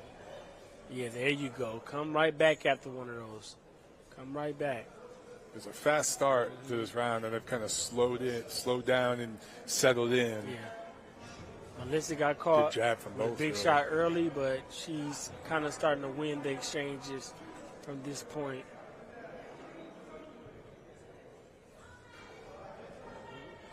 Both women circling in the center of the ring. Yep, they are. They are. Yeah, Jeffrey's slip game is nice. It's It is. real nice. She just got to punch more. Yeah, she does. She does. She has to punch more. We got the same speed on every last punch, so you can really time when they come. Yeah, you know, one thing I'm not seeing from either lady right now is feints. Yes. I'm not seeing any feints. Yes, at all. So important, especially It's one of for the most one-on-one. underrated things in boxing, Absolutely. right? It's like a lost art, I Yes, feel. man. Right now in this situation, it definitely is. It's like a lost cause in this situation. A good body shot from Parker. Get a reaction. Nice counter from Jeffrey. Yep. Swift 1-2 would have been great after that combination. So again, we got just two cats. They both throwing great shots, right? Sometimes they're landing, sometimes they're not. So, like, this is really hard for me to pick with 35 seconds left. Yeah, there's another one up for grabs, in my opinion. It is. It's another one up for grabs. We're going to see what New York does in the last 30 seconds. Yeah. Jeffrey pushes forward these last 30 Yes. seconds. She can take this round. It's definitely up to whoever wants it. Who wants it bad enough right here, right now. Both these ladies should empty the tank here. About 10 seconds left in the round. Good slip, good double slip. Didn't come up fast enough with that left hook. There she go. I like those. I like those. She's punching now. She's punching. That's New York's game plan to Two fighters. I favor Houston in this round, but we'll see.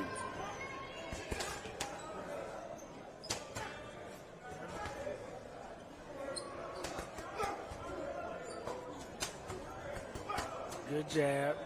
She using that jab and getting out of the way, not allowing anything to come back before she steps out. Melissa's job is going to be to time her as she comes in with that jab over the top or under. I think maybe uppercut. She comes in, shooting uppercut. If you're St. Bill, She can touch it downstairs and get that hand off center line, get that head off center line, put that jab right down in the body, and then come up with a right hand straight down the pipe. Guinea is going to use her jab. Yep. She's going to use That's her her jab. best weapon. Absolutely. She's moving forward. She's all game. She's ready. You know, so Melissa's going to have to find, empty side on either side and come around the corner of that jab or that right hand, left hand in Guinea's case. St. Bill right now, to me, looks a little confused. Just doesn't quite know how to get in there, what to do. She's not intimidated, but no. Just strategy-wise, it seems like she doesn't know. Which she's doing a smart thing by just pumping out a jab. They're doing something, but she stood right in place.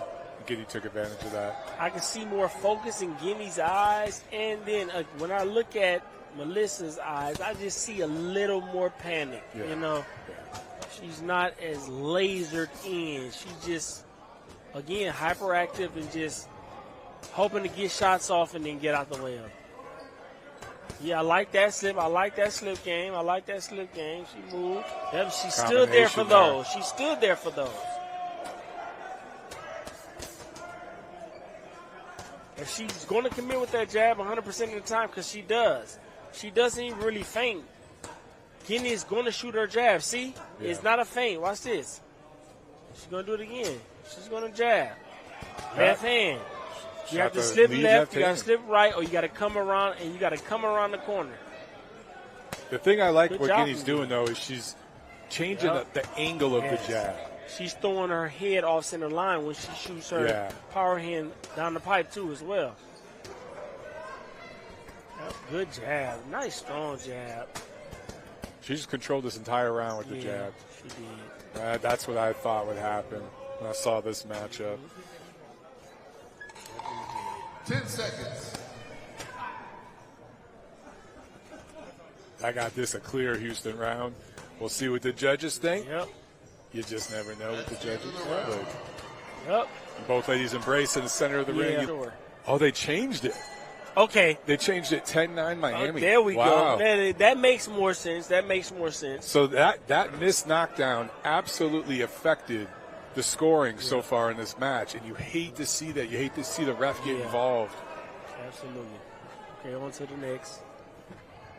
I got ladies here, lady featherweights, Martina Krall for Atlanta. I like how she's looking for. I've actually I've trained with Martina a few times. Oh yeah? Yeah. She's got the same coach. I used to work with my coach, so I've seen her in the gym. She's a tough cookie.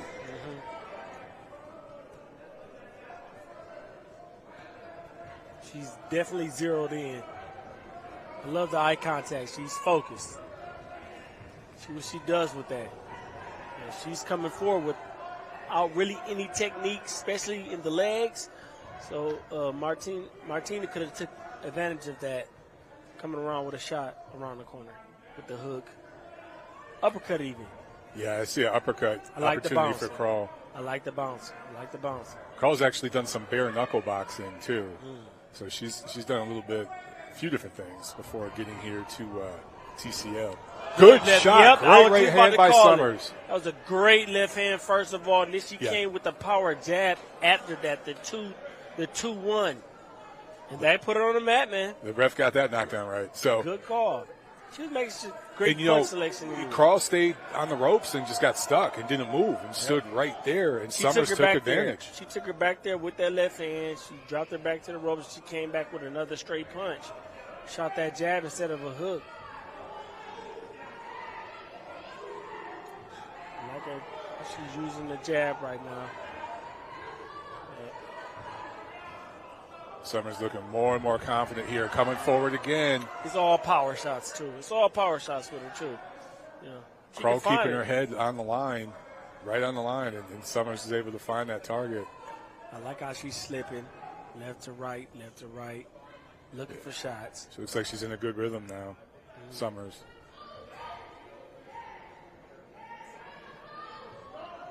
You get the sense, there could be another knockdown in this round. Right there, she went for it. See, that's the shot she needs to be looking for.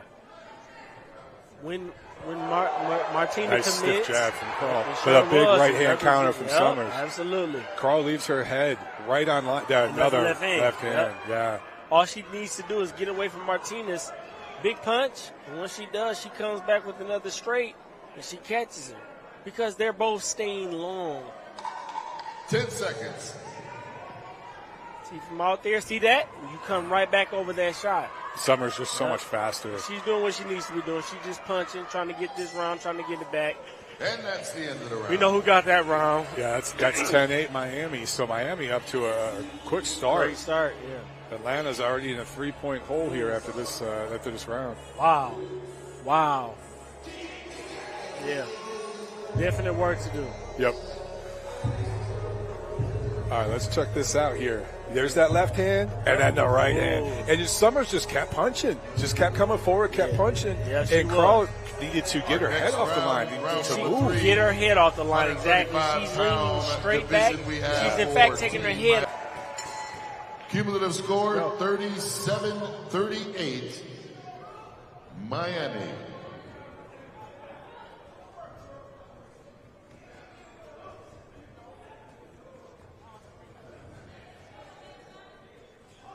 I like how she's using the jab, Atlanta, and then keeping her head off center line as she executes with the jab. Even with that right hand, she took her head left. That was a great call. Keep your head off that center line. Make adjustments from there. Yep. Welterweights here. These ladies got a little more weight on them, harder punches. Yeah.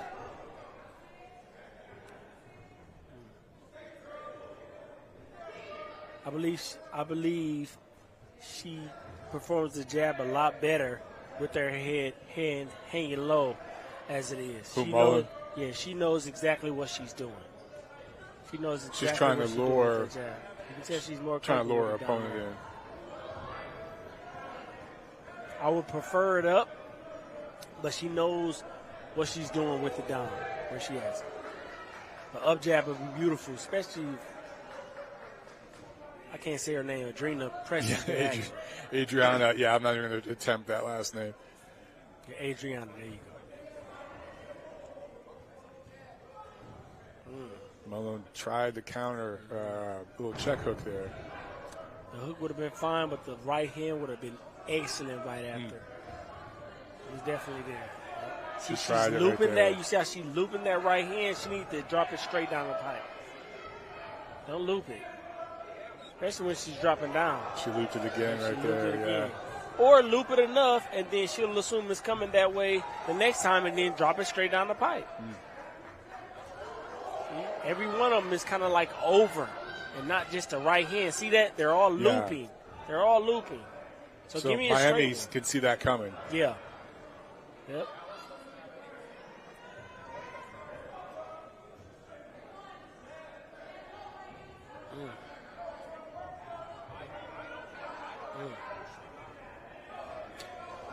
There's the right hand good big shot. It's like she was waiting for that all day. She buzzed She was waiting for that all day. They so needed that. She needs to figure out a way to land that again or another big shot to put her down so these guys can tie the score or possibly go up a point. 25 seconds. I don't believe we'll see a knockout here, but she needs to create distance again because she kind of smothered her work there, and Adriana doing the right thing, holding on. But Mullen needs to stay on the outside and just kind of get that looping shot back in if she can. Yeah. But, I mean, that punch had to take the round for her, clearly. I thought she controlled most of it, but that punch definitely put a stamp on it. And that's the end of the round. Atlanta's right back in this thing. That was a good round, but they can do what they want with that round. Here we go. All right, female welterweights. 13th round.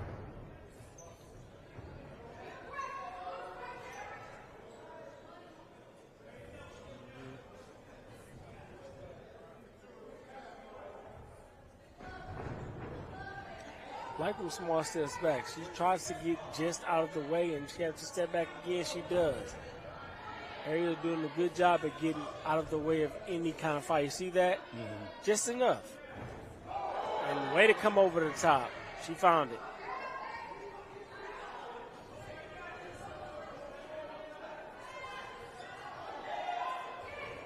Oh, nice my one, goodness. Too, from Ariel Davis. Nice. And she set that up with a jab. Double jab right hand. Yep, that double jab right hand. That was nice.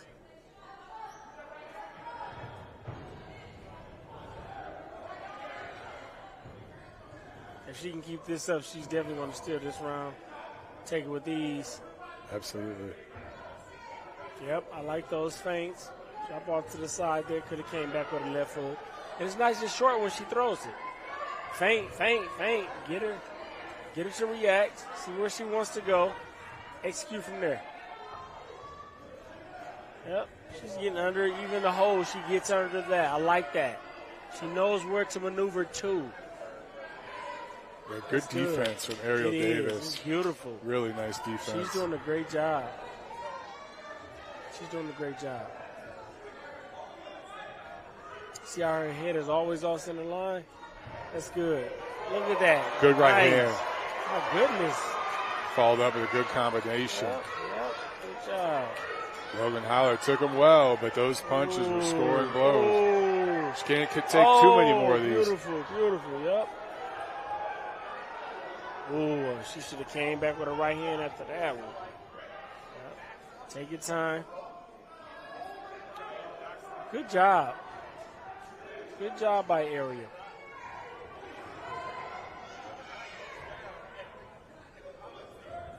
Now, I wouldn't want to lose it doing anything stupid here. You know, I would start to, I wouldn't move around necessarily, but I don't have to fire as much. We know we got this from the back. She might want to stoppage. Oh, another one, too. Another stiff jab. She knows she's not in danger, so she's going to continue to execute. Look at her. Yeah, Davis. Slick. Oh, my goodness. Okay. Oh, my goodness. Wow. 10 seconds. Just a domination from Ariel Davis. She's just having a good what a time. Performance. She's just having a good time. Good job. That's the end Good of the job. round. Beautiful. Wow. Beautiful. Beautiful. Yeah. That was fun. That was great. That was fun. That was fun. Yeah. That was fun. Good job, Ariel.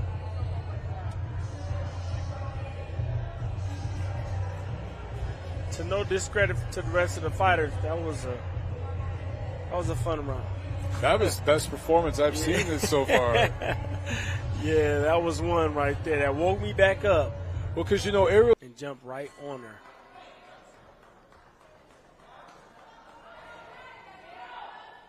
She game. Look at her. Oh, Miami. I love the stance. Yes. Old school like, stance. Let's go. Look at that jab. Love it. Atlanta can't be intimidated right now. Don't be scared to fire. Yep, good slip. Turn out. Keep her on the ropes for as long as you can. Feints will work great against Amber Summers. Yeah. Amber's looking for that big power punch. So if you is. can feint her, you can get some counters going. Yeah. She's strong with both hands as well. I mean, they honestly look even, right? The way they come off, the speed they fire at, same cadence.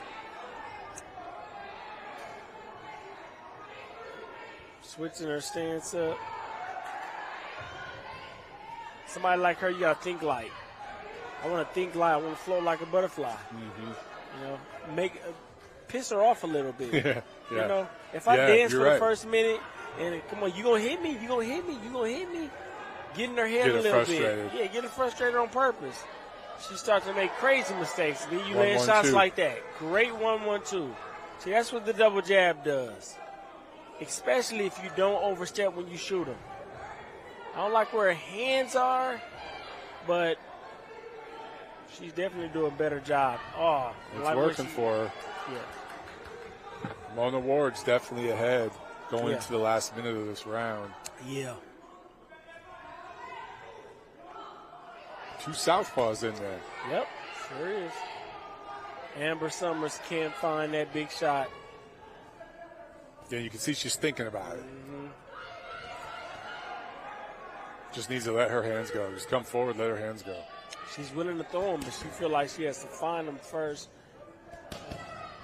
Way to step up, way to step up. There it is. Yep. That's what she needs to do. Slip under and turn out, though. She got to, uh-oh. The ref was way too slow getting in there. 30 seconds.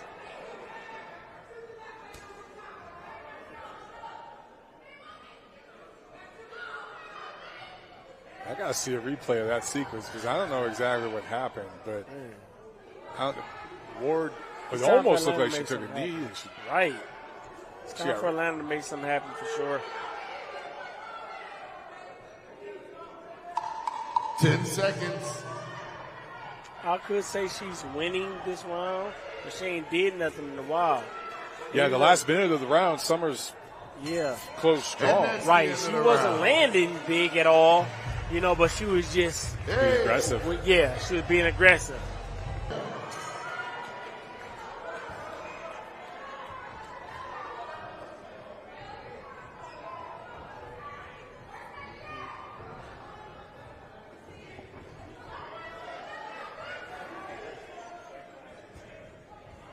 I like how calm Brooke is, but in a one-round fight, we have to pick up the pace. I think she's definitely made for the professional rankings. She's cool, calm, and collective. But Adriana is giving us what we need as In far the as, one-round in match. the one-round match for sure. Even though she's not winning this round, she's just giving us what we need, more action. She's desperate to find a big shot, and she's doing what she can to find it. Adriana again, Brooke is being calm and collective, and she's lining it up with that jab. But if she was more active as well, she could still do the same thing. Find a different way around it. Let's see if she steps it up as this round progresses. Whoa! A tackle there by Adriana. Takedown. Instead of that jab, just holding it out there, give it two strong feints. Yeah, give it two strong feints.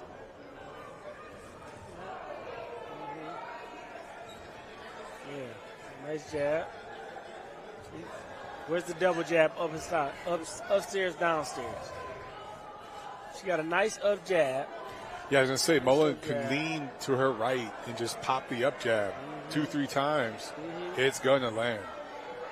If she steps into it, it's going to land. Then take that second jab downstairs. Stab the body with that second jab. Up, boom. There's the right hand Good from right Mullen. hand. Good right hand.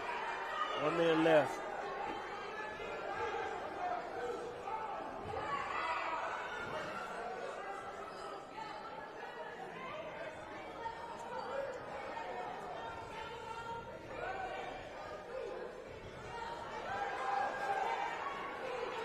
Mullen looks to be in control here. 30 seconds left in the round. Miami needs a surge here to get this round even back up. Mullen seems to be in control. Brooke is not giving me enough activity. She's trying to land those shots, but she has to know how to work effectively in a 3-minute round. 10 seconds. I want to see more from her. Every opportunity she takes to land that big punch, she misses almost every time. And that's the but she has a round. great style. And she knows how to shoot her punches. She needs to learn how to be more active. Turn up the heat. Turn up the heat.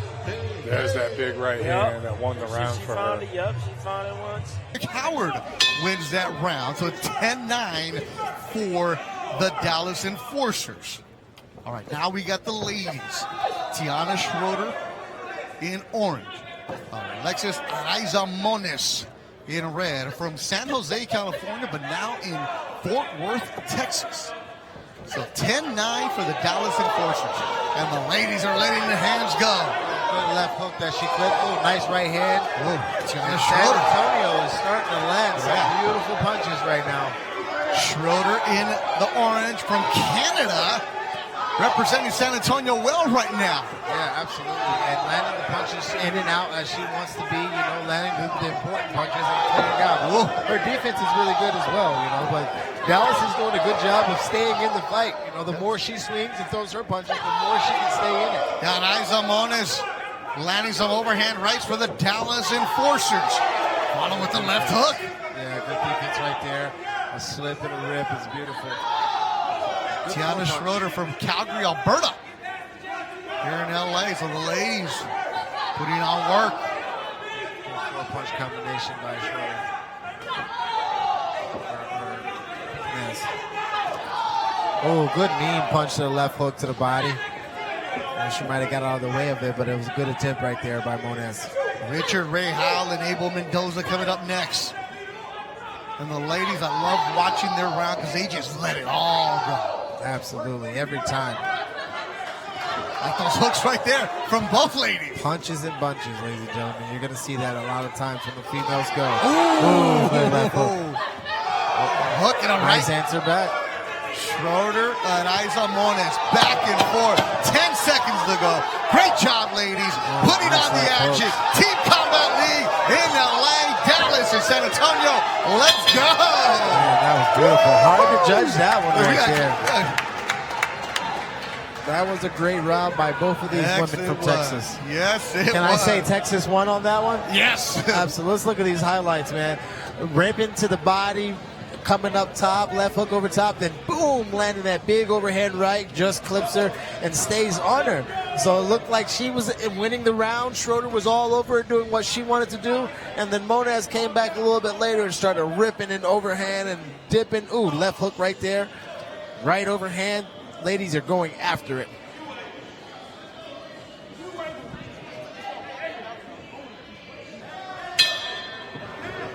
She was saying she was studying what she was doing and she wanted to correct her offense by what I was saying in the commentating. So I think that was really awesome and an excellent point from her to go back and study and see what everyone's saying about you so you can get in and have the offense you need. Or the defense. Brianna Carrera, 1-0 as a professional. Mahogany Gaines, only 1 as a Brianna seems to be wanting to time Mahogany.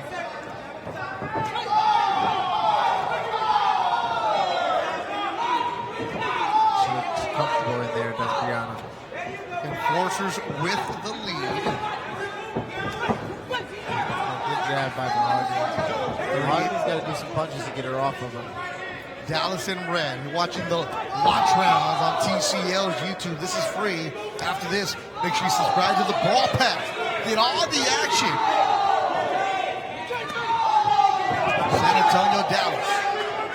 Snipers and enforcers. Yeah, Mahogany's tough, but she's really got to put a little bit of technique behind her brawl, right? She has a little bit of a green offense to her, but she's got to get some technique so she can protect herself in there a little bit.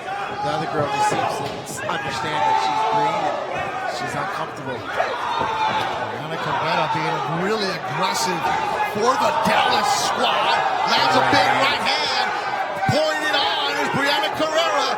Will she be able to stop Mahogany Gaines, who's in the corner, trying to hold on? Mahogany done a good job of stealing that clock, but I think she's going to give up big points regardless. Carrera bringing the pressure. She's got to do what she can for her team and hold. Final seconds of an excellent round for the Dallas Enforcers and Brianna Carrera. She's on her. And she survived. Long round for Dallas. Good job, Brianna Carrera. Yeah, she got the points that she needed for her team. That right hand, left hook just missed, but it jumped on her, and it was beautiful to see her just corral her in the corner, not give her much offense, and I mean, really jump on her. I thought the referee was going to jump in right there. Another right hand, I mean, she's just on top of her, overwhelming her. Yeah, Ray Corona was really close for that one. Let her go, and Mahogany Gaines survived. A lot of credit to the Dallas Enforcers, Brianna Carrera. I got some big boys coming in here. Isaac Carbonell and Jordan Jackson.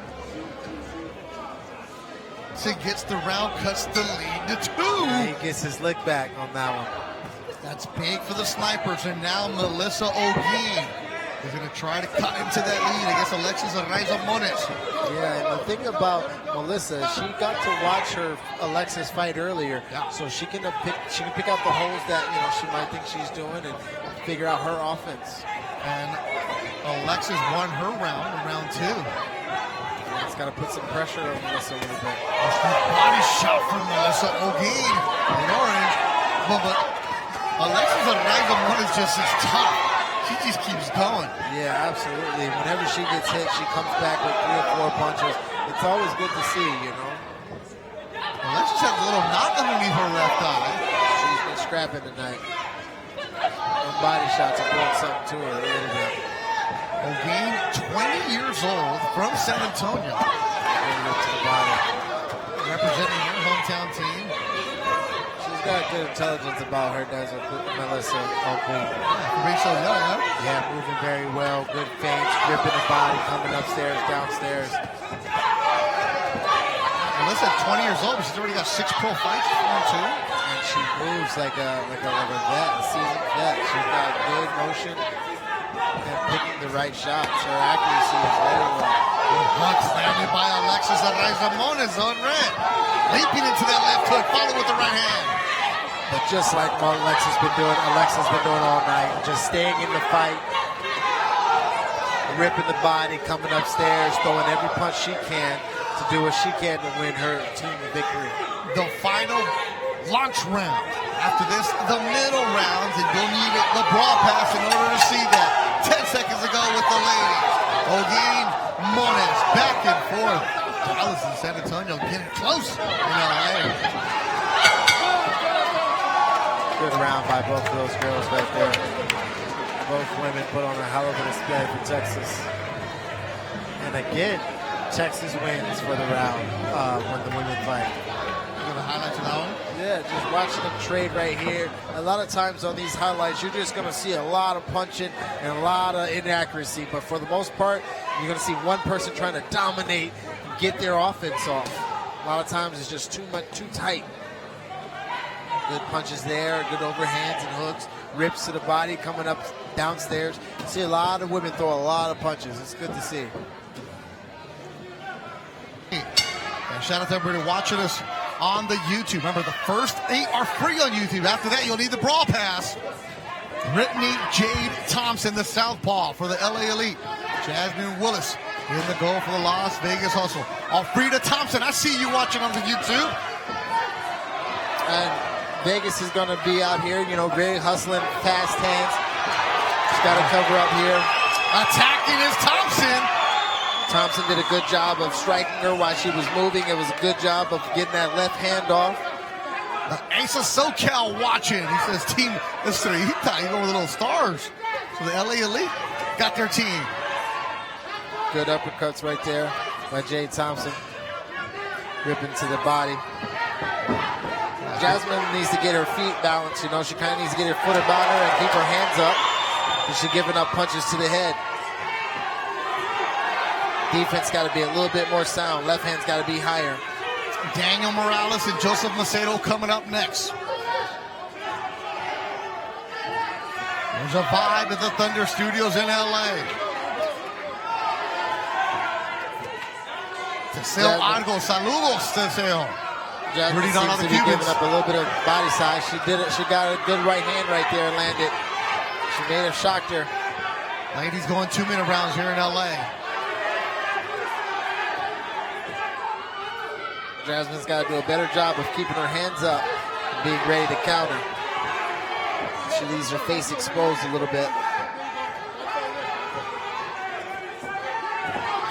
Cavallo, make sure you subscribe to the Brawl Pass. Good uppercut right there by Willis.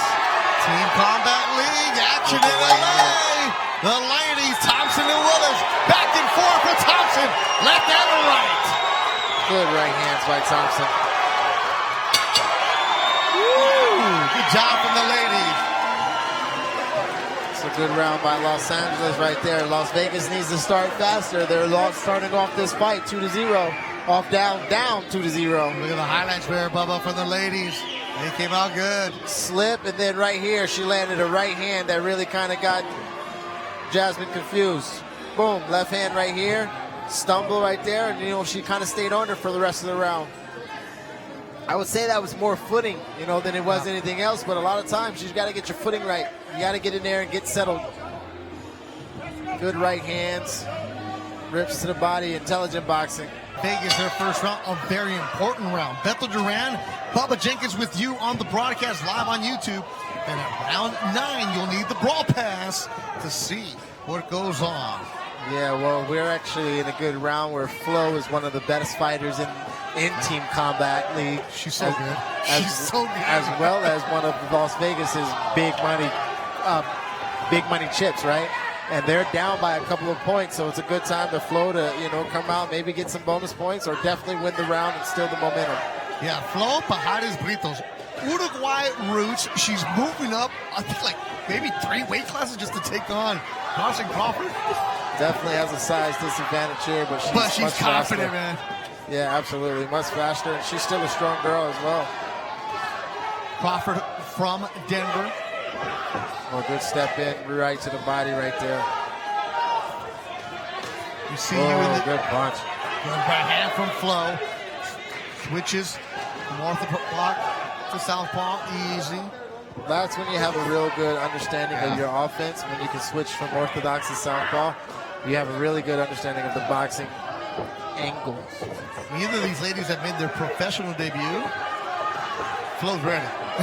Oh, very good defense right there. And if you were Pajares, if you were Crawford, you would like to get a little bit more accurate, right? If you were on a Los Angeles Elite team as a coach, you would want to see her just be a little more accurate. She's in the pocket. She's right there, able to hit Flo, but she's just not as accurate. And they just traded right there, which is a good trade. And they'll go at it again in round 16. Crawford, I saw her earlier when she walked in the building wearing a tripod question. big girl. She's leaning on Flo and trying to put that extra weight on her. That's good. Will she leave her wallet in El Segundo? No, we're in Long Beach. LA Elite, Las Vegas Hustle, back and forth.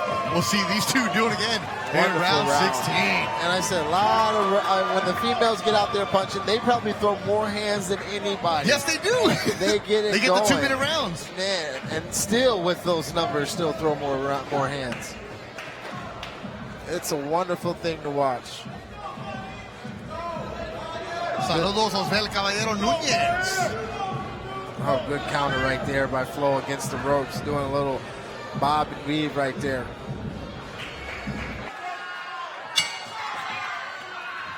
Lizette Lopez, the southpaw in purple and gold from Salinas, California. Ava Knight, the veteran. She's got 27 pro fights for Las Vegas. If there's one thing I know about Lizette Lopez is she throws a lot of punches. And she is shocking Ava Knight already with her energy. Very smart boxing right there.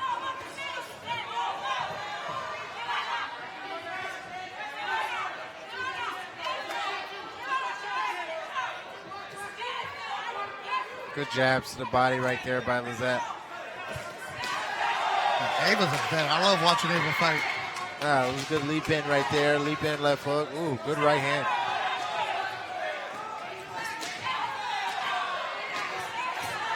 Oh, good punch right there. Lizette caught her. Ava's going to be looking to get that punch back. She fell into another punch right there. The crowd at Thunder Studios all on the side of the LA Elite. Absolutely. Home cooking right here. And Lizette Lopez is doing a really good job of staying on Ava Knight. A little straight up punching right there by Ava. Pablo Rodriguez, Esteban Partidas will be coming up next.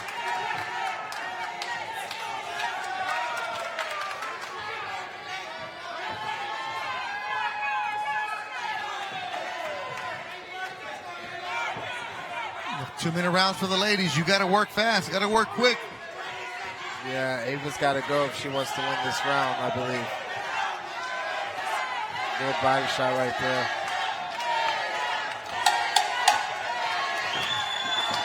Oh, good punch. That's strong. Salinas.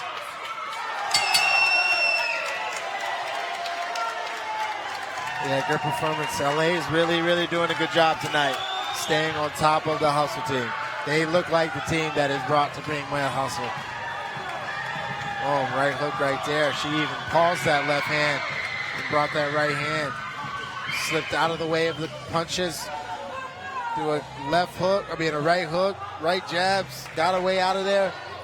Ava's eating punches right here, standing straight up. Oh, right hook, left hands. Not a good showing right there for Ava. She's blitzing her way in. San Antonio really happy with the outcome of the last fight, as San Antonio was actually given round number first fight 10-9. Okay. Catch and shoot. There you go. Fuchs has been undefeated in Team Combat League. Perfect 6-0 coming into this fight. And she's a great technical fighter, lefty, using that jab, knows how to establish the distance, control the distance, fast and explosive with her combinations. And so far, that's what she's doing. Against Schroeder, she's controlling the pace of the fight. She's hitting her when she wants. She's being the smarter one, Justin. Well, the Canadian and Schroeder are much newer fire to the fight game. Again, hasn't had an amateur fight since 2020. Pretty long layoff, and Team Combat League has been the most boxing that they have competed in. 0-4 coming into this matchup tonight. So a lot of pressure on Schroeder, considering her team has the lead right now, 10-9. That's it. We're through the first minute of the 3-minute round. Circle, yeah. Here in our second launch round. Drag that right hook over. Drag it. Again, a big thanks to all of you that are joining us, no matter there where you go. you Do it may again. be Do it on the again. Team Combat League YouTube page. Faster, T. Let your hands go, T. Nice 3-4 punch combinations by Fuchs. Body shot, T. And she's Stay under. pushing her You back, gotta stay under her, T. Stay landing under some her. power shots too. Stay under her, T. Stay under right Sitting there, down on T. her Stay shots right too. there. I like Stay what right I there, see. T. She's body shots. Stay right there, T. Really Stay right there. controlling Don't back up. the pace of the fight. It kind of goes back to what you were talking about before we got on camera. It's like throw out that jab, but not overextending, kind of keeping that back knee Yeah, bent. right. Keep the weight in the center, back leg. Don't lunge. You look at it, perfect balance by Fuchs, not reaching for anything. Yeah, You gotta get aggressive. Hurt him. You gotta get aggressive. That was some solid jab, solid left hand. Overhand. I see how she changes the direction of the Overhand. There combination. you go. Do it again, T. Sits on her shots. Overhand, T. Let it go. I think Let she's it go, T. Let dominated it go. this round. Let it go, T. Let it go. Fuchs. Let your hands go, T. Let it go. Some additional fights, 3-0, 1 KO in It's her open, T. Right professional hook to the career. body. It's open. There you go. Houston Do it again, T. Do it again. Do it again. Come back to the top with the left hook. She looks so calm and collective right now, just dominating. Yeah, very focused. Look at her demeanor. She's a thinking fighter. 30 seconds, She's T. in Go ahead. control. Smash on her. Smash on her. What you waiting on? It Stay just right seems like there an on her. experienced Stay right there mismatch on here. her, Yeah, T. just yeah. Smash on her. Different Go, level. go. Different level. Smash, for T. sure. Let's go. You Push can it. definitely see it. That's why she's been undefeated. Jab, Has jab, Jimmy T. Fuchs. And Use the with jab, the way that T. this fight's going, it looks like she'll be 7-0 You gotta smash on her, T. in her TCL career. Let's go, T. Let's go, T. What you waiting on? What you waiting on, T? Let your hands go. Let your hands Beautiful go. combination. Still controlling the range. Using that jab. Popping that jab at will. Let your hands go. Pure boxing by Fuchs. Excellent. Yeah, that was a nice lesson right there. It wasn't one step ahead, it was like 3 steps ahead every single time. He was ahead. Yeah. He was shorter with his shots, more combinations. Oh, girl, you better beat her.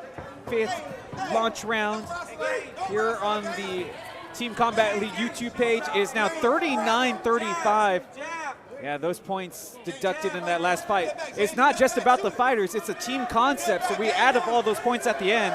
So right now, San Antonio in a 4-point hole as they continue to search for their first win of the year. And Houston wants that. You know, they want to get up ahead in the early rounds like this, the launch rounds.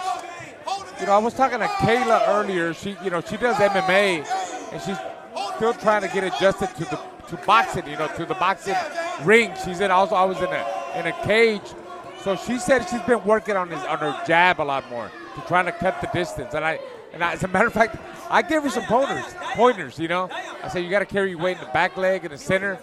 And even if you can't touch your opponent with the jab, just put it out there.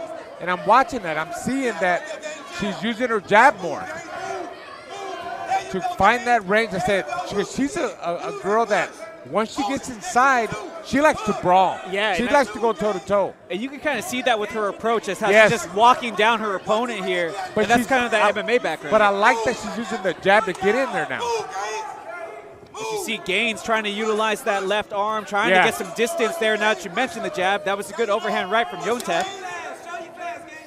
Slip in the jab there to catch Gaines with the left. Midway through the round. Yontef in the red, Gaines in the orange. Yeah, Yontef, she keeps coming forward. There's that jab that I was talking about, trying to close that distance. She's using it. I'm telling you, I'm impressed because she's doing it more than what she did in the past. In the past, she would just go for broke and try to land big blows. Now she's using that jab. And even if she doesn't throw it, I can see that her opponent in Gaines has to respect the movement of the left hand now. You keep your opponent thinking, Justin. What are you going to do next? You know, even if you just put that jab out there. You know, I flick that jab. Even right now, you see where I flick that jab, you're like, oh, Raul's blinded me. What is he doing? I was like, I don't know where he's going to go next. I better guard up. Yeah. And that wasn't even your southpaw hand, you know. Yeah, you're right. I jab with my right hand. Nice solid jab there by Yontef. I'm going to call her Kayla.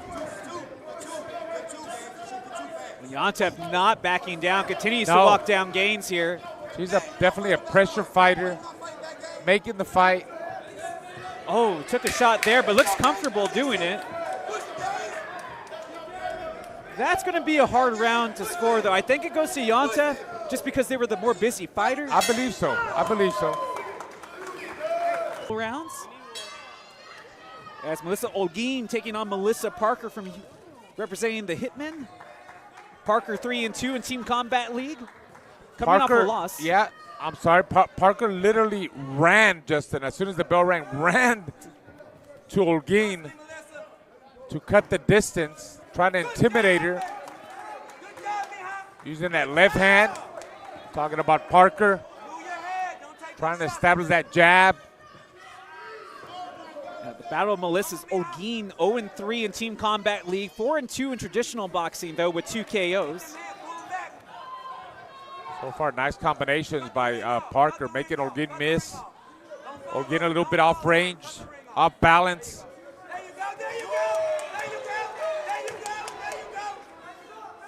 Give credit to Holquin, though, not afraid to put on the pressure here. Oh, she's bringing it for sure. She has to bring it.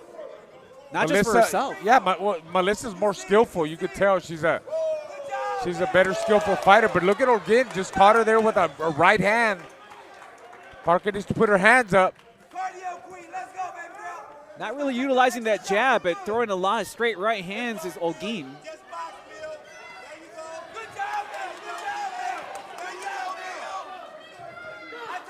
Going back to the body there, those will add up. It's 86-82 now overall.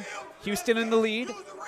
Houston looking to go 2-0 against San Antonio here in Season 2. Again, a big thanks to all of you that have purchased the TCL BRAWL Pass. Glad to have you along for the ride here in San Antonio.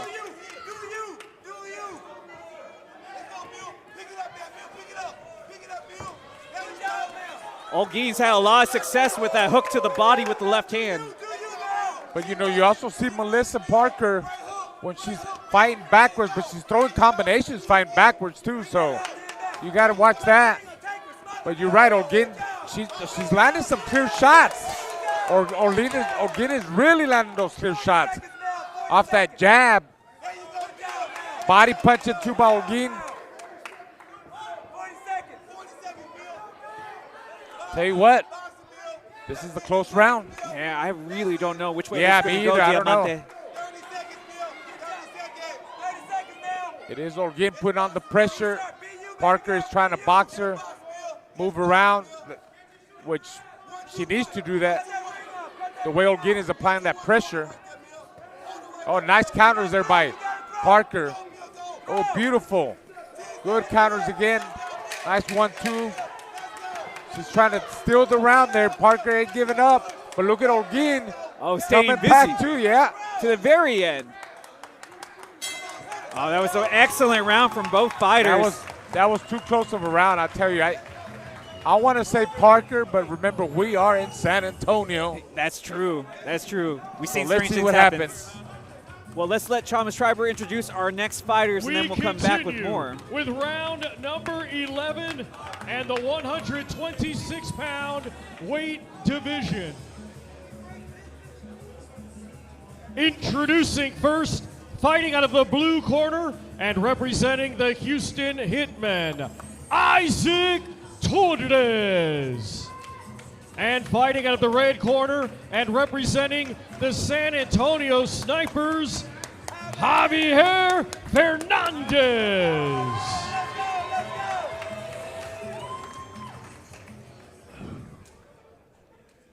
Everyone, welcome back here to San Antonio, Texas. The Shrine Auditorium.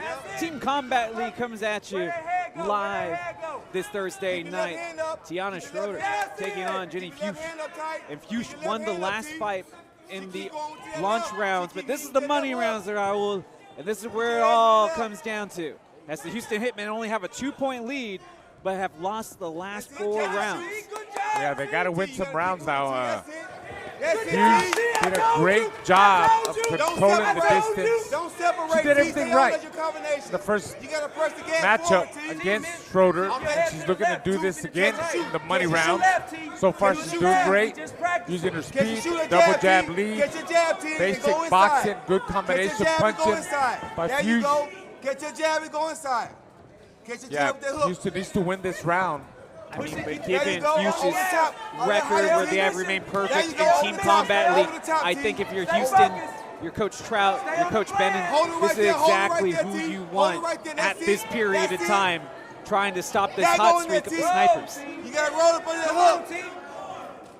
Step back, there you go, team. Beautiful. Kind of painted her with those side swiping hooks and knocks her loose. I'll tell you what. Step over. Move, T. There you go. Move. Drop her, knock her out. That would be huge for Houston. Even though they need the points. They're up by 2 points. Angles, T. A knockdown or a knockout would help, Justin. We haven't seen either happen for either team tonight. Punches, more punches, T. You feel that's in the cards. More punches, T. It was a knockdown that determined victory for the Houston Hitmen against San Antonio back in April. But that was in Houston. Will things change here in San Antonio? You gotta time it. Midway through the round, She's dropping that right. She's in dropping the the red, right, Tiana Schroeder. There you go, T. In the orange. There you go. Stay on the T. 1 minute. 1 minute. You gotta go to work. You gotta go to work. And you can hear both teams behind us very vocal for their teammates. Come on, T. Straight down the middle. Slip to your left. Oh, nice uppercut there by Fuchs. With the left hand, left uppercut. She's in control again. This is another big round for Houston. Yeah, very similar. Very similar, yes. To the launch rounds. Again, more of the same. I mean, I'll tell you what. Schroeder did catch her with a couple of better shots, but it was still Houston that dominated this round, just like in the first fight. Yeah, it's just the experience factor. You know, Ginny with the pro experience. Let him go. Let him go, T. Goddammit, let him go. Schroeder coming in with only amateur background experience, which is good for the point scoring, but when you're against somebody as well experienced, a veteran like Fuchs, it's going to be difficult. And I think Ginny did enough, again, to win this round and finally break that little streak that Houston was on and try to get him to raise that lead a little bit. We continue. As we'll let Thomas Treiber introduce our next fighters. You guys at home, take a look at the highlights. Introducing first, fighting out of the blue corner and representing the Houston Hitmen, Jaden Britton. And fighting out of the red corner and representing the San Antonio. The ladies for the first time tonight, Amelia Moore for the Boston Butchers. Excellent fighter. And Jenna Gagliotti for the Orlando Vipers. Boston in the silver and blue, Orlando in pink and blue. Moore, extensive amateur background, will be turning professional soon. Yep, she was a decorated amateur in national tournaments, and that's good. Amateur background is always very important when you're going into the pros. And it's been important too, Beto, in this concept with the Team Combat League. Some of the amateur guys that you see coming out of the amateurs, they might be like 2-3-0, and they find out that's like 11-4, yep. And they end up winning in this one-round matches. You see the Venom gloves. Great job by Venom taking care of the gloves for Team Combat League.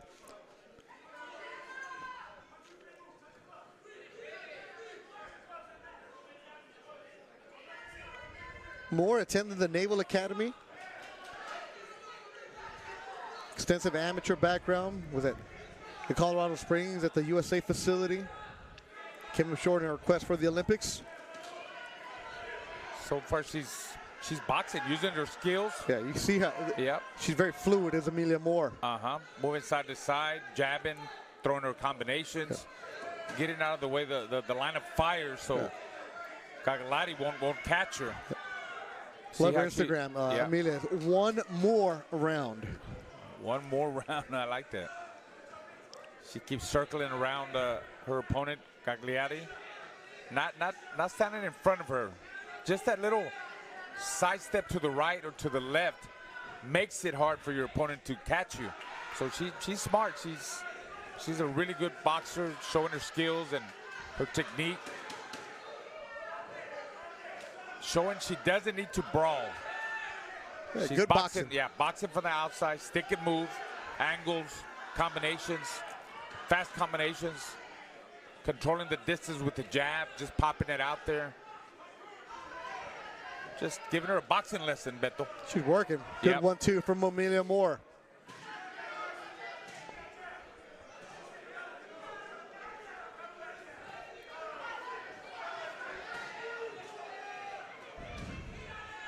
She keeps scoring from the outside. Keeps turning her around. She looks very focused, man. Look at her. Big right hand for Moore. When she does turn pro, she's going to be a nice professional. Yeah, I like the way she sat on that right hand. Good power punch there. He's popping that jab, man, all the way to the Solid round end. for Boston. Yeah.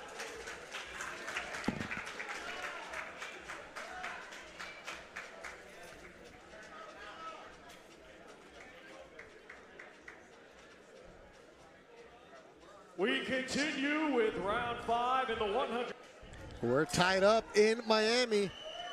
The Mikosuke Casino and Resort Team Combat League in the middle of the round. Boston Butchers in the silver and blue. Orlando Vipers in the pink and blue. Medeiros. Chino, the coach of Orlando, was telling me he's really high on this young lady. Her ability. She was trying to represent Panama at the Olympics, but they did not qualify as a country. She'll be turning pro pretty soon. Fighting really smart. She's definitely a skillful fighter. I could see it using her angles and trying to pick her apart, trying to pick Vincent apart, and she's doing it pretty well. Vincent, a rugged fighter, a veteran fighter, coming with the red, white, and blue hair. Love her style. And Vincent comes to fight every single time. It's always a good action with Shelly Vincent. Oh, yeah, she's going to make you fight. She ain't going to make it easy. That's her fight right there in the inside for Vincent. Oh, nice 1-2 by Vincent. Surprise Medeiros.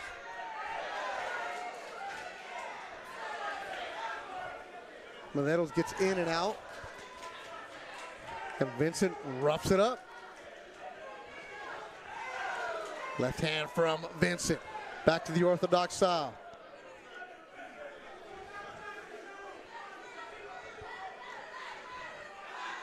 Nicely what Chino Rivas was talking about with Medeiros. Slick move. Definitely progressive. I mean, only 21 years old, 21.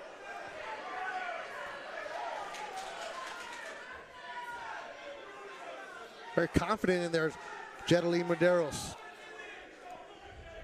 But it's not easy against Shelly Vincent. There's that right hand that Vincent gets through. Yeah, Medeiros needs to keep boxing from the outside, keep turning her. Stay away from the ropes, stay away from the corners. Keep the fight in the center of the ring and control that range. Nice uppercut, yeah. Yeah, it's very nice. Another right hand from Medeiros. Gets in and out. Slick, slipping punches. Don't let Vincent get close. Don't let Vincent close that gap. Keep her outside. See, that's what Vincent wants right there. Yeah. Toe-to-toe, back and forth, slugging. Oh! Medeiros answers with the left, sending Vincent to the canvas. Beautiful left hand. Picture perfect left hand. She set her up good, Beto. Set her up really nice with that left hand. Big 10-8 round for the Orlando Vipers. Excellent round for Jedrzejczyk Medeiros. Very smart fighter. Really knows how to control that range, even at short range. Look at his landed left hands and uppercuts. Respect between the women, and Medeiros and confident. Fired up. Yeah, she should be. Got a lot of her people here, you could tell. We continue Boom. now with round There you go. 11 in the 130. A knockdown gives it 10-8, and it changes the fight. The ladies are at it now.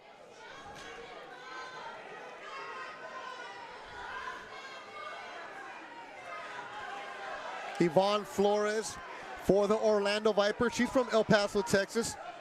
Stevie Coleman for the Boston Butchers in the silver and blue. Flores only 19 years old. Young.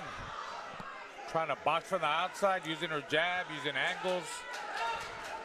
Coleman is the one that's bringing it from Boston. She's trying to make Flores fight, but Flores is tapping her with a nice jab, double, triple jab, trying to land her right hand. She's got to keep boxing that way. Making her miss, making her peg. Good movement there by Flores. Lean back, 1-2, nice 1-2. I think Florida's, she has to keep the fight on the outside. That's good for her. Yeah, you can see Coleman, she's coming forward. She's the one that's trying to cut that distance. And Flores is using some good counter punching. There you go, nice jab and lean back, make her miss, make her pay. Yeah, Flores There a you taller go. fighter, much better movement for her like that. She jabs twice and pulls back because she knows Coleman's going to come with that right hand. If she could time her right when she pulls back, she's got to get out of there. She can't be in the inside with Coleman. It's better from the outside. That's Florida's fight, mid-long range. Coleman's got to get inside.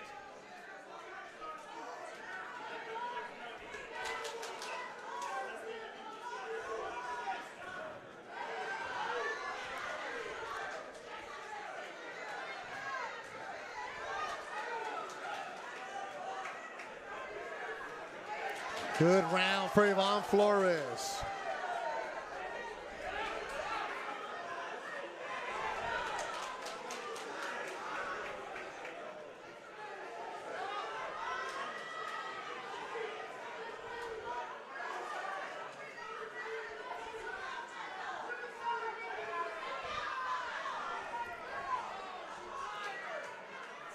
A lot of inside fighting, not too much done there, but I think so far Flores is outboxing her. Nice 1-2, trying to finish strong. Good action, good back and forth. Flores keeps jabbing away, throwing combinations, beating her to the punch. There's a Flores round. Oh. Yeah, good round, good action.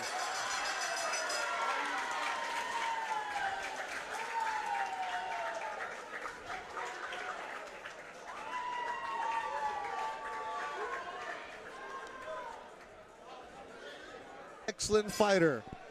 She beat Gagliotti earlier in the night. Can she get a knockdown? Oh, that's what they need. Your Boston Butchers, you're running out of time. More very aggressive in the black and silver. For the blue and silver, Amelia Moore. She's coming for it. Oh, and she drops her. Amelia Moore with a big knockdown. When there's still 2:30 to go in the round. Plenty of time to finish her. I think she's going to go for it. She wants the knockdown. They need it. Absolutely. The Butchers are down by 2. And I'm going to go back. That's the kind of fighters you need in the money rounds. There's a reason they put Amelia Moore. And she's attacking, vicious. Jenna Gagliotti in trouble here in Miami. Moore attacking, and the referee jumps in, and that's a 10-7 round. Huge round for Amelia Moore and the Boston Butchers. And they will take a 1-point lead. Wow, how things have turned here in Miami. Very impressive, Amelia Moore. There you go. Hey, we said it. She's a decorated amateur. We continue experience. With round we keep saying this over and over again. And the amateur background means that knockdown was big early. Heavyweight division. Introducing That's a good stoppage by the referee. As Jenna was getting hit a lot, wasn't fighting back. Just like that, you hear Thomas Triber letting you know who the winner is. You'll hear that all night long. So the DC Destroyers with an early 10-9 lead. Schaefer and Mitchell. Schaefer in the aqua, Mitchell in the black and blue.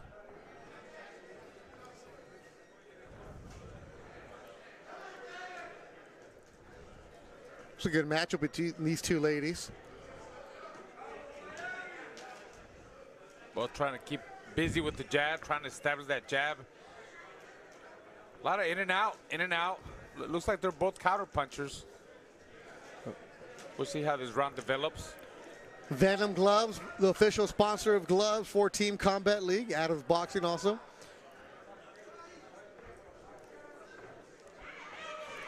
You have the team concept.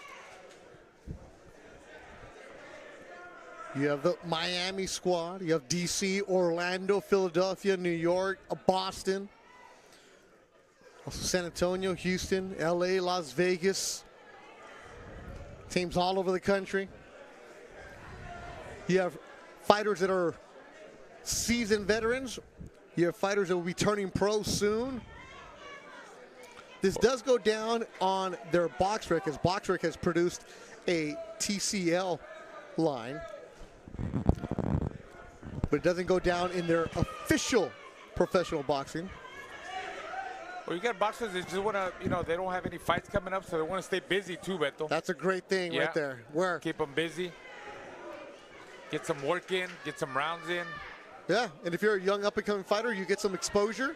This Team Combat League is streamed all over the world, live on YouTube, and also the Brawl Pass. You get a little bit of feria too, a little bit of money, you know, Hey, so why not? Always good. Yeah, everything helps. And if you're a veteran fighter, you stay busy. You get one of those knockouts that end up on the TCL Instagram. Like, oh, you're still here, let's go. They might get, you know, picked to fight another bigger fight, you know, as an opponent or... Good right hand by Mitchell for the DC Destroyers. Mitchell really using that jab and that counter right hand. And in Florida, the women do go 3-minute rounds. A lot of women advocating for that. Amanda Serrano being one of them. And Jamie Mitchell looking good for the DC Destroyers.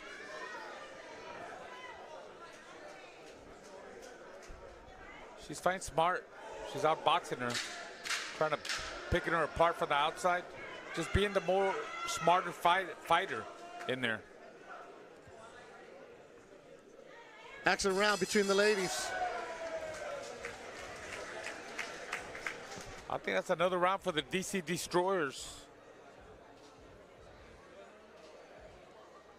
We Nice move right hand. now to round number 3 and the 130. 10-point must system. And because Miami was deducted a point and knocked down, that's why it's a 10-8 round for the DC Destroyers. That's right, 10-point must. So the round goes to DC. So Natalie Brown in there with a 3-point lead for the DC Destroyers in the black and blue. Natalie Brown using her jab. Oh! And she's using her right hand. That too. Big right hand from Natalie Brown drops Logan Holler, who gets up. Whew. Let's see if she goes for the finish. If you're Natalie Brown, you got to go for it. Logan Holler in trouble. Holler trying to hold on. Referee letting him work, and Holler just holding on. Referee's giving instructions, yelling, and Holler just holding on for dear life right now. Yeah, Brown needs to just go for it. Holler's ready to go, Beto. Overhand right, body shots. She's ready. She's asking for it. Natalie Brown with a vicious overhand right. Going for it again. Holler's tough. Definitely taking a punishment to the body and with the overhand right. There you go again. She's ready to go, man. Yep, Holler's trying to survive the round halfway through Plenty the of time. fifth round. Yep, plenty of time for Brown. If you're the stealth, you don't want to get dropped and have a 10-7 round. You're already down 3 points at home.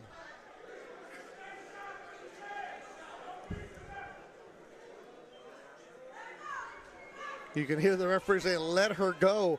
Holler just trying to stay close as we approach a minute to go in the round.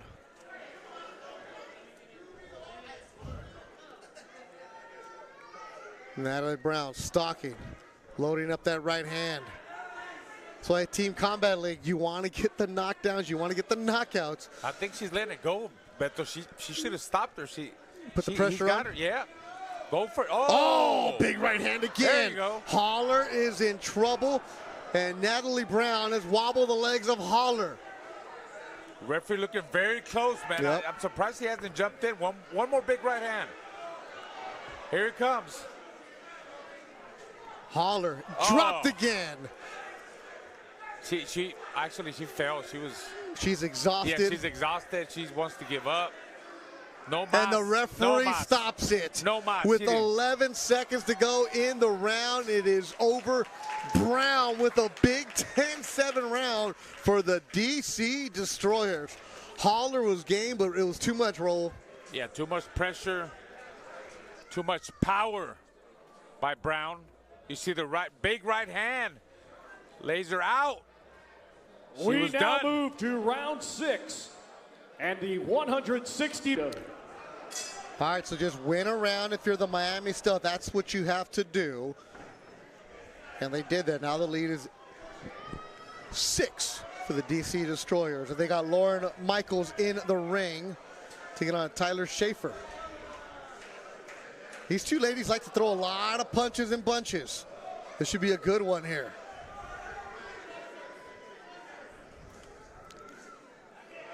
Left and a right from Michaels. She needs a little bit of range, a little bit of distance to land those hard shots, Michaels. Sometimes goes a little bit wild.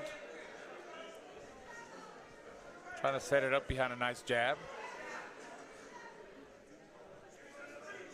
Black and blue is for the DC United. Schaefer with a good 1-2.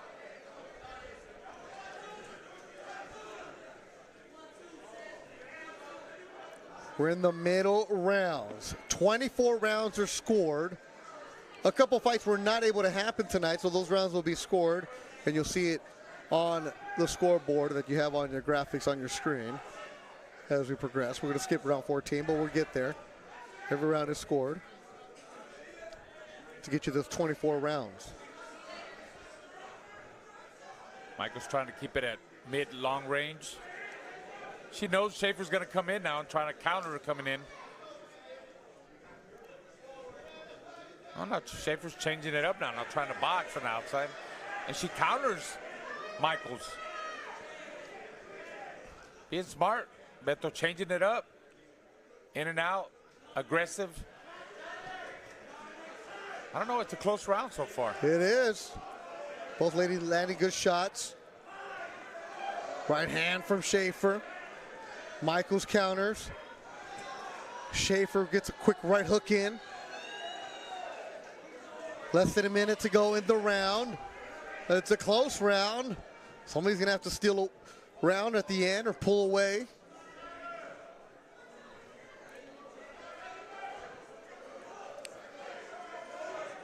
Evenly matched, real nice. Good matchmaking between DC and Miami Stealth. This round's still up for grabs. It is. I'm trying to figure out who's going to win this round. Somebody's got to close with something impressive here. Convince the judges. Good body shot there by Michaels, coming over the top. Pressure. She might be closing it the right way. She's throwing more as Lauren Michaels. Definitely is.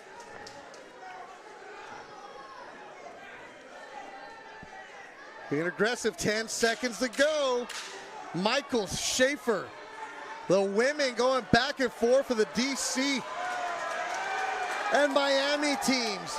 Crowd loving it in Miami. Good round, good action. Good action at the end. I love that. We move now to round 12 and the 147-pound weight division. Introducing first, fighting out of the blue corner and representing the DC Destroyers, here is for Alexis Moniz from Fort Worth, Texas, part of the DFW, taking on another really good fighter for the Philly Smoke in Brittany Sims, who has been undefeated this season at 8-0 with a KO as well, or at least one knockdown rather. In Philadelphia, taking that first round 10-9, so Rasheem Brown. There you go. Setting the tempo here for the Smoke on the road. They haven't fought a lot away from the 2300 arena in Philadelphia this season. And as we talked about it before, homecoming for Dallas, so a lot of pressure on as they look to make it 2 in a row. Yeah, you know, sometimes we talked about that when you fight in front of your hometown fans and then you got the family. It's pressure for the hometown team, Justin, because, you know, they feel pressure. They got to win. They got to throw punches, and sometimes you might run into punches and get hit. Yeah, and I can only imagine how it is while you're trying to prepare for a fight and you got people bothering you for tickets and where they're going to be sitting and such. Right. Got to push all of that out. Sims in the purple with white. Moniz in the red of Dallas. Right now it's both in the orthodox stance. That's the jab missing from Moniz. It looks like Sims is getting the better of Moniz. Sims being aggressive, coming forward. Good shots there by Simmons, connected with overhand rights. Moniz trying to crowd her. Kind of goes back to what you said, is you have to be careful as you're trying to be aggressive from the get-go, and that's been Sims's MO so far, and it has worked. Some nice, solid shots by Sims. I think Moniz felt those hard shots. You could tell by her facial expression, her backing up. But Moniz is trying. I mean, hey, look, it's 1 round, 3 minutes. You got to throw punches. But you could see that Sims is the more skillful fighter, stronger, landing the bigger shots. Moniz is trying, don't get me wrong. Sims, though, it looks like she's already figured out. Yeah, that jab, you know, she got that long, she got the reach, so she's, you know, her jab gets there first. Exactly, that distance has already been set. Staying busy in the clinch. Like we talked about, 8-0. Beat Leash Pike with a TKO last time out with the Boston Butchers, and that was a huge left hand that landed for Sims. Give credit to Moniz, though, not backing down. Oh. Good, solid shots there by Sims. She's smart, you know. Look at Moniz, landed a big left hook. Final 10 seconds, and that can definitely sway the judges here at home as Dallas looking to take their first round, but Moniz a little wobbly there thanks to Sims landing another punch at the end. And I'm not the judge, but it looks like Philadelphia may have taken the first 2 rounds here. Philadelphia 10, Dallas 9. You'll see it here on the replay as you heard from Mark Elfenbein. Introducing our next fighters. From the Philadelphia Smoke, it's Ava Sparrow. Ava Sparrow.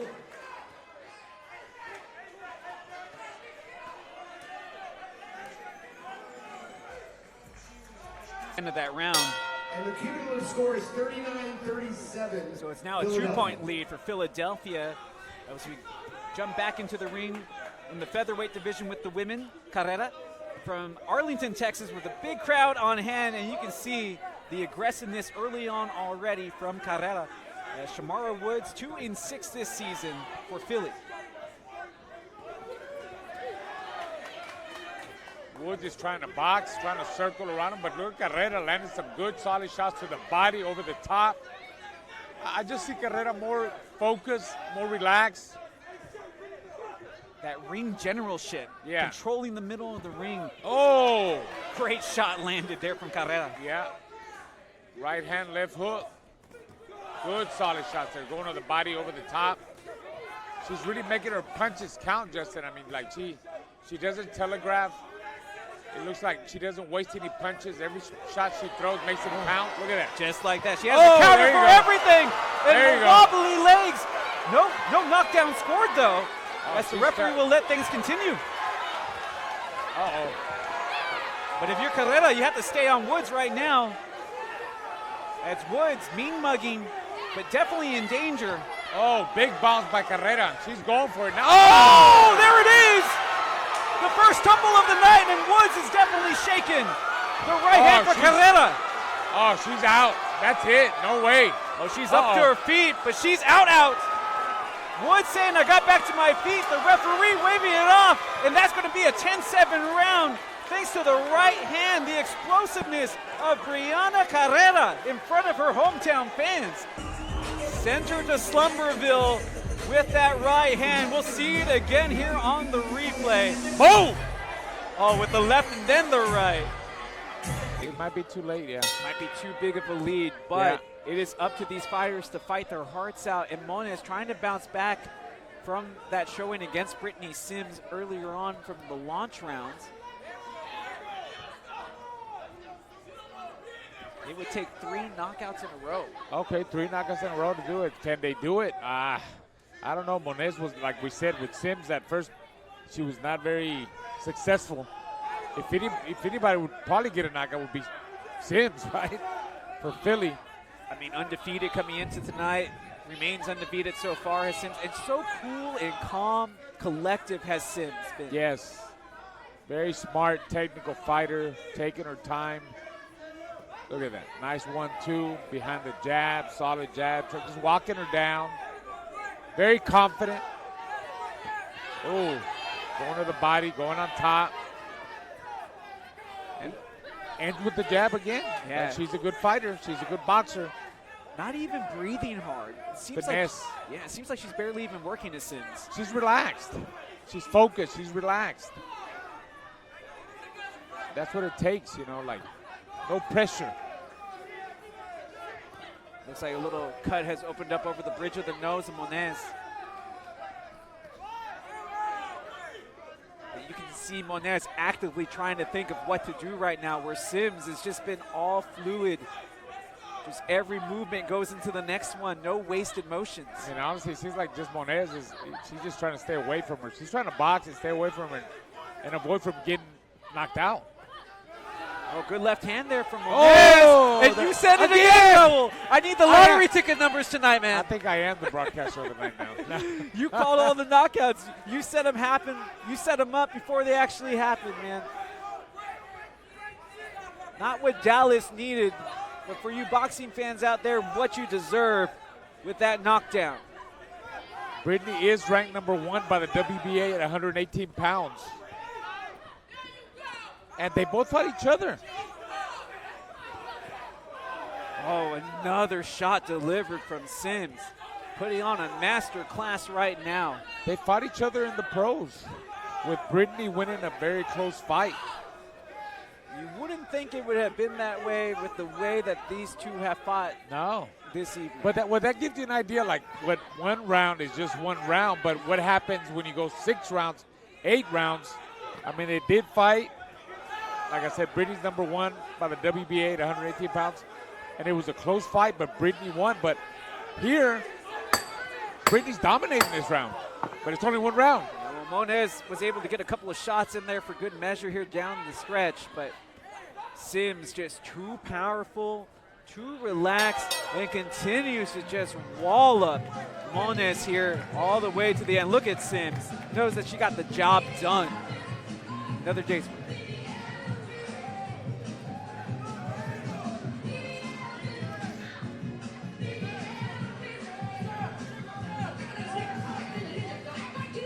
Here on the replay, and Dallas, So Ali with those Del Caballero, that's how you open it up. The women, 2-minute rounds coming out really aggressive. Verduzco and Mona Ward. Oh wow, look Mona at this Ward fight. is tough. I know you like her. Yeah, look at this fight. These ladies are gonna come out here and leave it all on the line. I'm excited. My daughter's in the crowd to see these ladies fight. Oh, good jab right there. Both southpaws. Mona Ward got a smirk on her face. A clash of heads. Yeah, clash of heads there. That's a good punch over there by Iana Verduzco. Let's just say LA. LA Elite's got a wonderful woman in this fighter right here, and she's coming forward with that 1-2, very heavy, and very good jab. And they'll be fighting in round 20 in the money round, so they know what's up. I like Mona Ward's style. I've seen her a couple times. She comes to fight. Absolutely. Verduzco. Oh, she got hit right there. She's holding Mona's on. trying to hold on. Yeah, but I think she was on her way down. And Mona asks for the right, but Rocky, everybody calls her Rocky. She has a huge social media following. She's 1-0. I can see that. She's scheduled to fight for Tom Loeffler at the end of July. Oh, good That- punches. She's right. got a really good jab. You can tell that she's got some experience on her. Oh, absolutely. Big done amateur some background. things. She trains at Wild Card. Okay, yeah, it makes sense now. Now that we see it, you can see the experience in her, and the way she's pumping that jab and sticking and stabbing it. It's a beautiful look.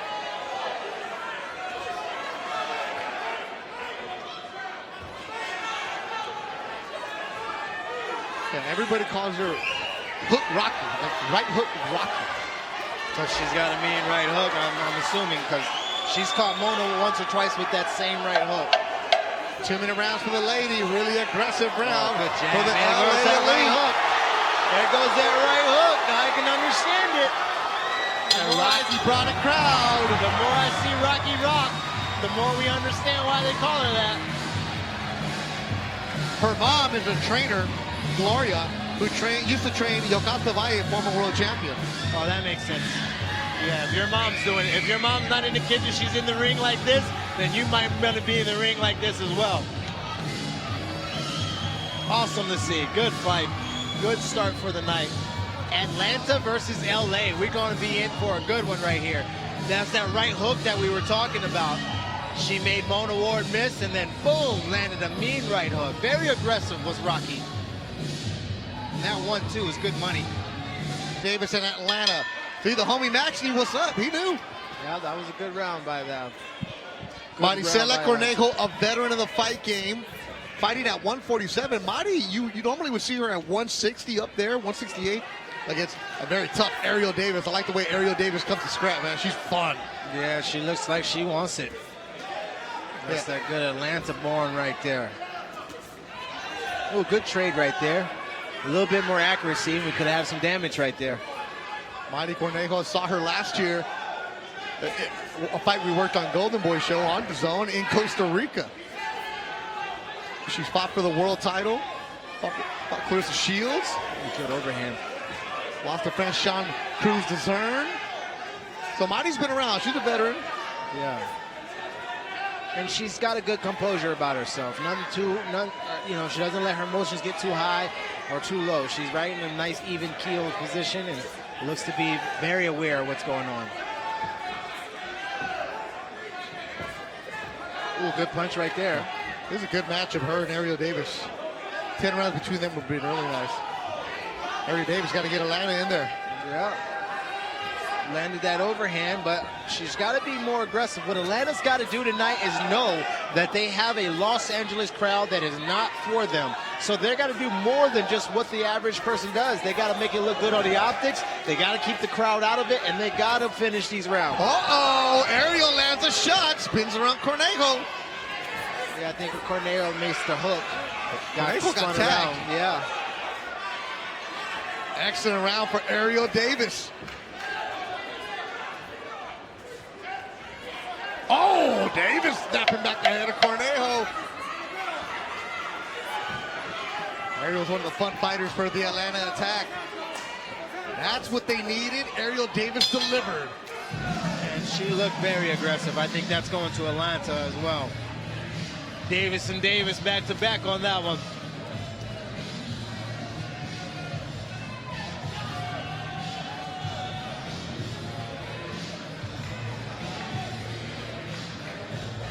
That's when she realized something happened. Yeah, that right hand that she just missed, and then she kind of come upstairs with the overhand. With the hook. I'm actually excited about this Raul Solomon matchup. Yeah, Last time I saw Raul Solomon, he had me out of my seat, and it was a fun. That was a big punch. Yes, it was a 6-point swing. Lizette Lopez and Martina Kroll. Kroll's a veteran. I like her style. Oh, wow. And Lopez just comes out super aggressive. The southpaw for the LA Elite. That was definitely a different look and mentality. She looked like she wasn't ready to fight. Yep. She looked like she didn't really want to be here. Came out wanting to shake hands, shook her hands, and immediately jumped on her with a triple jab. I mean, just a difference. I don't know if she was trying to trick her or play possum, but she seems to look nice and be a nice person, but then she comes out, tries to take her head off. And then Gerard White, the referee, warning both fighters. Yeah, look at her. Look at Kroll. A little bit off balance and a little bit rushing in a little bit, but she's here to fight. She is not allowing this Atlanta crowd, this Los Angeles crowd to take her out of her swing.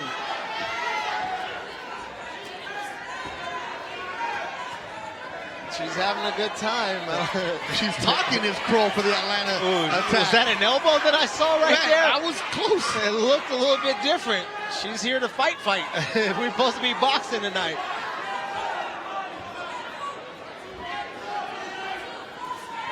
Oh, good punch right there by Lizette. Well, left from Lizette, or right hand from Lizette. A cough from Bubba. Yeah, man, she got me choked up, Lizette did, with those punches and overhands. She's doing a good job of reaching in with that left jab or a straight punch. Can't really tell what it is. Oh, she's southpaw, so it's a straight left hand.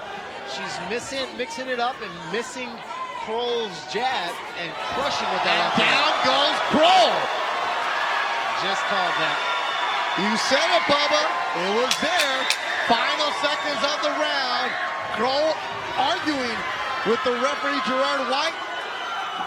And Kroll and Lizette, and Kroll still talking. Gerard White has to separate her, and Kroll is mad. Yeah, she's upset. And Kroll still arguing with the referee Gerard White. Yeah, commission is looking like to get in on that. Another 10-8 round for the LA Elite. Hear the replays, Bubba. Yeah. And we're going to see this fall that happened, you know, and I don't know if she's got a gripe with it. She came out very aggressive. She looked like she wanted it more than Lizette. Lizette was just more effective. Overhand right there. That left hand was a good punch. And here we're going to see the knockdown likely. Boom, left hand, and then she drops. Her knees buckled. I don't know why she's arguing, because that's a knockdown in anybody's book. Yeah, her knees buckled, but maybe she's saying she didn't touch. If the but hand she touches, got really close. If the hand touches, you're down. You know, you can't. They got to wipe off the gloves. They got to pick you up. She might not have touched the knee, but she went down. We'll see if we can get another angle of that knockdown as Kroll. And it was right after an overhand, so it wasn't like, you know. And back-to-back rounds for the Atlanta Attack. They're cutting into the lead now, down by 6, with a very talented Ariel Davis in the ring for the Atlanta Attack against Carson Crawford. Very clear eyes and very aware and focused is Davis. Ariel defeated Maricela Cornejo earlier in their round. Up next, the Cuban Brian Leon and Frankie Solomon. So right now is where the Atlanta Attack need to get into that lead. And we approach the money rounds. Oh, good punch right there, in and out. That's called stick and move if you ever seen it. Ooh, just nice like that. Hook, left, 1-2 from Davis. And then get on out of there. Beautiful boxing right there. By the time, go ahead. No, by the time Crawford is trying to counter, Davis is already gone. Already gone, and that is the sweet science. That is the sweet science. She's starting before Carson gets started, and she's leaving before Crawford ever even knows that she came. Very good job by Ariel Davis, and her head motion is great. Oh, nice punch right there. She's a very good fighter. I'm very impressed by Ariel Davis. Nice, man. Oh, she pulled that punch, but it was available. Sometimes when you're watching these girls, or you're watching the men too, sometimes if you think long about it, it means you think wrong. Meaning if you pull your punch and you go to punch and then you kind of pull it back, that's thinking long and that's thinking wrong. You got to go when you got to go, and you got to need it now when you want to. Think long, think wrong. Yes, sir. Bubba Jenkins t-shirts coming your way on Team Combat League merch shop. Ooh, nice round for Ariel Davis. Atlanta Attack coming back. Yeah. TCL in LA. Oh wow, beautiful job. She reminded that was a performance of the night for me. I don't get a vote and all of that, but that was a performance of the night for me. I already highlighted Ariel Davis's name. I ain't waiting for the judges on that one. She was so good, so smooth. Oh, smooth. She reminded me a little bit of Castro at his best. You know, the Las Vegas hustle fighter who's got the green hair. It reminded me of him when he's in his zone.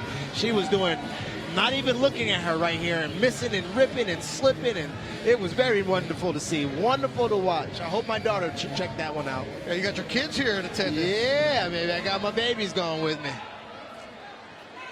That was a tough one right there. Man, I thought Money Powell had that one. That was close, though. That was close. Powell did a good job. He did a good job. Martina Kroll. The Atlanta Attack in yellow. She got a different style. Yeah. She's kind of, Martina Kroll, she's kind of off on her feet as far as her balance goes. Maybe if she gets that right, because she's stepping in, she kind of has this like Bambi tall giraffe leg thing going, you know, and then she's got to do a better job of having a little bit better balance, especially when the punches get to throwing in the fan. We got the heavyweights coming up next. That left hand has been money all night for Lizette Lopez. It's just because Kroll keeps walking in, chin straight up, head straight up, and all she's got to do is throw that left hand, and Kroll walks right into it and meets it with her nose. Kroll was born in Poland, now lives in Georgia. Left hand again. I can guarantee you're probably going to see 4 more left hands in the next 50 seconds. All right, let me count them. 1. Baba. 2. Love working with you, Baba. Yeah, There's 3. Here it comes. A big one's coming. I know it. I know it. She's been doing it all night, and the wild thing is it's been landing, so Kroll hasn't paid attention to it, and there goes that 4th one. And Kroll's very animated, very talkative, but not very effective when it comes to her punches. And I probably should have gave it 10 punches, because that was 5 right there. The 25-year-old Lizette Lopez, born in Salinas, California. Doing a great job here tonight. Excellent work for the LA Elite. You think we can get another one with 10 seconds left? Nah. There it is. Damn it. Got me, Bubba. Man, Lizette has been throwing that combo all night, and I would too if it was landing.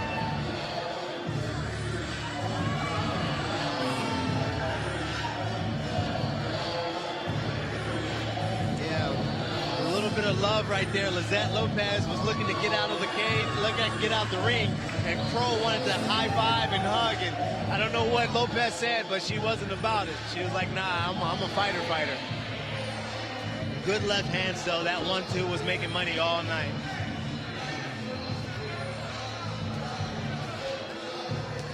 Not very balanced.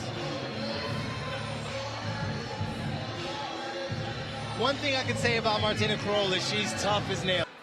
Devin Young gets the lead. Down to 5. You know, I love seeing Mona work. She's really game and really a good fighter.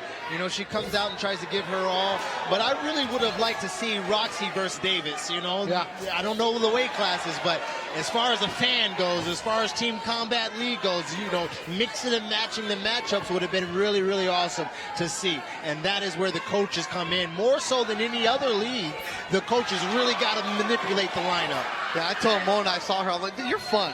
She's like, really? Are you guys having fun? Like, Mona, we have fun watching you because you come to fight, you bring it. Where's that smile? And she's like, I just want to give Bubba a good show, man. I want to give you guys a good show. She's doing it. She's a warrior, that's for sure. She's a warrior, not scared of anything. Now, is it effective sometimes? No. But is she in there always giving it her best? Absolutely. I mean, she's got the Louis Vuitton socks on. She's got the swag going. Yeah, she does. Seeing a lot of swagger here tonight. And these guys and girls are really in their zone, doing a great job representing not only their families, their cities, and their gyms. Verduzco has a fight scheduled in July on a 360 show. Tom Lawson's promotion. Lawson used to promote Triple G. And with all the cuts we've seen tonight, that's a very risky thing. Yeah. But that's one thing about the Team Combat League, is we're not going to solidify you and make you an exclusive. We allow you to fight in other places. But when you need to get that 3 minutes in, come to see us. Yeah, so Verduzco made her pro debut on a Golden Boy show at the Forum last year. You got to be careful with these head clashes. Yeah. We've seen a number of blood on the mat tonight, on the canvas. Extra round for Verduzco. Good night for Roxy.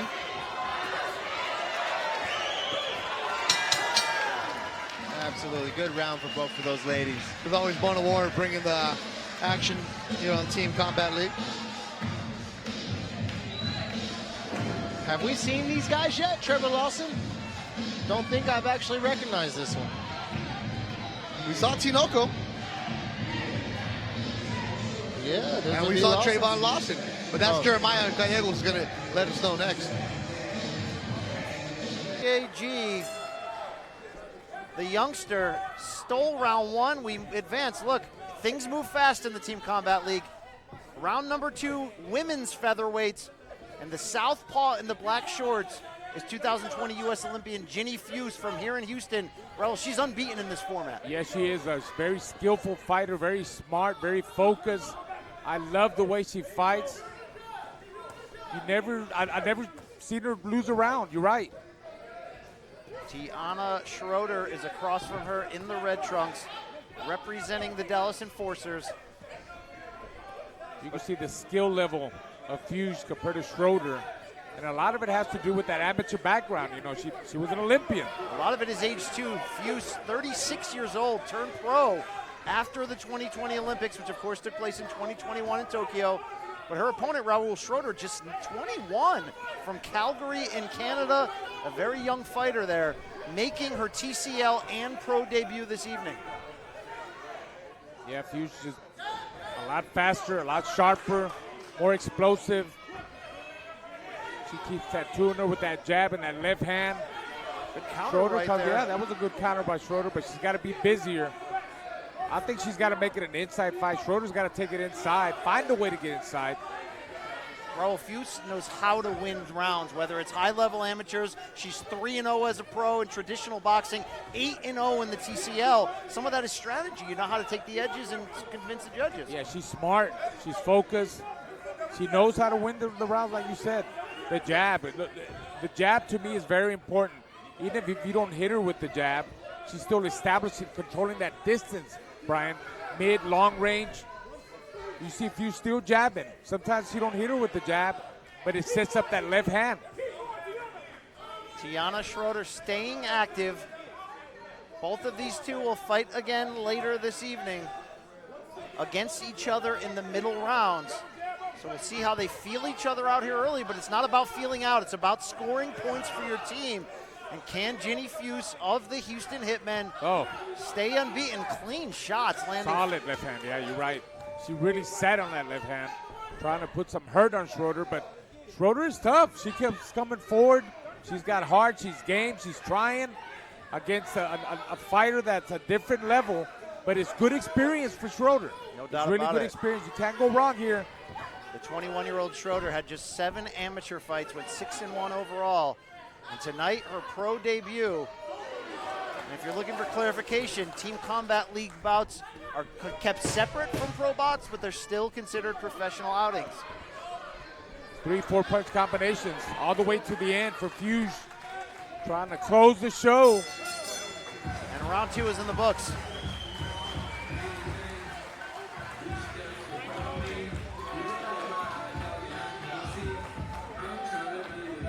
As we look back at what happened in round 2 here, Raul, Ginny Fuchs in the red. Yeah, that's Just the too active. combination punching that I was talking about. Fast, short with her shots, beat Schroeder with the shots. Beautiful combinations by Fuchs. 85-85, Dallas versus the hometown Houston Hitmen. You see how quickly the scores can change and the importance of every round, but how important has Ginny Fuchs been to Houston? 9-0 in Team Combat League. She has been a points machine. And Raul, we saw her open one of the early bouts of this broadcast against the same opponent here in Tiana Schroeder. But look, I like Schroeder. She's making trying. The changes. Yeah, she's trying. But back to Virginia Fuchs, you can't go wrong with her. Every time I've seen her, she dominates. She wins convincingly. But you're right, Schroeder is coming. It's coming. She's bringing it.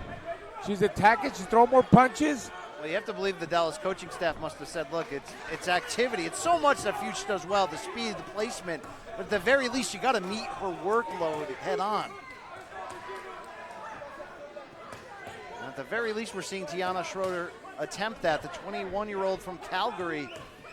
She landed some shots and made Fuchs be more active. Throw more punches, use her speed more, use her skills. Very smart, very focused. Ginny Fuchs. Oh, nice left hand there by 3-0, the southpaw Fuchs as a pro. She's a member of the 2020 U.S. Olympic boxing team in Tokyo. Nice. Fuchs is not just busier. I love the ring generalship. Oh, I yeah, love the attitude. She's in control now. She's in control. She's back. She's doing what she does. Well, when she gets off with those Look at lead that. left hands, it's enough to keep Schroeder silent, but she follows up every clean punch with more activity. Yep. She throws a 3, 4, 5 punch combination, and right after that, she's back to the jab. It always keeps the other fighter thinking, what is she gonna do next? She's very busy. Activity with combos and her jab. Few squared up for a second, stepped through the stance and switched, giving Schroeder a lot to look at in terms of the variety of the action coming her way. Oh, nice. Goes to the body, then to the head. Definitely back in control. When you get a fighter like Fuchs, who you know has a great chance of giving you 2 rounds, 2 victories in an evening, you got to be strategic in how you place her in there. Yeah, a lot of that. A lot of this Team Combat League is a strategy with the coaches. Brian, the coaches know their fighters. They know what they have. So it's the way they place them, where they slot them, with the launch rounds, the middle rounds. And like I said, the money rounds are coming up, man. If I was one of the coaches, I get the heavy hitters there. The guys that have the power, that have scored knockouts, knockdowns, because that's what wins them. That's what gets them over the top, the knockdowns, and wins by knockout. I seen it. I covered about maybe 10 of this. These two women have gone to battle twice now. Let them hear it, Houston. Exciting round 10. Jenny Fuchs keep her unbeaten TCL record intact. In her rematch this evening against Tiana Schroeder, it looked that way, Raul. It looked like Fuchs had the upper hand. Oh, yeah, but I believe so. Schroeder did give her a little bit of problems, a little bit of a scare early on. And there you heard it, a 10-9 start for Boston as Iman Lee gets it done in the featherweight tilt. Round 2, though, takes us to the female featherweights. And there you see Melanie Costa in the silver trunks, a police officer from nearby Norton, Mass, representing the Boston Butchers. I'll tell you right now, Melanie's doing a great job dictating the pace, putting that pressure on. So she's trying to get this win. She lands a nice right hand. Costa turned pro in 2023, 31 years old, but facing a veteran here in 41-year-old Ronica Jeffrey. Green trunks, Brooklyn, New York. Not a bad start. Not a in bad Brooklyn start. for big-time boxing. Yeah, Ronica's doing a great job moving, but Melanie is trying to cut her off and land that big right hand as she's landing against right now. Neither fighter waiting on anything here. They got 3 minutes to bring it. Good start for both of them. Very, very good start for both fighters. Right now, Melanie's putting that pressure, and I like what Ronica is doing. She's boxing, collecting her points. I would like her to mix it up a bit more with Melanie. Ronica 4-3 in TCL, but she's got 19 fights in terms of pro boxing experience, 17 1-1 record. No, Ronica has a lot of experience in the professional world, and she's showing it tonight. But also Melanie's doing a great job of putting pressure and applying her punch selections towards Ronica. You could hear a lot of fans bought tickets tonight to see Melanie Costa, the local product. Well, Melanie Costa has a household name. She does great for her. Oh, got a clash of heads there. Brief clash of heads as the referee takes a look at Ronica Jeffrey as we continue action. Just over a minute to go in our second bout. Women's featherweights. Oh, Supernova, they're letting it go. Here we go. They're letting it go. I'm loving it, but they're going back and forth. This is fun to watch. When you got two girls there, you're scrapping it out. No defense, just dog. They are bringing it. Yeah, they're bringing it. They're dogging it out right in the center of the ring. This is great. Oh, what a great uppercut from Ronica. Yeah, Ronica Jeffrey landing the uppercut from distance, but you see the aggressiveness of Costa forcing many a stoppage here, the referee having to get involved. 10-9 early start for the Boston Butchers. Oh, nice right hand from Melanie. Nice right hand. She landed in body shot on the inside. They're going at it back to back. Bombs being thrown. Good counter punching though from Jeffrey off the back foot. We talked about that extensive experience. She has the experience and she's showing it, but Melanie's showing it that youth and that dog she has in her. She's pushing the pace. She's letting her hands go.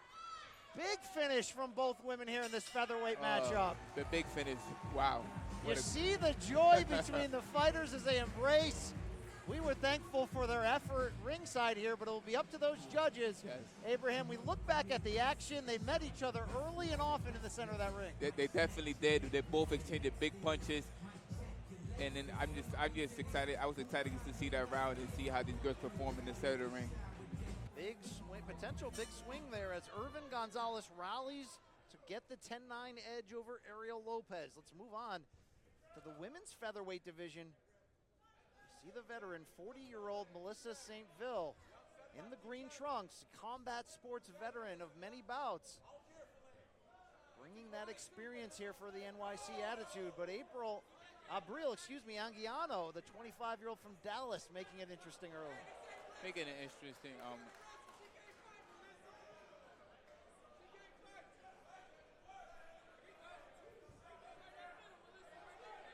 And here the Team New York coaching staff behind us trying to will St. Ville on, telling her opponent can't fight. Which may be an instruction to get inside and let those hands go. Exactly. I like what I'm seeing from Melissa from her point. She's boxing, moving, and just collecting her points. You know, trying to secure a win for New York as they are you know, under points. Good counter left hand from Anguiano. Both of these female featherweights will appear in tonight's money rounds. But every round matters in this exciting Team Combat League format. Well, you see April, she's moving her head, but the one thing I see she's doing wrong, she's dropping her head, how she's moving her head, and shots that could be caught. I just see Melissa's now applying the pressure against Abdil. Melissa St. Ville turned pro in 2007. Big shot there from Abdil. She lands a nice left hand against Melissa. Abril Anguiano making her TCL debut. She's 4-0 in traditional boxing. One thing Anguiano, I don't like what she does there. Every time she's trying to dodge a punch or move her head, she's dropping her hands. And, you know, Melissa is capitalizing and stepping up with 2-3 shots and is catching her at the end of her shots. That's the ring generalship, that veteran nature that St. Ville brings with all that experience. Born in Haiti, fights proudly out of Brooklyn, New York.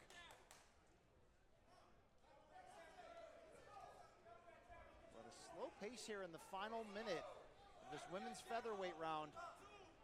Very slow pace, but Melissa's doing the right thing. She's putting money in the bank right now, just boxing and moving and trying to secure a win for New York. And she's put the onus on Anguiano that if you're going to win this round, you're going to have to be big, dramatic, and take the kind of chances that leave you open to counter shots. Exactly.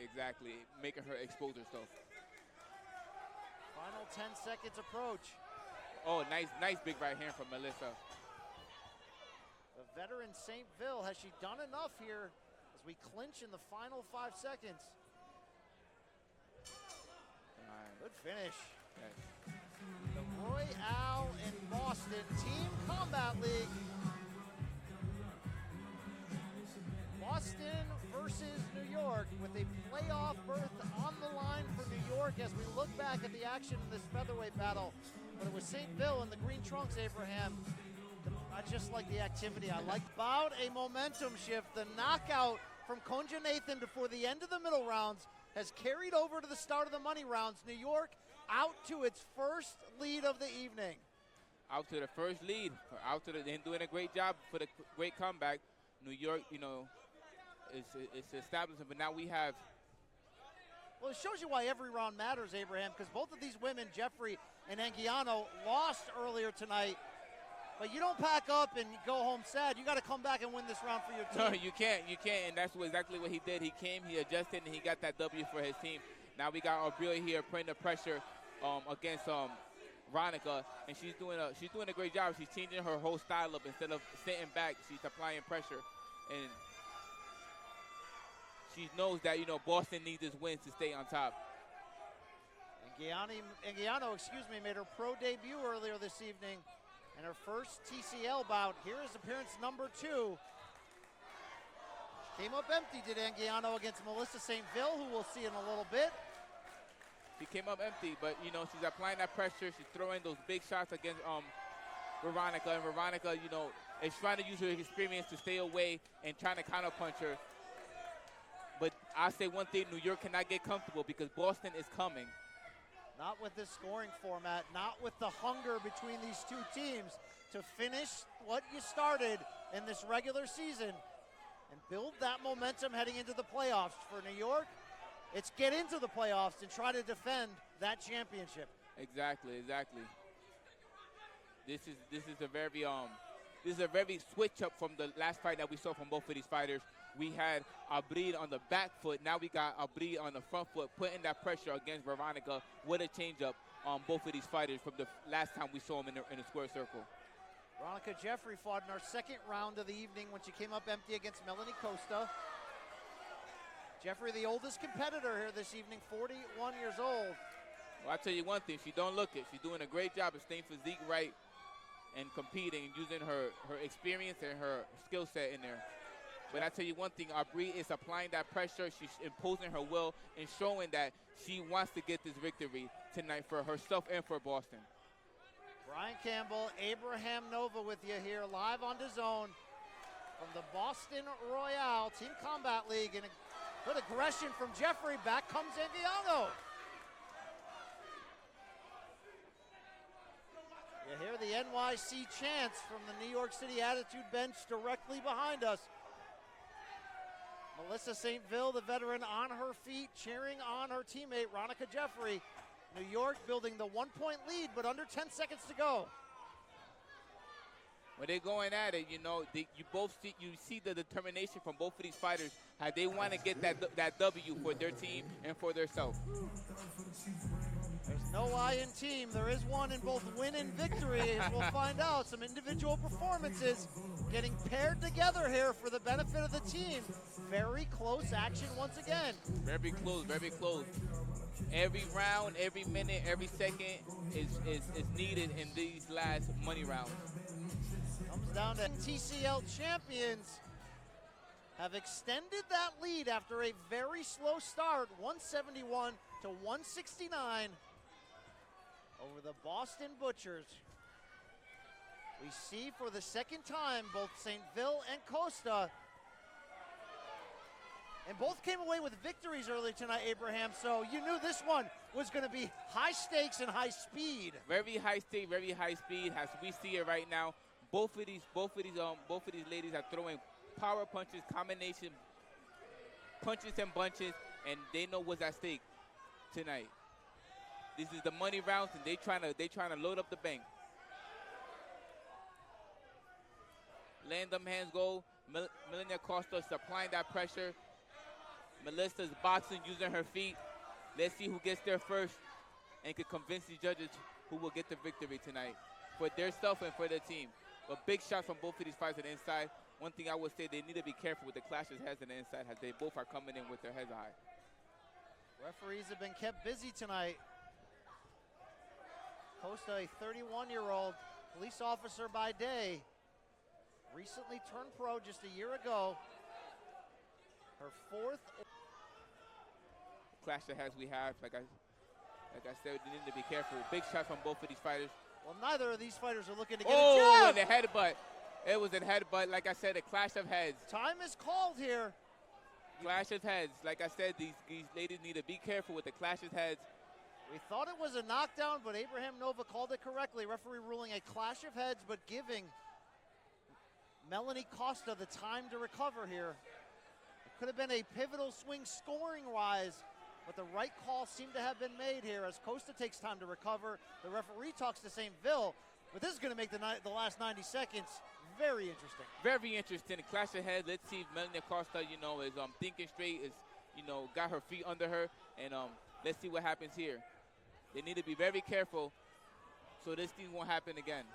St. Ville, the veteran in the green trunks, circling from the outside. What I was saying is neither really are using a jab. They're essentially two bulls running into each other in the center of the ring for our entertainment. Is that they know everything at stake, so they're trying to get to it right away. They're not trying to waste no time. They're not trying to pity-pat, see range, understand range. They just want to go and let their hands go, which I understand. See Costa getting emotional as she's complaining to the referee about St. Ville rushing in, mauling her A lot of extracurricular activities from the clinch. Oh, big shot for there from Miranda Costa. But yeah, they keep clashing heads as they get inside. They need to be very careful before we have another knockdown like we just did. I love Costa's aggression, but it's making her a clean target for those counter shots from St. Bill. Yeah, she need to be very careful getting caught with those counter shots from Melissa. What happens when you come in with your hands down? Although you got to respect 3 minutes to make your mark. Costa's doing that. She is. She's doing that. She's trying to make a mark. She's dictating. She's showing her aggression. She's imposing her will. She's imposing her skills. Let's see if she did enough to get this for New York. Yeah, that was one of those rounds you want the judge to be a judge. You know, a little bit easier to decide.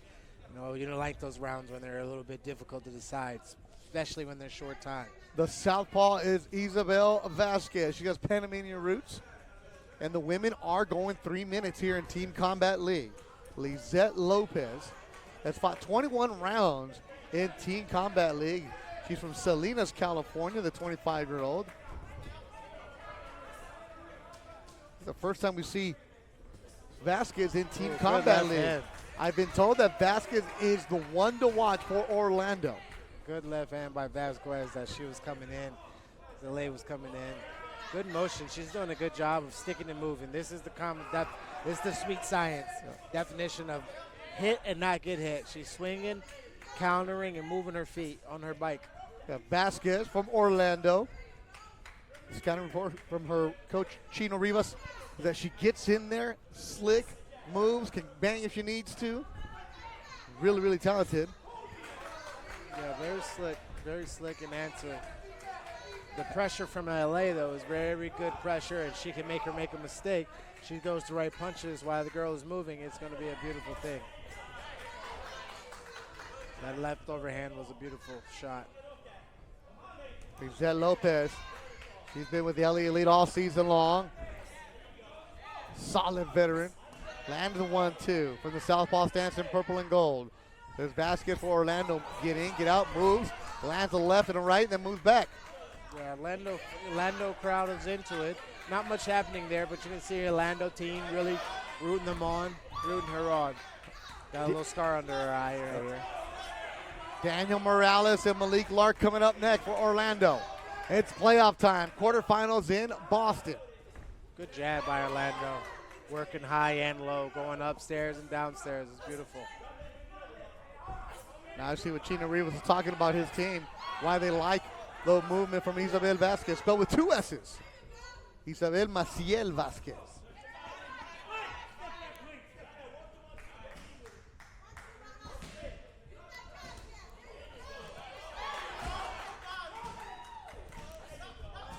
Good overhand left right there on the way out by LA.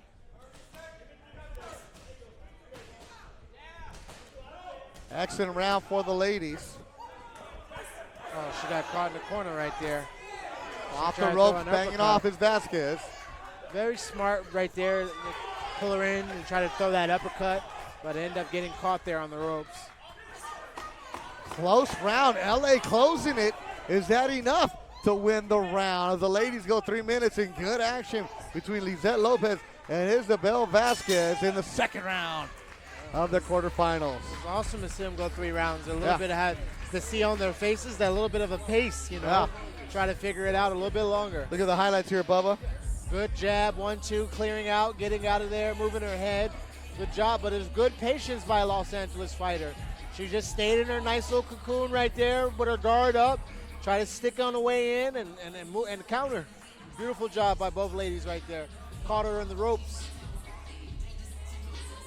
And now, ladies and gentlemen, round number 3 at 135. Get the round 4-0 for LA. Now it's the ladies. Carson Crawford for the LA Elite. Orlando don't feel that they lost that one. No, that was close. A couple of the guys on the bench were saying, hey, what is that? What is that? I can't say that it was an easier win for Orlando, but it was a good close fight. Very close one. Yvonne Flores, the 19-year-old born in El Paso, in there for Orlando, trying to give them their first round. She's very confident in her ability. She's got a good, heavy jab. There's Orlando, and she's stabbing and sticking that jab and meaning it. Yvonne's got a lot of talent. Started boxing later, but she comes out. Swagger lives in Orlando. Mentioned she was born in El Paso and her family moved around, was in Kentucky, all over the South, but now Orlando's home. Good combination. She's got a wonderful, almost like very homeschool 1, 2, 3. Yeah. You know, she don't do much. She got a good 1, 2. Gets in there and out, huh? And every now and then she'll throw that 3 behind it. It's beautiful. And Carson Crawford, the veteran fighter. Flores that's 6 fights in Team Combat League. She's going to throw that 1, 2, 3 or 1, 3, 2, regardless of whatever the other girl does. She's just throwing those 3 cans. There's 1, 2, and always going to throw a 3 on the top. Yeah, these fighters have turned professional here in Team Combat League. Team Combat League giving an opportunity to get you some professional rounds, professional money. So they've yet to have a 4-round fight as pros, but they're here working in Team Combat League. And Flores is getting great work. And this is what Team Combat League and Dewey Cooper talked about for the lady. Absolutely. Give them the 3-minute rounds, give them exposure. Give them that 3-minute rounds. We all here fighting. We all love it. You know, you see some of these girls fade after that 2.5-minute mark. You know, we're going to see if they can stay strong and keep the round going the way they're going. LA is continuing the pressure forward. It seems like Orlando starts early and LA always finishes. Yvonne Flores with a nice right hand. Beautiful right hand. Hook from Flores gets in and out. She's bouncing around like a pro. Absolutely. That left hook is beautiful. She is a pro. She's in here with this TCL league. Yeah. She's in there going. We're going to pay her tonight. She's getting that money. Yeah, she'll be getting a 4-round fight pretty soon and get exposure here. Yvonne Flores looking good for Team Orlando. Nice check hook that she's got. You know, LA continues to stay in that guard and move forward, but that check hook that she's got is really getting her out of trouble. You'll love Flores. You talk to her, got that swag, little moxie. I can see it. She backs it up. Left hook again from Flores. Excellent round for the El Paso-born Yvonne Flores, the 19-year-old. Did she do enough to give Orlando their first round? I think she did. Not only enough, more than enough, but I think she got some bonus in that, you know. She really can be looking at getting a 10-8 next time. Look at the highlights here, Bubba. Yeah. She's doing a good job of stabbing that jab, and every now and then she would pull and throw that 3-2. Beautiful pull 3-2. Every now she just peppers the jab, 3-2 all day. That was one of her money punches. And is handing Christian Tinoco his first defeat in Team Combat League. And now getting closer. It's a 2-point advantage for the LA Elite. The southpaw for Orlando is Jadalee Medeiros. She's 20 years old, Puerto Rican roots from Alabama. Yeah, Orlando's really closing that gap on LA. Well, LA's got their money guys up. This is the money round, so we're going to see some of the better guys from LA. But Orlando has done a good job of getting back in this fight. Women going 3 minutes today, which is a big advantage. And Jadalee Medeiros getting in and out in the pink and blue. Her 2 brothers fight. Still amateurs. They'll be turning pro, but Jadalee living in Orlando now. She looks to be outsized in this match. She is. Okay. They're fighting at 126. He's like, I'll go up and fight anybody. She has some swagger and attitude about her. She said, there's not much boxing in Alabama. Me and my brothers, we would go to the Nationals, we go to tournaments, and we're there. Good punch right there. Well, you can tell that she's slick and she's smooth. A lot of times when you're fighting these bigger guys or bigger fighters, bigger women, you have that ability to get in, get out, strike when you want to strike. And she's doing it. Yeah, you just can't give up the big power shots. That's the weakness in your game plan. She's going against Jade Thompson, who's from Oklahoma, fighting for LA. Jade has her family's Scottish crest tattooed on her right forearm. She has the height and weight advantage tonight, as Jadalee, Bubba, when she turns pro, which she said hopefully will be this year, is probably going to be fighting at 112, maybe 108. Yeah. Like, that's where she should be at.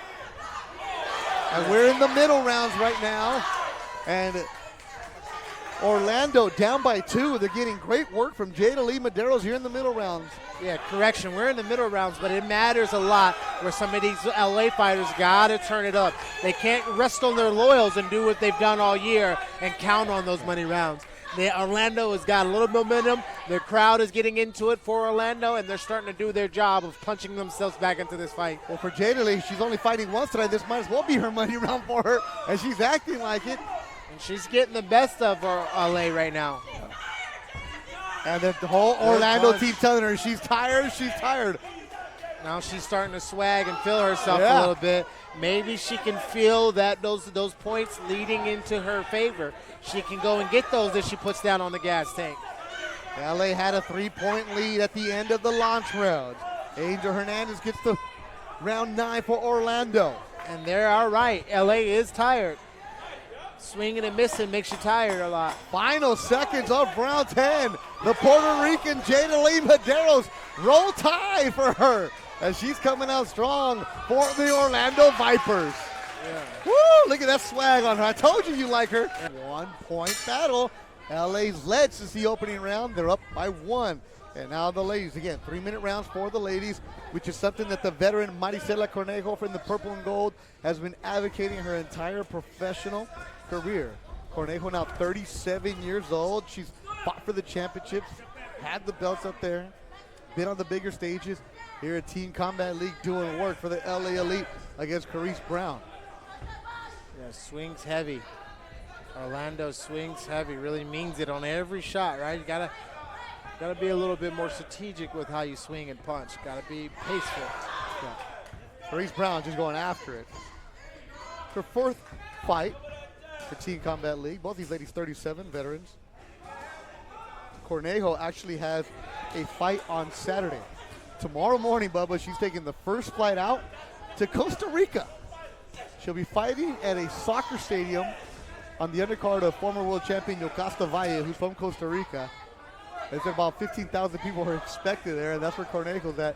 I was like, what are you doing here today? She's like, I just want to get to work. This is great work. Yeah, get right a good warm-up, get a good workout, get that weight cut down a little bit with a TCL round. Now get it. These are some professional fighters, and you can come in here and get really knocked out and hurt, but it is 1 round, so it does give you a little bit of a feel, a little bit of a see, something to get ready for. Cornejo has fought Clarissa Shields. She lost her in 2013. She fought Franchon Cruz de Zern for a world title.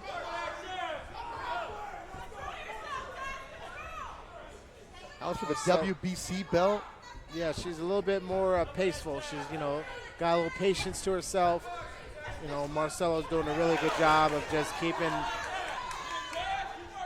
Orlando at the end of her punches. Yeah.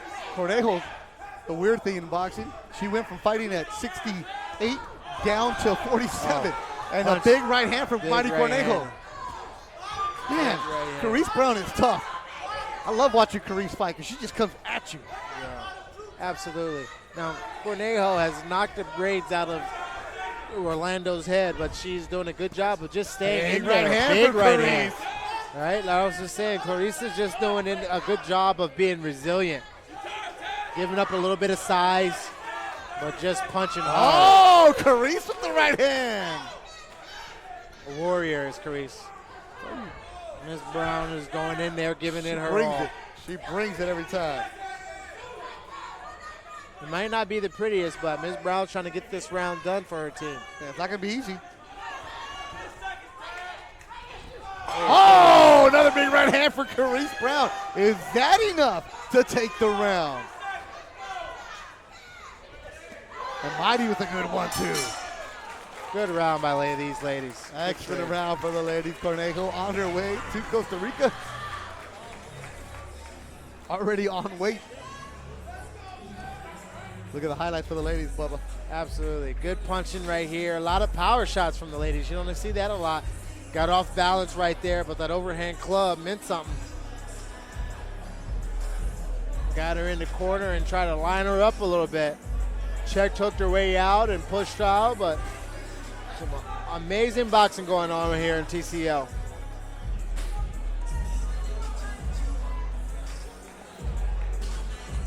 Are going at it, and we are going to have 3-minute rounds for the ladies.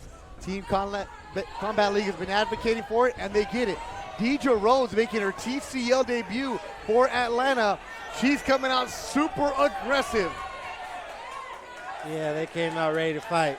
I don't know if they're ready to box, but they came out ready to fight. As Rhodes has one professional fight. She lost it earlier this year. Costa, this is her 5th round in TCL. She's 3-0 with a knockout in professional ranks. And every fighter, when they fight for TCL, they become professionals. They lose their amateur status. So if you go to BoxRec, you will see a TCL tab there for you. Thanks to BoxRec Gray to make sure we have that. And the clash of heads, a nasty cut on the left eyebrow of Melanie Costa. Carlton Durley. And the doctors are going to check that cut for Costa.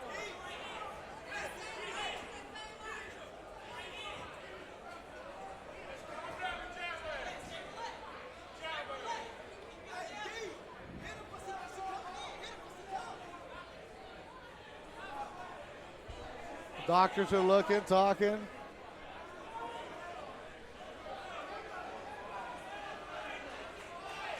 And Costa's saying, I'm good, let's go. I love Costa's attitude. I'll talk to her a little bit. Absolutely. Talk about some moxie. Yeah, tough little pit bull. And she moves back Rose quickly. Oh, Rose had some good combos right there. These girls are after it. Yeah, they're chucking. They're going at it. The crowd in Boston is loving it right away.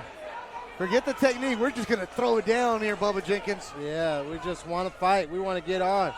And that blood on her face is looking really, really bad. It's on the left eyebrow for Costa. The women's in Team Combat League getting great exposure, great action, great work. And DJ Rose just swings it. A lot of underhooking and grabbing. Oh, good right hand right there. And that extra minute is going to be huge for the ladies. You have a chance to steal the round.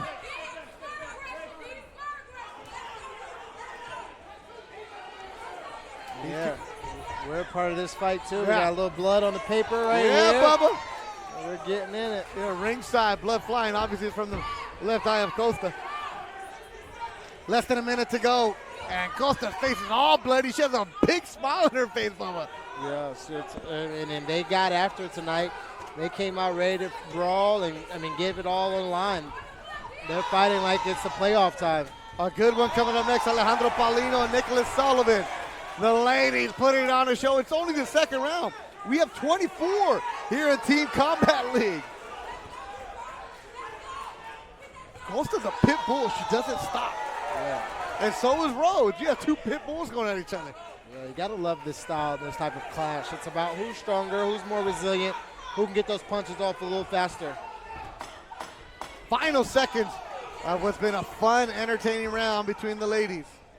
Melanie Costa, DJ Rhodes. We'll see how the judges score this one. Flash they both had a great time. Yeah. And Costa's still working the crowd.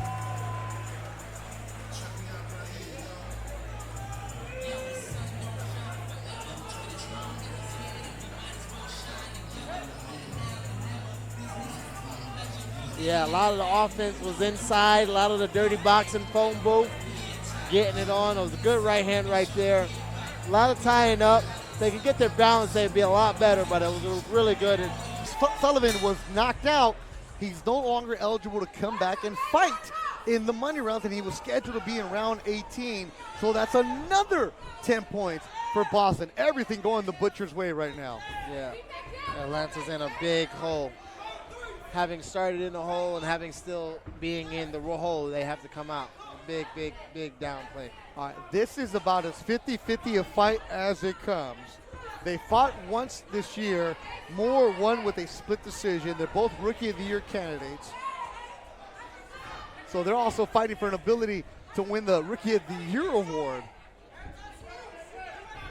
And we will see them in round 24 of the money rounds. These two know each other from the amateur days. Ariel Davis for Atlanta was a college basketball player at the University of New Orleans. Amelia Moore went to the Naval Academy, was training in Colorado Springs, at the Olympic facility. These two are standout athletes extraordinaire. I wouldn't be surprised if these two fight for a big title later on in their career. Yeah, you gotta love seeing these girls trying to figure it out. On their eyes, you can see the intelligence, you know, them reading cues and getting body motion and language down and just trying to figure out their good offense.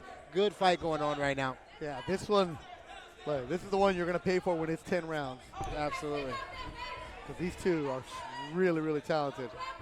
And it's about making your opponent expose themselves offensively as you're countering or as you're stepping out or stepping in the way. These girls are definitely trying to confuse each other, and it's just a really good display of action. And the fact that TCL gives them the 3 minutes to shine. They both advocated for it. They got it. Here they are. Just missed that overhand right there was Atlanta. Maybe more in the goal for Atlanta. Right hand lands for Moore. Less than a minute to go in the round.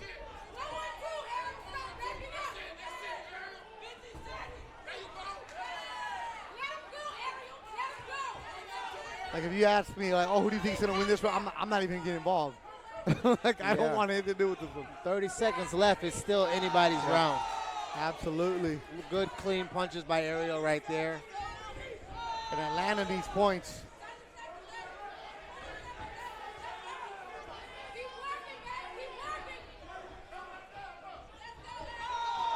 Shot from Amelia Moore. Answered by Ariel Davis. Yeah, I think 10 seconds, Bubba. Yeah, I think Ariel Davis has been the more aggressive one, but she's got to be the one that wants to go get the points. There's that shot. Is that enough to steal the round? And we'll see them again in round 24. And Ariel's looking at the judges like, that's my round. Candidate finally gets a round for Atlanta in the ring. They had another round earlier because Brandon Glanton got the 10-7 round at the end of the 8th round. Wow, she came out with a mean right hook. I mean, no shaking hands. Immediately came out and do a Tank Davis leaping gazelle punch right hook.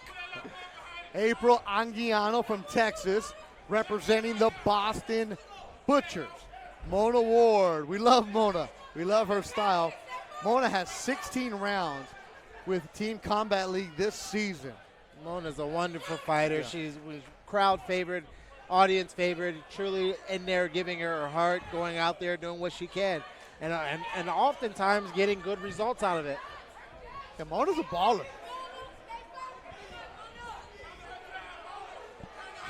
Before coming to TCL, Mona only had one pro fight. She lost her debut. But after that, she's really turned it on here in TCL. Her last fight was against Right Hook Roxy, who's a very, very talented fighter out of LA. And threw probably 500 right hooks in that fight. I understand why they call her that. And Mona's got her own good right hook right herself, you know, setting it up, looking for it as well, check hooking out. I'm not sure what that was. She kind of did a leaping jump right there, a little bit different. Avril Anguiano, her third round at TCL, the 25-year-old. A lot of antics going on right now, doing a little bit of the ole type of thing. Before coming to TCL, Anguiano was fighting in Texas. She's 4-0, and she pushes down Mona. She had fights in San Antonio, Arlington, and Fort Worth, Anguiano.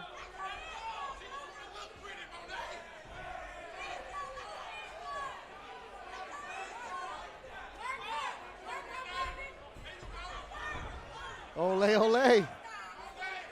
She's just a little bit more aggressive as the girl from Boston. She's got the mindset of one that's just like, you know, I don't care what we're doing. If it's volleyball, badminton, or boxing, I'm going to be here all night. And that's the kind of attitude she's given. Monet Ward's got to step on it a little bit. She's got this kind of disposition of annoyance. She's got to go and go get this victory. You can tell she's frustrated by the work that Abril's doing. Yeah. So BoxRec, love the fact that BoxRec shows TCL records.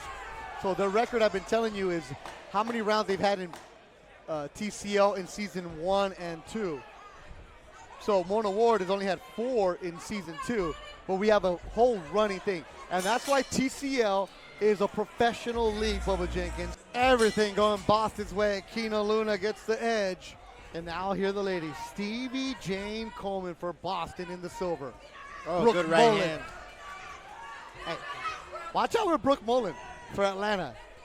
Yeah, good job of peppering that jab, sticking that jab in her face. It may stay out there a little too long, but her opponent has not been able to do anything about it. She's just left hand, and then power right hand. Left hand, stick it in her face, and then power right hand. Great strategy by her. Brooke Mullen from Boyertown, Pennsylvania, and the Atlanta Attack gold and red. Stevie Jane Coleman for the Boston Butchers. Columbia, Connecticut. She's 23 years old. She has 6 pro fights, 5-1. Oh, they're brawling there's now. that hook. Yeah, Boston comes to fight. You know, Boston's going to give you that in the booth, dirty street mentality. Atlanta likes to be a little prettier, right? Like to have their offense, like to move a little bit like Ariel Davis and get open. But these Boston fighters, they don't care about much of the motion, much of the moves or the looks. They come forward and they're landing big punches. They're reminding you of the Boston grit, man. Absolutely. And this is where I want to say, great job by Dewey Cooper and Team Combat League, giving these women an opportunity to shine, giving them a platform. Because as you know this, Bubba, being around the sport fight game, when you're a young, talented fighter, early on in your career, it's hard to find good quality fights because sometimes your opponents don't want to take it. Not only with the quality fights, but with the stages as high as this, Yes. you know. A lot of times these fighters do not want to walk on a stage that makes them fall off and Correct. has a precipitous fall. They want to walk on a stage that if they do have a negativity, it's not that big. It's not a career changer. TCL allows you to have that opportunity to come in, get good work, and the stage is really big, but the fall isn't precipitous. Precipitous. Somebody went to college. How many colleges did you go to? I went to 2 colleges. Oh, boy. Shout out your schools, man, while you're at Shout out Arizona State and Penn State. We are. We are Sun Devils. Yeah, let's get it. Great wrestling programs there. I mean, these girls are really after it as far as the boxing goes in this round. This 3-minute round definitely makes a difference. You can see the nutrition start to pick up around that 2nd minute. Brooke Mullen is a nice fighter for Atlanta Attack, and she's landing that uppercut followed by that right hook. Beautiful uppercut right hook that you said. I mean, and it came without much effort, you know, just throwing it very nicely again. Look at that swagger from Brooke. Little bolo punch. And she gets thrown down. Yeah, after you get the swagging like that in the boxing, they're going to start to wrestle you. Yeah. Once they can't handle the hands, immediately that's where they go to wrestling. I'm not gonna say they do that in Iowa, but a good round by both of these ladies. And as you can tell, Bubba Jenkins and I are having a lot of fun here ringside in Boston because there's an energy inside the Royale. And right next to Chinatown in Boston, man. That's a great job. Yeah. Height advantage right here. Good punches right there by Atlanta. And she just stayed in her face with that jab, kept peppering the jab, peppered that uppercut, then turned it to a right hook. That was a good combination by her. But for the most part, she just really controlled the ring. All right, so we will keep you updated on the scoring as well as we get set for our first female attraction, Ginny Funch, Melissa St. Ville. Miami takes it 10-9 early on. This is a great matchup. St. Ville, well-traveled, resilient fighter, and we know about Funch's backstory. The guys documented during the opening. Yeah, this was one of the female fights that I was really excited to see about. Both of these girls are very aggressive. They like to come forward, and a lot of volume in the female punches. Good left hand by Funch.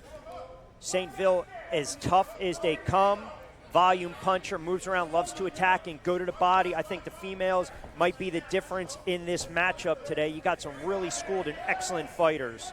Yeah, they got to watch that. They're leading with their heads, they're almost ramming in. And you get that a lot when you get to Southpaw and Orthodox, which we have here again. So they both got to be a little bit careful. They don't want to split their heads open with, trying to get in and get those punches off. Also make a point, 3 minutes, not 2 minutes. St. Ville 6-4 in the season. Some big wins when her team has needed her the most, and we already know about Ginny. The guys documented fighting 2 times tonight, launch and money round. So if you pull out at least one of those 2, that's a huge boost for your team. 150 to go, round number 2 between Funch and St. Ville. Yes. St. Ville's got to do a better job of punching on the exit, right? So anytime you go to the... So he's going to discuss the replay and then I lay up. My broadcast partner, you want him to do the replay or no? Right, and then lay up. Buck 16 to go, round 2 of 24. Interesting fight thus far. Might be the time where St. Ville maybe just applies a little more pressure, steps on the gas. Yeah, they got to put the combinations together. And she's got to do a better job of punching on her way out. Just missed with a right hand, Bubba. She's getting clipped on her way out after they tangle up. Yeah, good point right there. Ginny just connected on that straight right. That's a good scoring shot. 40 seconds to go late in this one, round 2.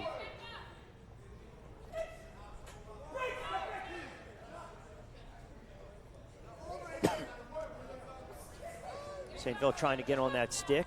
Ginny just cutting down the ring. Won't allow St. Ville to create any type of distance, and this is where you got to keep moving and backpedaling, get on that bicycle, let your feet create the distance, and use that jab.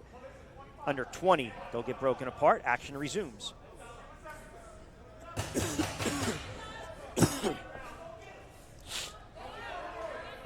Yeah, St. Ville's got to do something in the last 10 seconds to just maybe give a better impression. She got beat up there a little bit in the last 30 seconds. So good fight. So Miami up by 4, as we mentioned, 39-35. This should be a good scrap. Avia looking brilliant in TCL action, and also Samantha comes in 7-0. I mean, these females, they're dependent upon to get some big wins, and when they're called upon, they have delivered thus far. Yeah, they're some of the tougher athletes on the team, and they always like to good punches there. They always like to deliver for their teammates.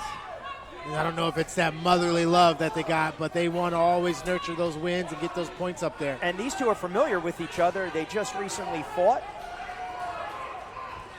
and it was a tough loss. And Fafa is swinging for the fences. Sure, split decision. So they know each other, feeling out process right, and you mentioned trying to swing for those fences and trying to get that knockout. Try to help her team crap back in this, or in this case for Samantha, Miami, extend the lead. They're up by 4, 39-35. Good right hand. Oh, slip and rip right there. These girls are fighting in a phone booth. Love to see the nice tight phone booth action right there. She slipped right under that armpit and landed a beautiful hook. Both trying to work off the jab midway through. That's what you want to see once again, right? You see, ultimately, even though Samantha's backpedaling a little bit, good left hand. Yep, back sticking her up that a right. little bit. Yep. Good footwork as well. She gathered her feet, brought her feet with her, and landed a good left hand. Well, we thought this matchup was going to be very competitive, as opposed one-on-one, sure, but the rosters, they're so comparable, both these teams respectively. We believe this is going to be extremely close going into the money rounds, and so far the launch rounds have not disappointed. Round 5 of 24, minute to go. Yeah, Faith's got to do what she was doing earlier, and that's bob and weave and start swinging those hooks. That same hook that she just landed right there is what she's been good at. And this type of action from her is what she's good at, that action. Yeah, and you mentioned it before the prior fight with the southpaw, where you're moving to your feet, you're moving to your left, you're moving to the right, or you're walking into those punches, and that's something to kind of keep an eye out for the last 30 seconds with Samantha, the 5'7", 33-year-old softball out of New Mexico. Under 25 seconds to go. Round 5 of 24, Miami up by 4, 39-35. Yeah, I think New York will finally swing the tide right here and get on the board as far as team score goes.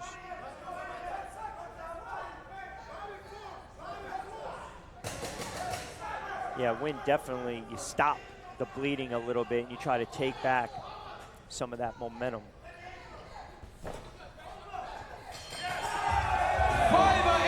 Right at the whistle. Strong in round 5. You might be watching right now saying, how is that a jump like that? Because we're incorporating, again, what transpired 1-8, no round 7. So now we've added everything up. We've caught up to speed. Miami up by 3, 86-83. Schaefer representing Miami, and Ronica Jeffrey, a tough New York fighter, repping the attitude. The attitude's going to have to step up and be a little bit more aggressive than she's being right now. She snuck that left hand. Well, Jeffrey snuck a little sneak with the left hand, just for good measure, Bubba. Orthodox on Orthodox, we finally got that action going. We don't often see as many Orthodox versus Southpaw as we've seen already. Ronica Jeffrey 5-4 in TCL action, 3-3 in her last 6. So trying to come off and rebound from her last loss. And 30-year-old Schaefer. Oh, good punches right there by Schaefer. A good 1-2, putting it together. Also trying to rebound from a loss. $1.50 to go. Left hand, Schaefer. Yeah, she's setting it up with that feint. You know, she's like doing a little step in, feinting, and it's kind of giving Jeffrey a little bit of an off rhythm understanding. And, you know, sometimes that's when you catch those fighters in that empty void. You give them a little rock, a little feint, and then boom, you explode, which is what Tyler Schaefer's doing right now. Yeah, and to your point, what we're seeing right now, the cutting off the ring, we talk about the definition of ring generalship. The judges are saying, hey, you've got a fighter coming forward, bam. And that's exactly what Schaefer's doing. Jeffrey's on that bicycle. She's got to start to mount some offense right now. $1.15 to go in this round 10. Yeah, she can't mount the right offense that she wants because she's getting hit, and she's trying to hit on her way back of backing out, and it's just not the right recipe. You can't hit while you're also leaving and going backwards. I mean, it's just, and even if you do hit, it's not going to be a significant punch. A couple of combinations there by Tyler. There's a good going forward punch. Jeffrey's well-traveled, veteran, knows the tricks of the trade. See if she can pour it on with 45 seconds ago and nice jab, dig deep Jeffrey. offensively. It's a beautiful jab by Jeffrey a second ago.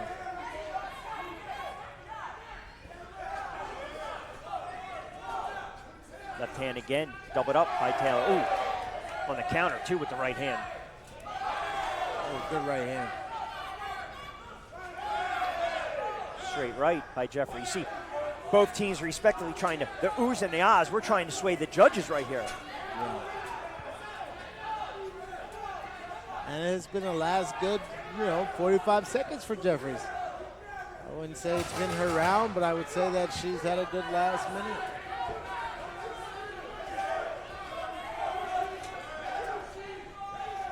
It's a good fight. I think Taylor, though, had her moments, but the consistency of Taylor, I think, won this round. Absolutely. Jeffrey had her moments, as you were saying, kind of hit when she didn't want to get hit, but the feints in and out, doing very good job by Taylor.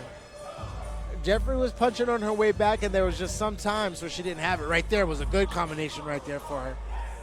They keep inching ever so closely.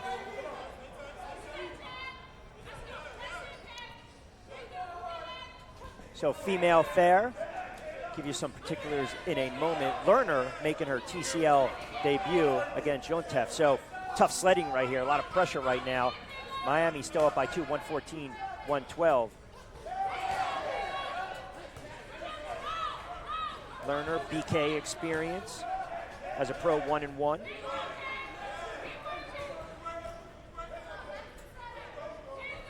Dirty boxing avenue right here. All inside the phone booth. Body, body, head, head is the combo. Jontef 2-1. So those 3 rounds for the 26-year-old out of Arizona. I mean, that's a ton of experience against someone. You understand the pace, right? Now you got someone, your opponent making their debut, a little more pressure in that regard for Lerner. She's got to understand 3 minutes, phonetical pace. Jontef been there before, understands how to pace herself. Yeah, and this is the big leagues, right? This is TCL. It's a different form of boxing, but don't get it twisted. This is the pros. These guys make their debut, but the strategy to winning is so much different than you see in the other boxing arenas. Some of these guys have a harder time because you usually set up your fight or your punches with rounds and with other things. Right. Here you don't have that time to set up. You barely have a time to fill out. If you're nervous, you don't have time to think about anything. This is a different style of professional boxing, but it is at the highest level, whether you're a debuter or a world champion. You have to figure it out within 3 minutes, and you got to figure it out on the fly while the rest of your team is counting on you to do it. Yeah, that's a really good point you bring up, because you could be a notoriously slow starter in fights. Well, guess what? You can't do it. Not in the TCL. They're going to kick you off the team before the weekend. You start slow. You might not make it back to the airport, right? They crank you up and let you go. 55 seconds ago, Miami up by 2, 114, 112. Both these two letting their hands go. Oh, nice uppercut on the way back. They're just aggressive. A lot of volume in these women's fights. And for them to be, in the TCL, that means they're going 3 minutes and not the normal 2. So you start to see that nutrition start to peak in a little bit at that, that 2 minute mark. You're usually not used to going this long. And that starts to play a little bit on the defense. The reserve tank. And that's why they're clubbing each other like this. Just back and forth. Ooh, good right hand. Yontep with a real nice solid, couple good combinations, sticking that left paw out there as well. Lerner just ate one. Yeah. New York's coming back again. Oh, good punch by ooh, they're trading right here. These ladies are fighting. Good fight. Let's hear it for a non-stop Very round entertaining 13. fight. Hey, while we have a moment, again, special thanks to our sponsors, Venom, Adams Boxing, Two Trees Distillery, Two Trees Whiskey,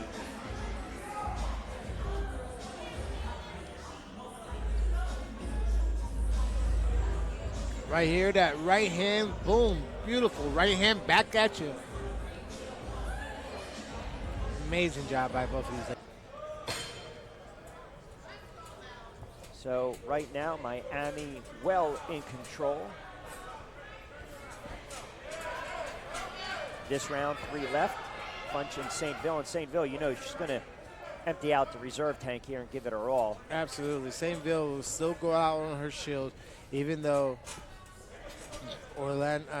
Miami fighter is a really good, tough, coming forward fighter. Oh, right hook. And left hand, right hook. Made me proud from the southpaw position. Nice left from St. Ville, by the way, who's actually up in the running for George Foreman, most resilient fighter. Ooh. She's going to have to be resilient in this round because Ginny is on her. It's a tough opponent you have in Ginny. I mean, jab, her jab, background. And then here comes that 1-2.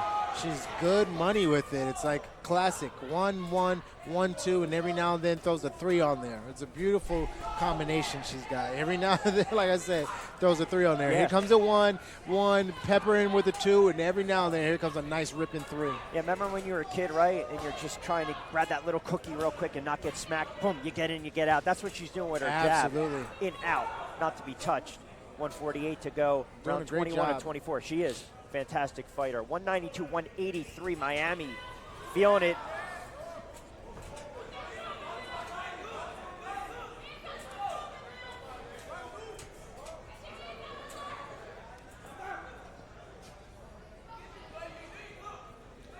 Went for the back of the head. She's got a good jab, does St. Phil, but she's not like intentional with it. She's just throwing it out to throw it, to say, hey, I'm doing something. Don't come in, and I'm actually looking, oh, good one. That was a good step in right there. Good step in right hand. But her first initial jabbing is not, it has no intentions to it. I mean, the last gasp here, you basically need to run 10-7 across the board, right? I mean, think about the margin right here. But going back to Miami for a moment, just the depth of the roster, how it was constructed. I think the teams that are successful, they don't have a ton of turnover during the season. Maybe they'll have another fighter jump on board here and there, but it's the consistency because it helps the coaches out on how they're going to plan the roster, how they're going to plan their attack going forward. Absolutely. And having that consistency is good, is key. And don't forget that it's a team combat league. Yes. You got to have the chemistry within the team and the teammates and the training partners and the guys you spar with and keeping the guys safe. And it's all one good family, right? It's all buying in. Yeah, 100%.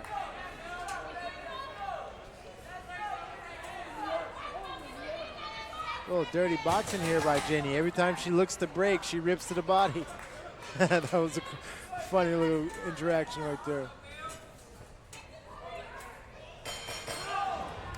Good Let's hear it for sportsmanship. these two incredible athletes, Philly. The all-important first round, 10-9. It'll be Mitchell and May Patricio. Patricio making her TCL debut.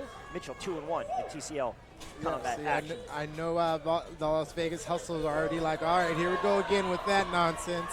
Giving rounds away that we absolutely 100% need. Tough break there, but it was a close round, so it can't really say it's a robbery in any sort. It was a close round there. Patricio, some amateur bouts, but really this is her pro debut. This is for the 21-year-old. I can't even say this is a bone food fight. This is a bar fight. I thought I saw a stool or a beer can get thrown or something. These ladies are going at it. And Mitchell, the 39-year-old, letting her hands go a little bit. Patricia comes back with the right hand. And now Mitchell with a left up top. And Patricio trying to apply a little more pressure. Man, this is so hard to judge because Jamie's landing the more effective punches, but she's going backwards and she is getting hit. So it's different to see, someone get landed on but going backwards and getting backed up and getting popped a little bit. Left hooks right now might be the difference for Patricio because she's landing those consistently. Absolutely. And we are in Philly. It's got a good feel of the Philly crowd and them being really behind everything that they're doing, as they should be. Patricio is doing her job to get the crowd involved, especially earlier on in this bout. Good right hand by Mitchell. Tried to sneak it home. Oh, another right hand by Mitchell. Both fighters letting their hands fly. 1:14 to go. A lot of action. Oh, Patricio again. A lot of action going. Oh, right up top by Mitchell now. Back and forth. Here we go. And that's one thing with the ladies. You're going to see a lot of volume, a lot of heavy punches. They might not land heavy, but they're thrown heavy. And they really, really want the knockouts that we all dream of.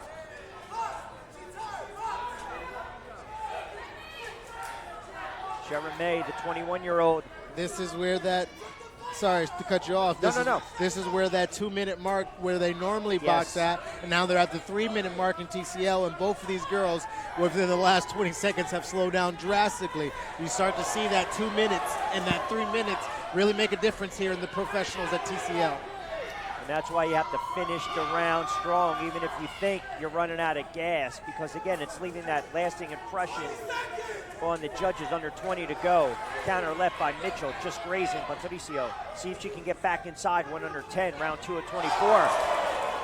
Philly taking the opening round. Yeah, that was a good trade there. I think Patricio got the best of it. I think there's a cut on the right eye. Yeah, a little head clashing. They both kind of Philly, their head. give it up for that slugfest.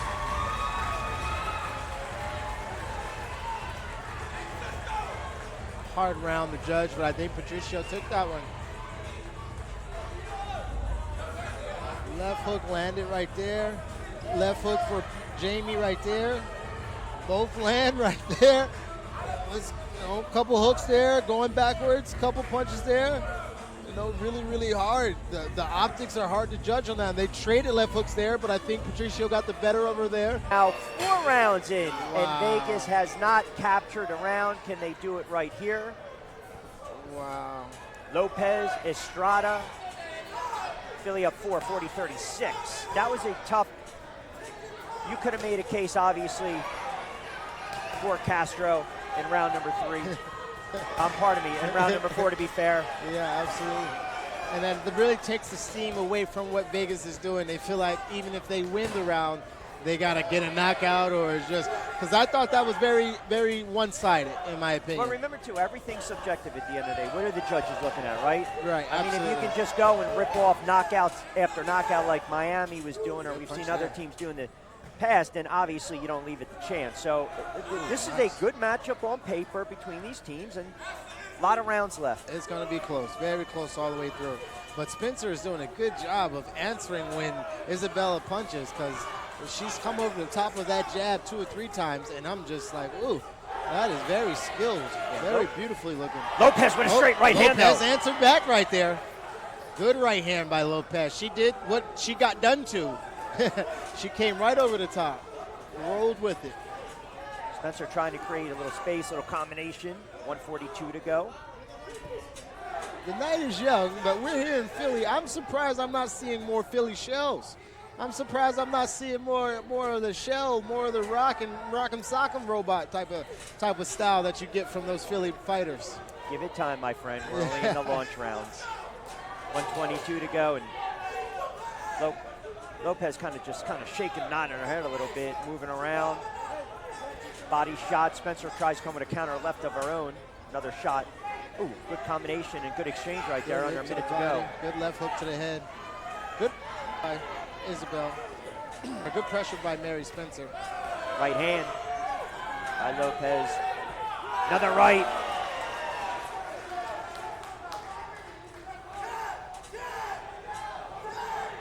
It's that 1 minute mark. That 2 minute mark. They're both like, all right, this is usually over by now. But I'm glad they're 3 minutes. Yeah, absolutely. Absolutely. We want that. Good left hand by Spencer. Just missed with that wild left hook, yes. Right hand, though. She's got to get going with that. Left to the body's been working for her. Under 25 seconds to go. Good slip right there. Blocked both of those punches and answered back. Very skilled fighters right here. They're doing a good job of doing everything right. Very technical. That might have been the deciding factor, that left hand. Yeah, that left hand landed twice. I think Vegas might be looking at a 5-0 deficit. It doesn't look good for Mayweather. But see how you're cleaning up that round? That's what it's about. Powerful athletes. Clean up the round, even if you touch them up a little bit.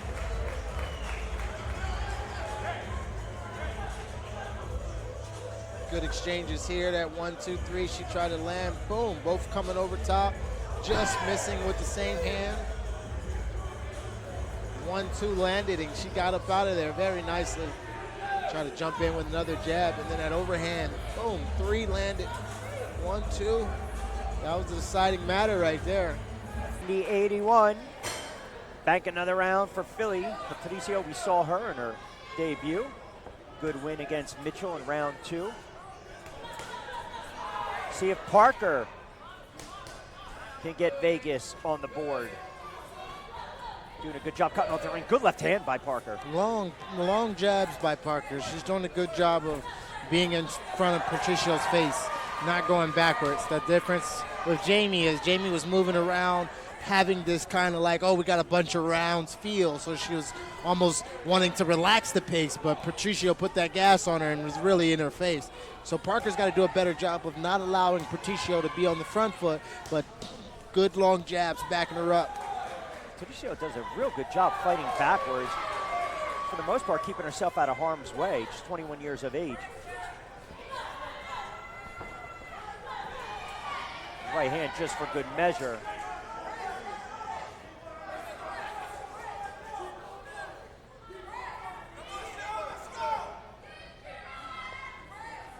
She's circling the wrong way, right into the power of Parker right here.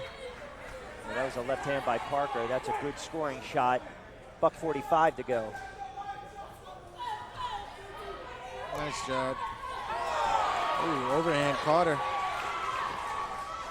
She's got to get off that rope. And again, I know for everyone viewing at home, rounds are competitive and they're tight, and you have to fight. There's no, listen, I'm not making excuses. You have to fight through it sometimes, whether we're in Philly, New York, Boston, D.C., Vegas, L.A. You got to put your best foot forward, and if it's going to happen for Vegas, it's got to happen now. They have to win a round just to feel good about themselves, or this is going to get out of hand. Like you said, a sense of pride. They got to have that in them deep. I know the coaches are looking at some of these fighters, some of their best fighters, and they're like, hey, Are we going to go home like this? This is the end of our season. Is this the way we want to end the season and get ready for the summertime? And I'm sure that answer is no. This is not the way they want their season to go out, getting blanked by the #1 seed. Patricio letting her hands go. Parker showing toughness, taking some shots and trying to throw of her own under 30 seconds to go. She just missed with a wild right. How about Patricio? Thus far, you could actually make a case for this young lady being one of the stars of the night. Absolutely. She has done a good job of really staying in the face of Jamie Mitchell and really doing a good job of outboxing Odessa Parker. Final 10.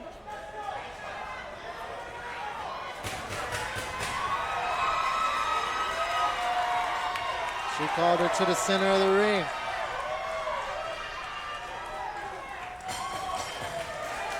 So you start to look ahead. The end of the middle rounds, Philly throwing out some of their big guns. We'll later see Elijah Vines, Ray Robinson, Tanja Nathan. It's getting pretty late early now for Vegas. Yeah, absolutely. Absolutely. It is a show that they want to end. Round 13 of 24, Carrera and Estrada. Round of 3-1. TCL, Estrada making her debut, representing Vegas. Nice little touchdown stare just for good measure by Carrera. Yeah, Estrada's been very smart. I like the way that she looks in there, you know, as far as figuring out her offense and figuring out where the defense should be. But Carrera has been very sharp. Estrada 2-0 as a pro.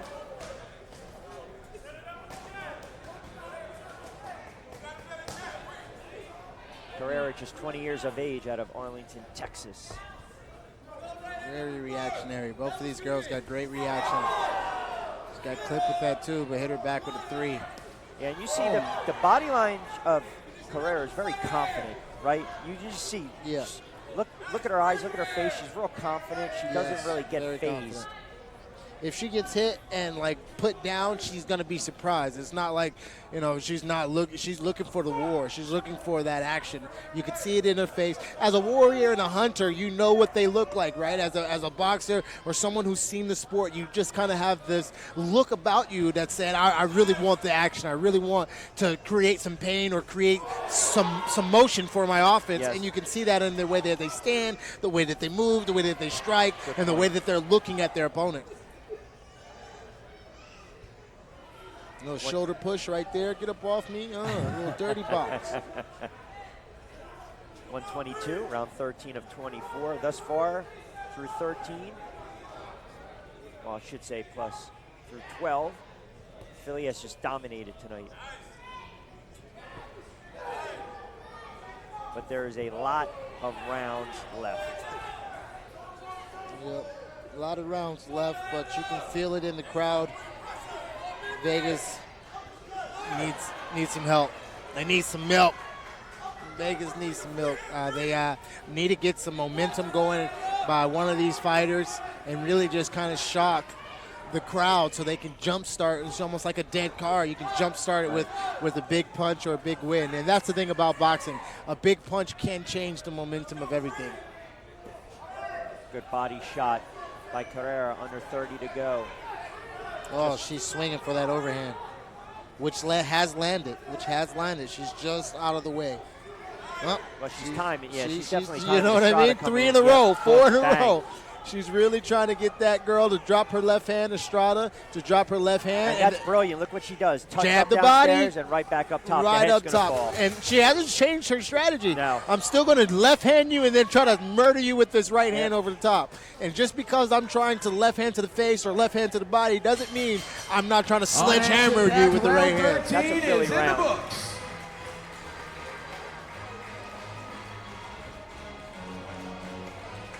1-2, 1-2 with the left hand. I mean, just answering everything. All right, here we go. Miami Domino, sharp, aqua blue. Fast start by LA. Yeah, ooh. But that's what I was noticing. Her chin was very up. You know, LA's fighter's chin is all the way up, and even when she does her combinations, she still keeps her chin in the sky. And well, we thought Schaefer was going to come out and let her hands go. And as I mentioned, good counterpunch, another left. Snap back the head of Thompson, up in LA early on in this one, round 2. LA took the opener, 10-9. Yeah, Jay Thompson closes his eyes a little bit too much. Nice right by Schaefer. What you have to do if you're LA right now, you got to get on that stick.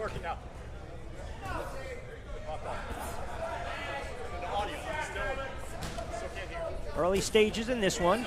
About a minute in. Good left hand again from Thompson.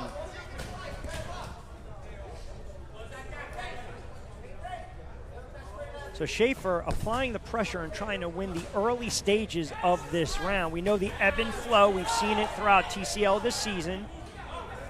Never leave it to chance. You always want to start the round off strong. You want to close the round, leave that lasting impression in the eyes of the judges. 1:43 to go between Thompson and Schaefer. Thompson doesn't look like she wants to commit to her punches. She's throwing them, you know. It's a good 1-2, but she seems to be a little bit afraid to step in there.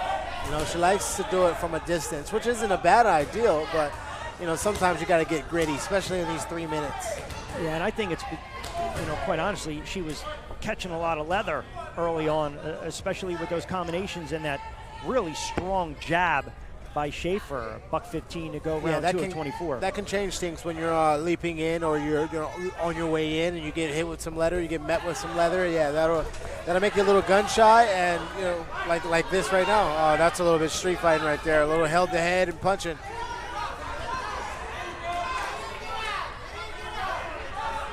Under a minute to go. Schaefer doing a really good job of stalking, cutting off the ring. This is all about the ring generalship we talk about. Good right hand, straight down the boulevard, just missed with a wild right, backs up Schaefer. And Thompson now. Yeah, Schaefer's doing a good job of switching back and forth. You can't really see it with normal eyes, but she's starting with her left foot and then switching with her right foot forward and throwing a left hook, which almost landed. It's a really good idea by her. So let's see if Thompson goes into reserve. Good right hand. Yeah, straight down again by Schaefer. Good body shots, just for good measure. Trying to close another left, closing around out strong. And her teammates are loving it as well. Oh, good explosive 126 matchup between Thompson and Schaefer.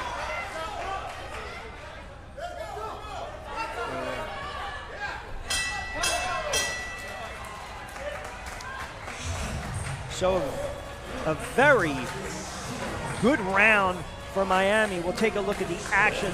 Good right hand. Yeah, straight down again by Schaefer. Good body. There she goes for a switch. Right foot forward, left hand that landed that I was talking about. You know, a little bit of dirty boxing right there by grabbing the head and getting that body punch. Holds the form. We might be looking at a little OT. That was a good round. I think that I agree with that. You know, the judging has been really good since last week. Crawford, Ginathan. On paper, probably the first big mismatch of the night. Samantha suffered her first defeat of the season against New York City's Cavallo with the split of 2 rounds, and I think maybe this is the blueprint for Crawford to try and beat her.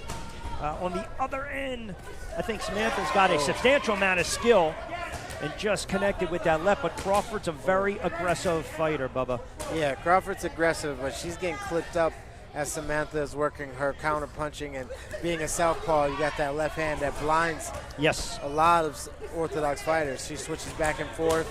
She's got good motion, but she's aggressive. Saw that left hand by Samantha just laying as well. 2:12 to go, knotted up. 38-38, round 5 of 24. These are the launch rounds. We'll bleed into the middle from 9 to 16, and then cash the checks, the money rounds, 17 to 24. Yeah, Ginathan is catching Crawford on the way in and on the way out as Crawford just catches her.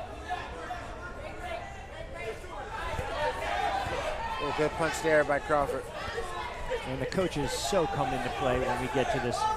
You know, they get to the playoffs, and this is why the coaches make the bread. This is why they coach the way they do. They want to put together the best type of lineup and the matchups that they believe will be advantageous for them in case they get into the money rounds. As you saw last week in Philadelphia, really, you didn't need the money rounds late against LA as they ran away with it, or Vegas, I should say. But point being, coaches coach, man. Fighters fight. Absolutely.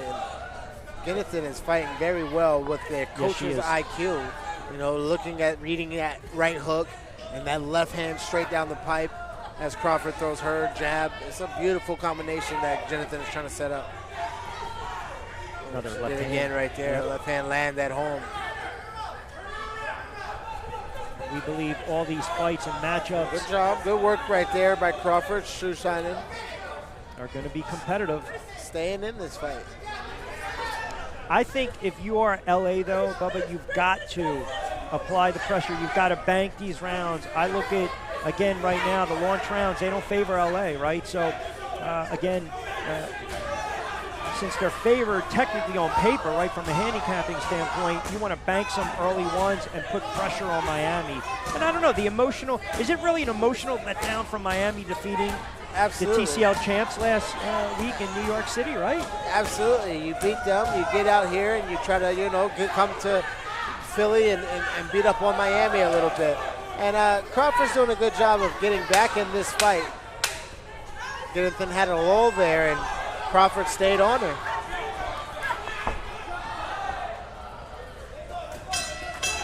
All right, we'll see how this one played out between two 147 fighters. 5 in the books. And now, in the 126-pound division for Team LA, Lisette Lopez against Miami's Ginny Fuchs. Started a little early. These girls want to get after it. And this was the matchup that I was kind of interested about because Los Angeles, LA, yes, Lopez, she just comes forward all time, just tons of punches, as all the women do. But now we got a 3-minute round instead of natural 2 from the other organizations. And it's going to be a barn burner, as it already has been. Lopez, one of the most experienced fighters in TCL, 22 rounds coming off a nice little run, rattled 6 straight victories. Obviously, none were against. Good combination right there. You know, we'll see Philly without Brittany Sims, also one of the best female fighters. And right now, both these girls letting their hands go. Great start to this one. Both fighters letting their hands go. Going back to that jab after combinations, talk about their amateur pedigrees and, of course, the pro experience. And I know people will look at Ginny and say, she doesn't have knockout power. Yeah, but she's methodical in her approach. I don't care about knockout power. She can box. She can flat out box. Yeah, absolutely. She's doing a good job right here against Lopez. Think about it, too, right? Next year, female weight classes shift to 118 and 135, 118 being a more natural weight class for her. So we'll see how it plays out. Good fight thus far. Just missed with a left. Then he just almost caught Lopez. I don't think Lopez is gassing out, but this is another good opportunity for the elite to knot it up again. That's Looks like that round went to Miami. Yeah, it's a good observation. Lopez is slowing down a little bit, and Ginny is still really sharp and on the gas. 3-minute rounds. Coach over there for Los Angeles, for Miami, is telling them, get on her, get right up on her. As soon as they had that break, he saw what we saw on a little fatigue. Put together an excellent roster. Oh, good left hand. Punch right there. Yeah, they traded. You mentioned this last week during the corners, right? The 2 minutes to the 3 minutes. Can't gas yourself out, got to pace yourself. Got to pace yourself. And you wouldn't think that it's that much of a difference, but you see them drastically change at that 2-minute mark. You know, we get down to that 1 minute left. You see a lot of the ladies start to shift into that fatigue and survivor mode. A lot of wrestling and sloppiness going on during those times.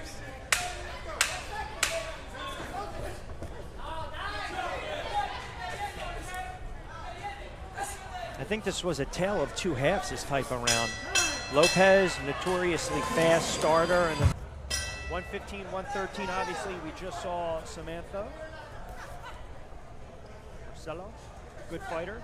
7-1, good example. Success as a pro doesn't always translate to TCL 1-round format. Experienced pro, but struggled a little bit with this format. We already know Samantha and how well she boxes. See if she can put a little more pressure. Good amateur, chose to go pro with TCL and has found a substantial amount of success. And just like that, going downstairs, Bubba. Yeah, she's ripping with that jab and then trying to go downstairs just to get her hands up and commit. But she's got to put her chin down. She got caught with a punch right there on the way in. Cornejo just missed with the left. 3-minute rounds. Counter up top by Jonathan. Miami up by 2, 115, 113, round 13 of 24. We are in the meat and potatoes of the middle rounds. And a couple lefts just for good measure by Jonathan. See if they'll get broken apart or they work through it. They'll meet back in the center of the ring with 2 to go.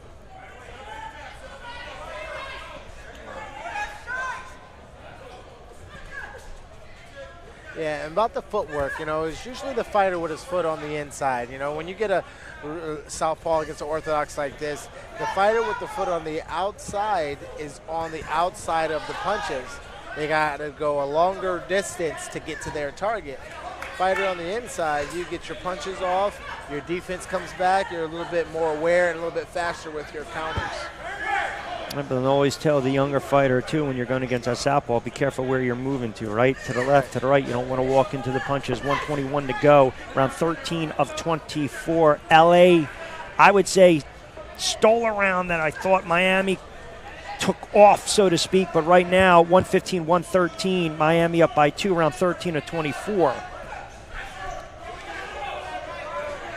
Semifinal number 1, a little double dip inside the 2300. Later on this evening, Philly versus Boston. Good right. Landed, left hand landed right down the pipe from the southpaw. And I don't know if she just reacted wrong or it clipped her really good. But that's not the response you want from Cornelio.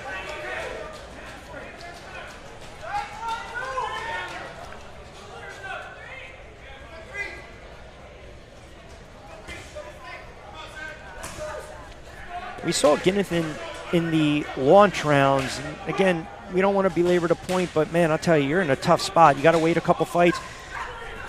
You might have gassed yourself out. You got to regroup, and then you got to come right back because your team needs you. Yeah, absolutely. And that's the difference in this format than other formats is the Team Combat League. There are people counting on you. You know, you don't just go through training and, I just get it done next time.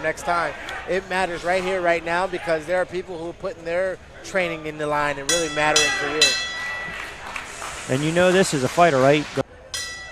You don't want Miami to tighten up. If you're a stealth fan, 182, 179. Miami up by 3. Fuchs and Lopez. We saw Ginny earlier. And Lopez, the punch output was incredible and then kind of gassed out a little bit. Yeah. Ginny's stepping on her again, trying to find her.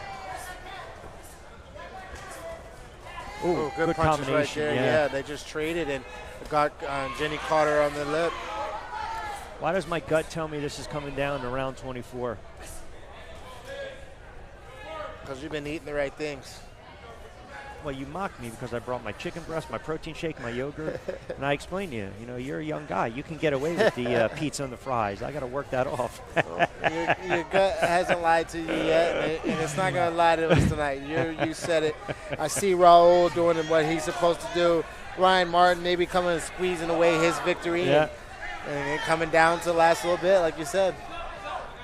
Martin gave up the victory last time, so he might be trying to push on the gas, being that LA's down. They're trying to get back home. And both fighters engaging right now. Lopez, a lot of experience, and Ginny, I think she's a heck of a fighter. I mean, you got to take notice of her. Yeah, and Lopez is doing the right thing, just not doing it fast enough. Nice little add-on from Miami. Not bad way to go.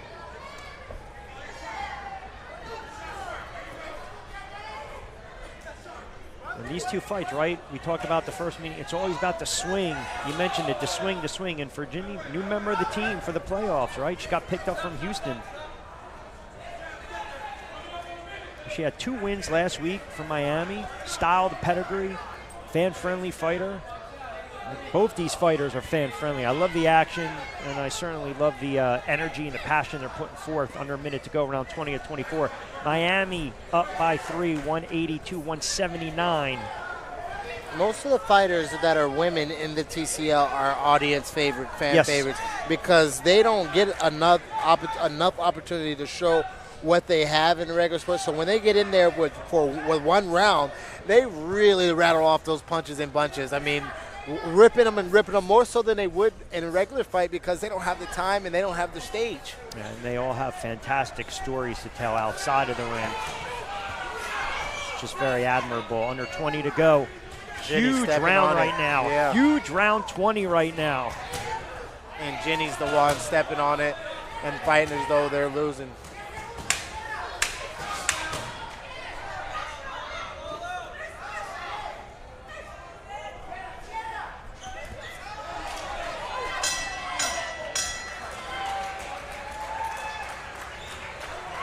Not the round LA wanted right there.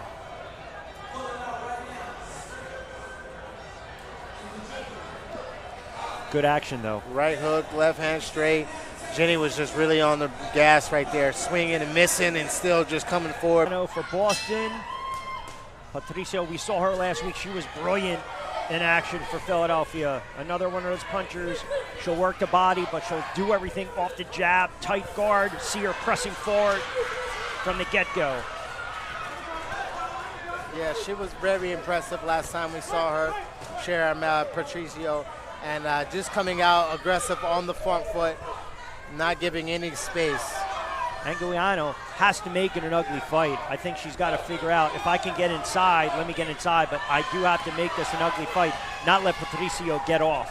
Gonna be hard getting inside, switching from orthodox to southpaw, but not switching forward. She's switching backwards. So when the opponent's coming forward, just like she just did right there, she'll switch her feet right in front of their opponent. She's southpaw right now. You'll watch as she's getting a little bit defensive, she'll go right into the orthodox position. There's offense, here comes the defense, and now her left foot's forward, where she switches. So it could be a little bit of trouble later in the round. See southpaw now.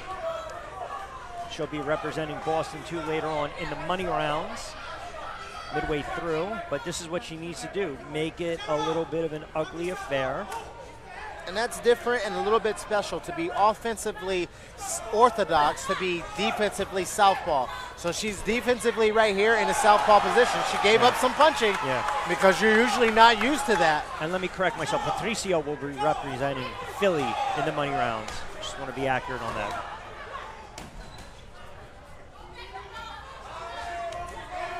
So 1:18 to go, Philly taking round one. They lead at 10-9.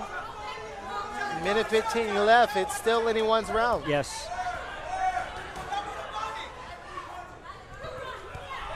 That's a good left. Good left, both of them traded. I mean, they almost look like twins right now. Right. That's a good exchange right there. Same hairstyles, same give, same want, different cities. Boston and Philly. Oh, just missed that left hook. But the thing about Philly is they can play to the crowd. They can allow the judges to be swayed by what they're doing, antics, you know, circling around the ring, getting their crowd or their friends or their family involved, and their family and their family is going to react. So that might give a little sway. Boston cannot allow Philly to just dance in front of them and get the crowd involved, like she's doing right now with the smiling and saying oohs and ahs. All she's doing is swaying the judges without boxing at all. And remember, too, what Dewey Cooper said in the onset, the 9 sets of eyes this evening, right? But I still think this is a Philly round because of the first minute or so in the round. Patricio just put the combinations together. But you'll see this from Philly. I mean, they will get to the point where if they're starting to feel it, now look, we got a long night to go. So if you're a Boston fan, do not hang your head. This is a long night. You can't hang your head and you can't get unmotivated, you know, because they are going to come out with the crowd behind them. You are not in Boston. Nope. You were last week and Correct. you had that same feeling. We're in a different place now. It'll be Flores and Correa. Nice battle of 147 here. 3 minutes for the females.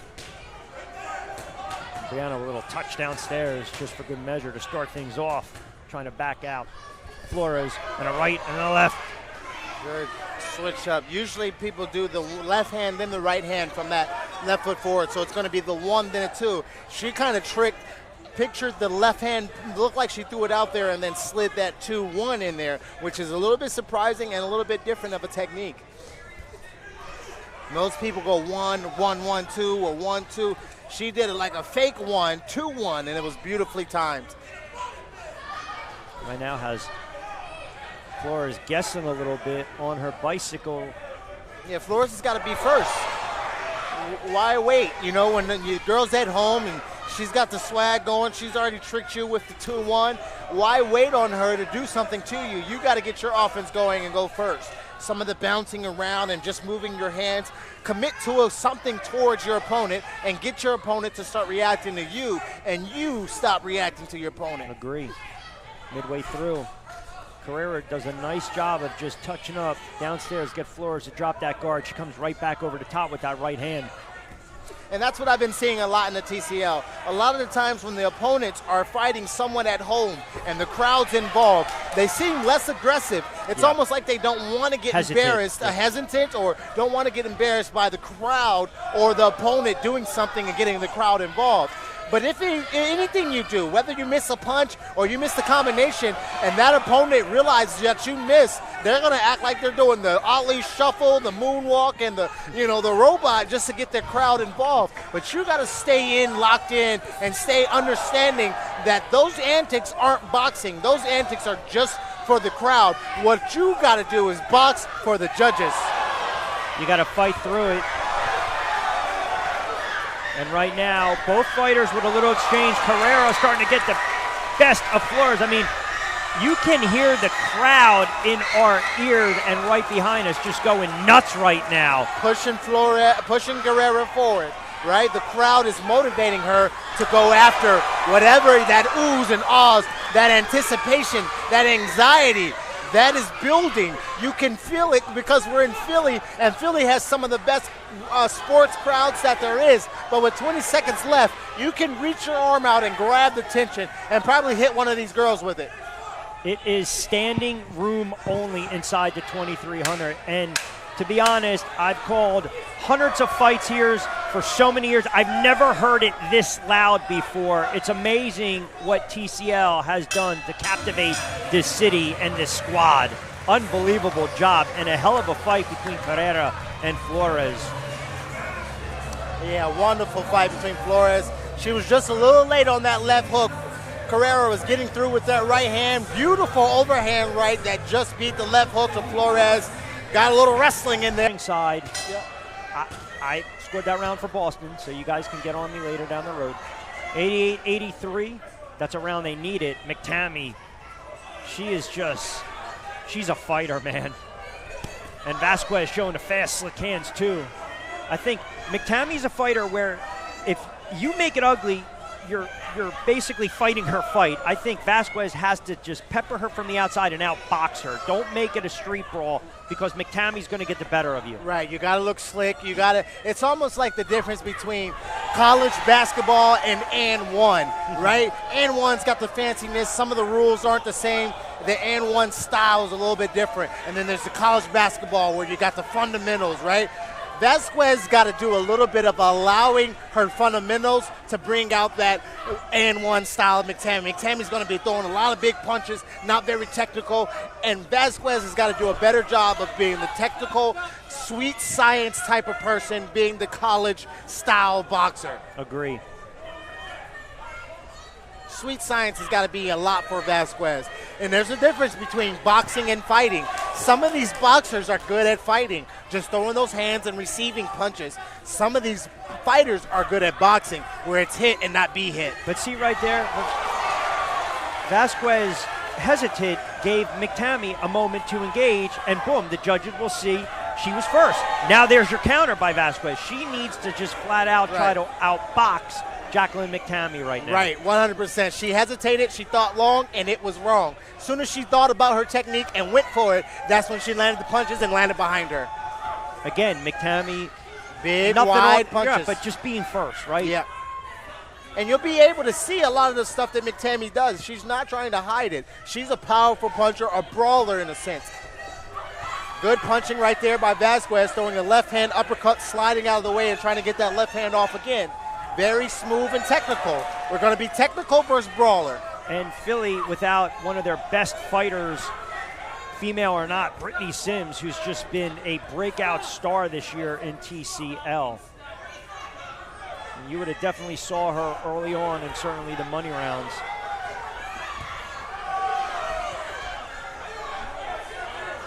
30 seconds to go. Vasquez, McTammy, round Look 10 at of 24. Vasquez being the bigger, tougher, meaner fighter. She's just walking her down in her face. You know, I like this from Vasquez because this is not her personality. Even though she's a tough girl, her personality is to counterpunch, hit, and not be hit. Right now, she's just down the pipe, walking her down, trading hooks, meeting her in the middle and saying, whatever you want to do, I can do it.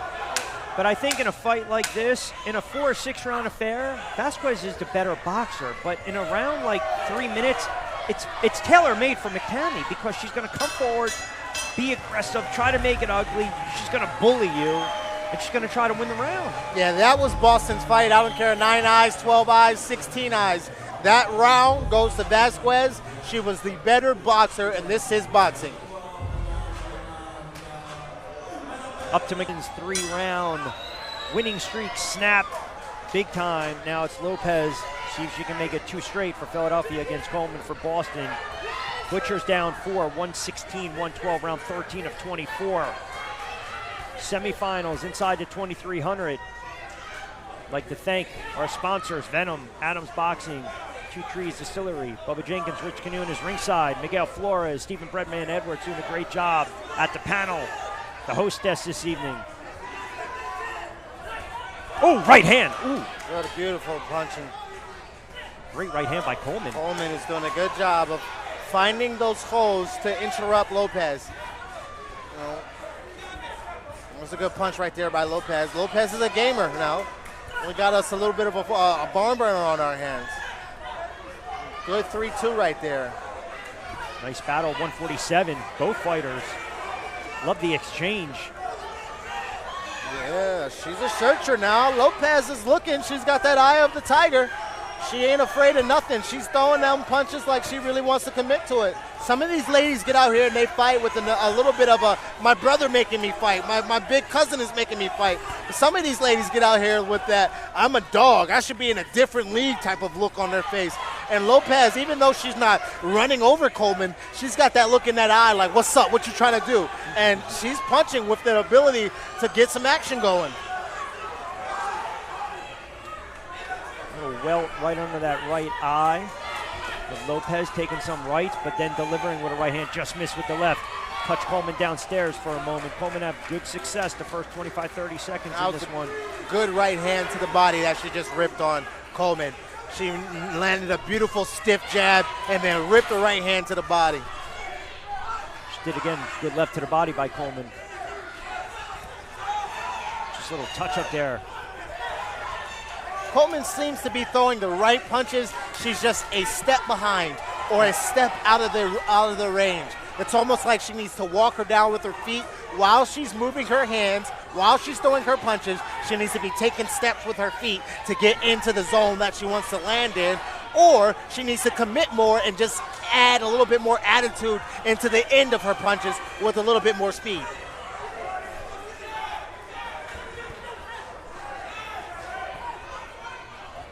Good punch right there. If she lands a little bit faster, she can clip her. If Coleman's throwing the right punches. If she's a little bit faster, she can get Lopez. Lopez just seems to be a second ahead of all the punches Coleman's throwing. Good left hand from Coleman. Counter right by Lopez, met her up top.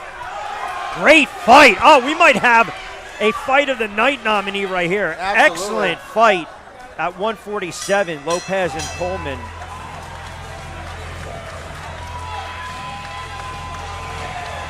Hard to call, but it was a good trade. That 1-2 landed right there, beat Lopez to it. But Lopez did her own thing, was landing jabs and cross and counters. This is when she just started getting walked down and backed into the corner. Paulino taking that page out of round 3. And now it's got to be back to Patricio. And we saw Albright kind of waning in the later round of that, and of the first round we saw him in, and we saw that kind of had nutrition on that round. And we already saw Vasquez before against McTammy, and again, this is a matchup of two really skilled fighters, right? Patricio will work off the jab, she'll counter. She'll throw the combinations. Vasquez got a slight height advantage. See if she can work from the outside a little bit. Use that jab to cut down the real estate and get inside and maybe force the issue and make life uncomfortable for Patricio. I love this matchup right here. Love the matchup, but I would love to see a little bit more intelligent defense out of both of these girls, because Vasquez did a good job right there of backing up. She did 1 or 2 steps back, but we are taught as boxers or fighters to do 1 or 2 steps back and then take a side angle, Yes.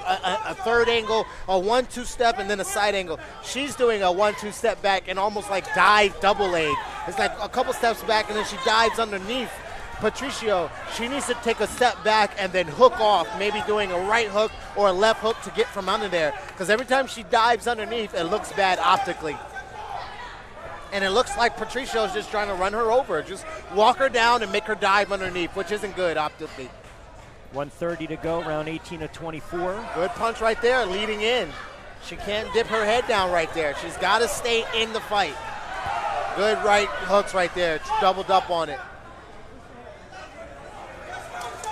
Boston, to their credit, hanging around, making a little run in those middle rounds and seeing if they can get over that hump now. The all-important money rounds. The winner advances to take on Miami, make a BRAWL 2.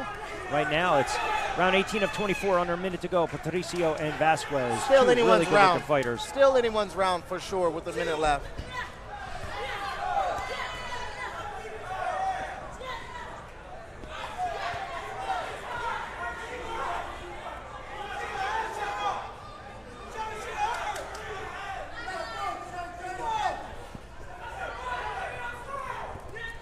You hear her father in the crowd, I believe,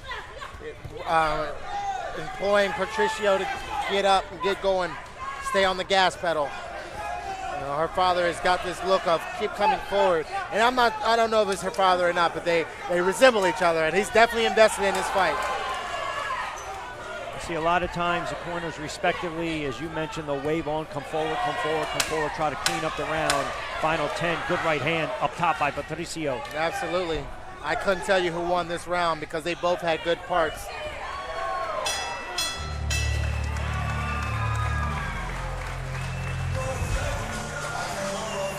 A lot of action, too.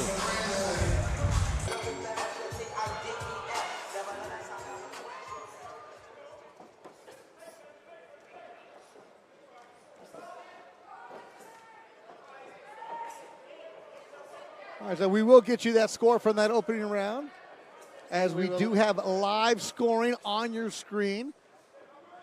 And we'll let you know who we got going right here. Yeah, here. and then Team World got the round. So Cavallo gets the round. So there you see, if you're watching for the first time, you'll have the live updated scoring throughout the evening. You know what's going on, and so do the fighters. It's one of the beautiful things of Team Combat League. You know exactly where you stand when you get in there. Melissa Parker representing the Houston squad in the black and red. She's fighting for Team USA. The Mexican is Lizette Lopez. She fought for the LA Elite, who fell up short in the semifinals. Lizette Lopez is doing a good job of just being aggressive. That 1-2 that she's got is very good money right there for her. Oh, there it is again. And it's almost like a delayed 1-2. She throws the 1-2 right behind it, and then a little bit later she'll throw a 1 and then a delayed 2 that just got Melissa Parker. Oh, good hook right there by Parker. Yeah. And we'll see these two later on in the money rounds. So the launch rounds are the first 6, then the middle rounds, and then the launch rounds. Very important. You'll see fighters in the launch rounds, but you'll see them later on in the money rounds. Coaches decide who will fight in the money rounds. So fighters can go twice in a night. Good punch right there by Melissa Parker coming over top that jab. She's doing a good job of counter boxing against Lopez. Ooh, good punch. There's some power right there. USA lead down 2-1. USA still on top, 86-85. The ladies in the green. That's Faye Faiva representing Samoa and the New York City Attitude. And she fights like she just wants pain. Yeah. Very aggressive, coming down, just swinging. Big right hand right there by Ariel Davis. Ariel Davis, Atlanta attack, but she's from New Orleans, was a college basketball player at the University of New Orleans. So it's going to be speed versus power right here. Yep. You can see the matchups, you can see the styles and how different they are, the contrast. Fafa is going to come home with big hooks and big uppercuts. As Ariel Davis does wrong and dips down the wrong way, she can go to sleep. But Ariel Davis is a really good boxer, doing a good job of sticking and moving and being who she needs to be.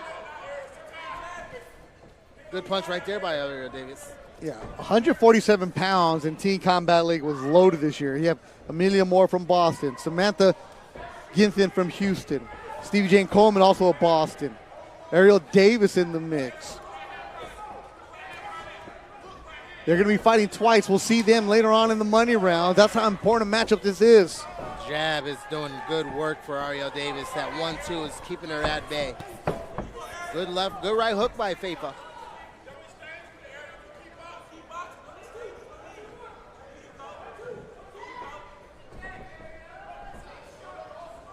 Halfway through the round, the 22-year-old Faye Fiva. Yeah, Ariel's finding a home for that right hand. Faye's got a good, nice, tight guard, but she's powerful. That hook can come out of nowhere. Faye Filmiai Aloali'i Fiva. That's how you say her full name. Everybody just calls her Faye. She's got a little attitude about her. These two have been going back and forth. She swings with an attitude. She looks like she's in there, and automatically, before she's hit or hit someone, she's got this fire in her eyes that makes her have that attitude that you're talking about. Yep. Like Faye style, too. Come here, just cut off T-shirt, let's go. Old school Mike Tyson walkout. Low socks and all. Ariel Davis is what Team Combat League's all about, giving the female fighters an opportunity to shine. She's been asking for 3-minute rounds. She got 3-minute rounds, asking for the good fights, representing Atlanta. She's a personal trainer back home. Good peppering right there by Ariel Davis, not getting lulled into being falling asleep and catching those big punches that Faith is trying to throw. And we'll see these two ladies in round 17. Only 18 rounds for the All-Star matchup. 10 seconds left. You're going to see Faye try to go for it.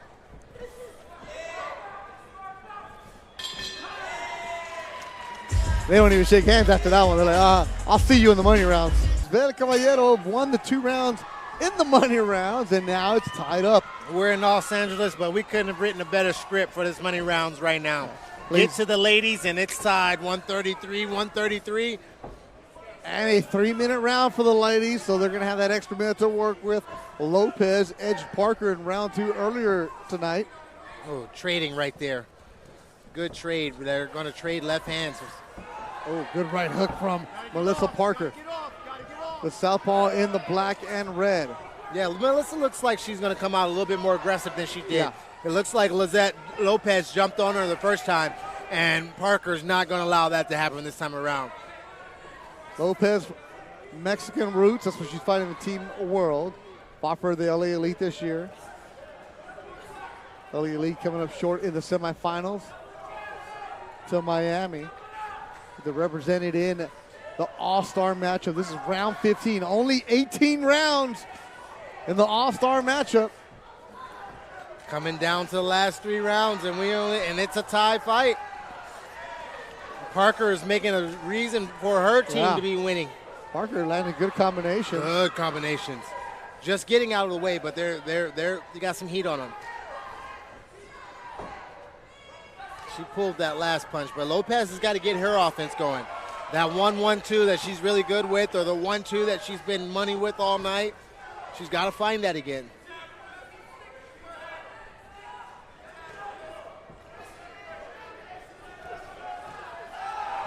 Left hand and a right from Lopez gets away. Now they're in the middle of the ring, standing on the Team Combat League logo. Oh, good punch right there by Parker. Left overhand landed right on the chin of Lopez.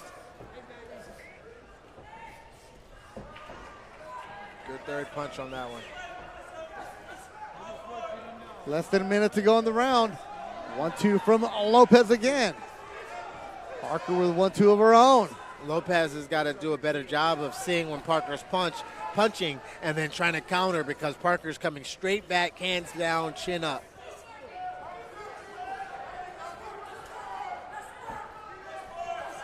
Good motion right there by Liz Lopez, but she's got to put some meaning behind it. 30 seconds to go in the round. Money rounds. Every single punch matters. As their ladies are going toe to toe. Man, they're going back at it. 1-2 trades. And they're both landing their lefts. Southpaw stances landing their strong lefts. Crowd loving it here at the Commerce Casino. 10 seconds to go. Lopez and Parker. USA against the world. Lopez has a smile on her face as they're going to wrap up round number 15. Beautiful.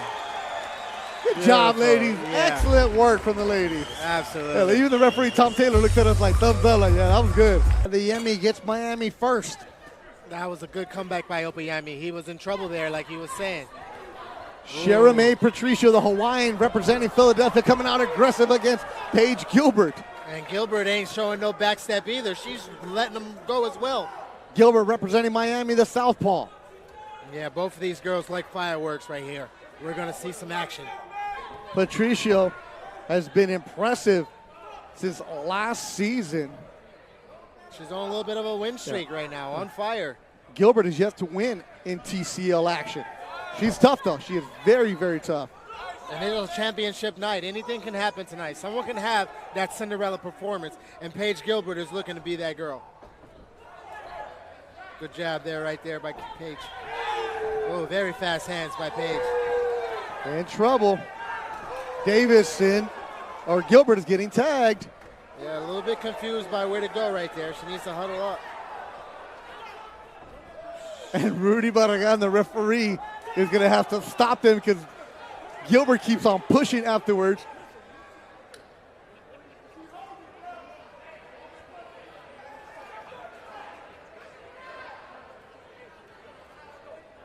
Rudy Barragan is not playing.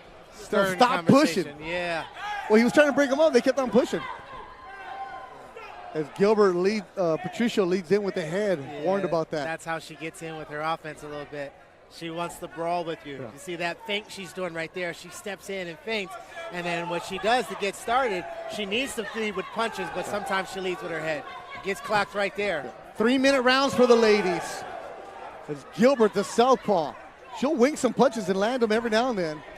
Oh, good punch right there over the shoulder if she turned the corner. And she's going to do a good job, Paige Gilbert, in trying to melt the clock. As she said, Patricio's on a win streak and Gilbert hasn't won yet. So she needs to do a good job of making it seem dirty and brawlish and making it seem ugly so they don't really know who won and maybe slide to give her a judgment. Patricio, the orthodox fighter, with less than a minute to go in round number 2. The launch rounds, 8 launch rounds, 8 middle, and then 8 money, which means if you can come back and fight later on the night in the money round. Patricio getting in and out. Patricio's got to do a better job of not smothering her punches. She needs to do, like you said, get in and out, punch on the way in, and then get out, and then get back to her offense. She kind of smothers herself with the clinch. And although Gilbert is usually the one causing that, she's helping with it. Oh, good overhand right there. Right hand by the Hawaiian Patricio.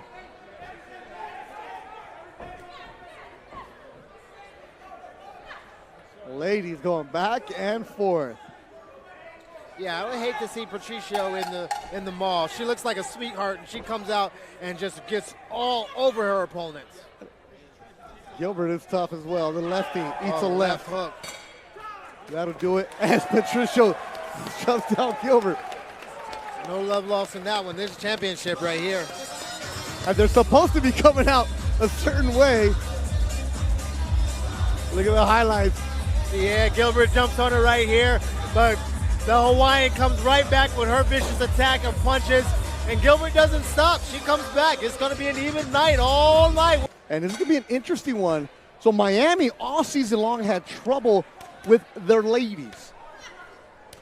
In TCL playoff format, when a team doesn't make the playoffs, those fighters are eligible in a draft. And Miami drafted Samantha Ginathan, who is 7-1 on the season, and that was a big boost to them.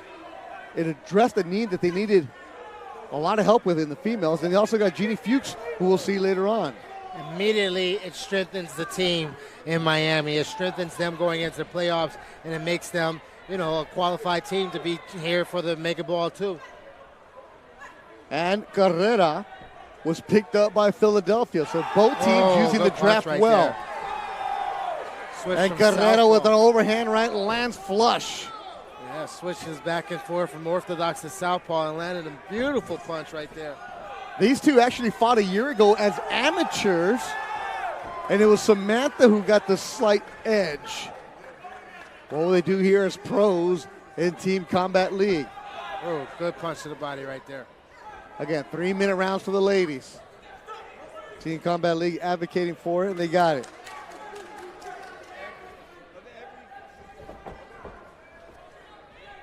A lot of times when Brianna Carrera misses the big overhand from the orthodox position, she steps right into the southpaw position and stays with that jab and then finishes with a 2 like she just did right there. It's a beautiful, unorthodox kind of combination that she usually gets a lot of people with. She's from that southpaw, she's in the orthodox position, and then she'll throw a big right hand and then step in and be southpaw like she is right here. Carrera landing that right hand. Another big right hand from Carrera. Big Miami against the ropes and holding on. Excellent round for Brianna Carrera.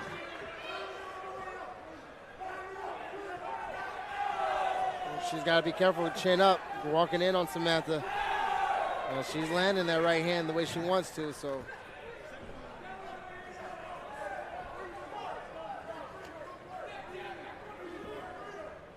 Samantha's got to do a better job of getting her offense going, not waiting so much on Brianna. Brianna's going to get of picking her shots. Samantha looks a little bit tired, but if she wants to win this in the championship, she's got to do a better job of what they brought her in for, and that's finishing these rounds. Mega Brawl 2 Championship. Philadelphia against Miami. We're in the launch rounds, live on the Brawl Pass.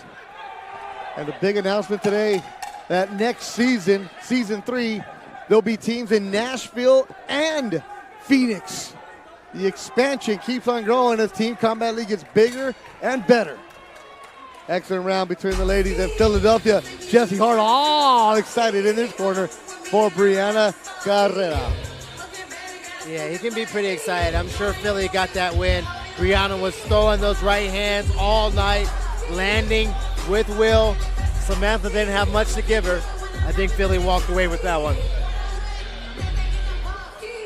Rounds for the Philadelphia Smoke. Birthday girl, Brittany Sims is in the ring, and she's undefeated this season. 9-0. And trying to light the fire on top of Jenny's face right now. Yeah, Jeannie Fuchs is 14-0 in season 2 of Team Combat League. This is a great matchup. Oh, good punching right there by Brittany Sims, following up 1-2. Jenny's tough though. We've seen her a couple times. She's got a nice little hematoma bruise, greenish brown bruise over her eye, looking like one of the tough fighters in Street Fighter.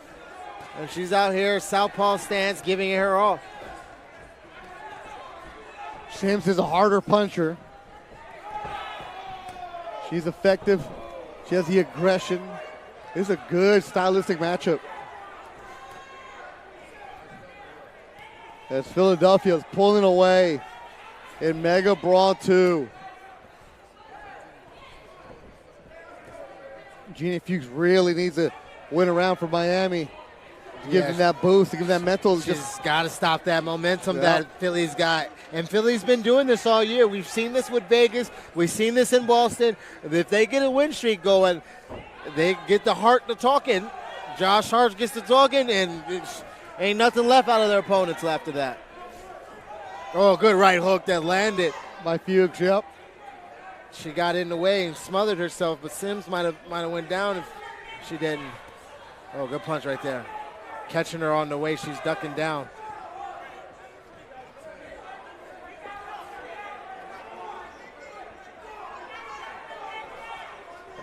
Sims just keeps on coming.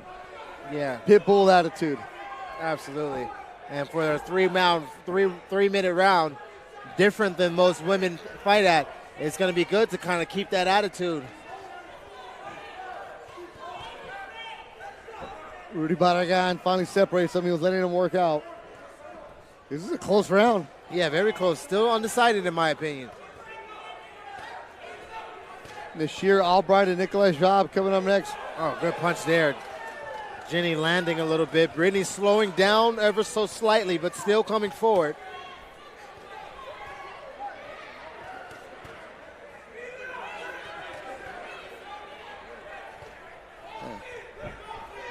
Oh, good landing right there. Trying to catch her with that two.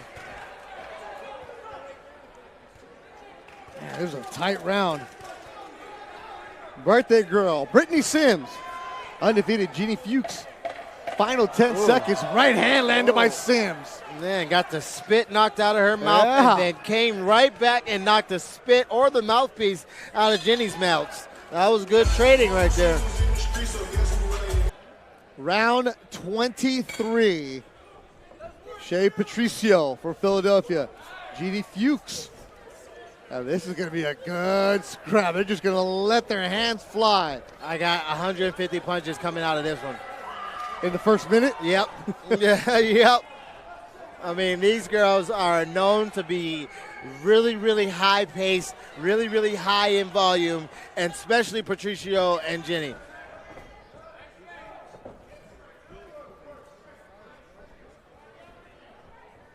And Fuchs had a heck of a battle with Brittany Sims in round number 10.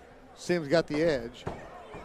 Patricio, she started the night with a victory in round number 2 over Paige Gilbert.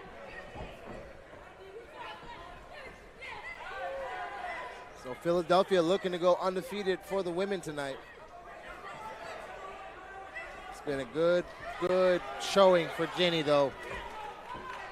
Giving Patricio everything she can handle. Team Combat League is going to have something special for you on the Brawl Pass. Friday night, August 23rd at the 2300 Arena, the first TCL Alumni Series. So traditional fights are coming up only on TCL Brawl Pass. The first one will be at the 2300 Arena. It'll be featuring Joey DeVieco, Shira May Patricio, and other Philly Smoke members. So TCL Alumni Series, stay tuned. That's going to be Friday, August 23rd, only on Brawl Pass. And of course, all our social media accounts will have information for you.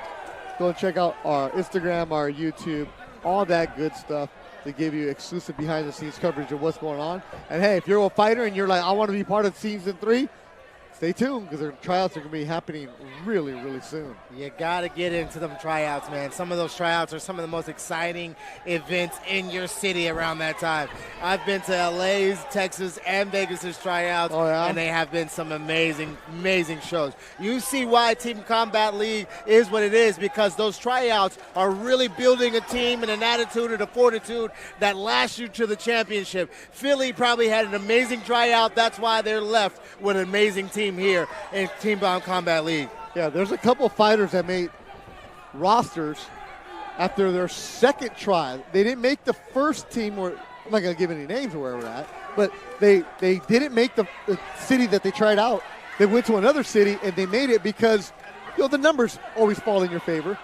Yeah, and for some cities like, you know, LA and New York and Miami, Philly, you're going to have a huge population. Absolutely, especially Vegas, fight capital. Oh, yeah. Philadelphia having a lot of the boxers, just your natural janitors are boxers, so you're going to have a good coming out. But we're going to see it next year. Team Combat League's expanding, and so are the tryouts.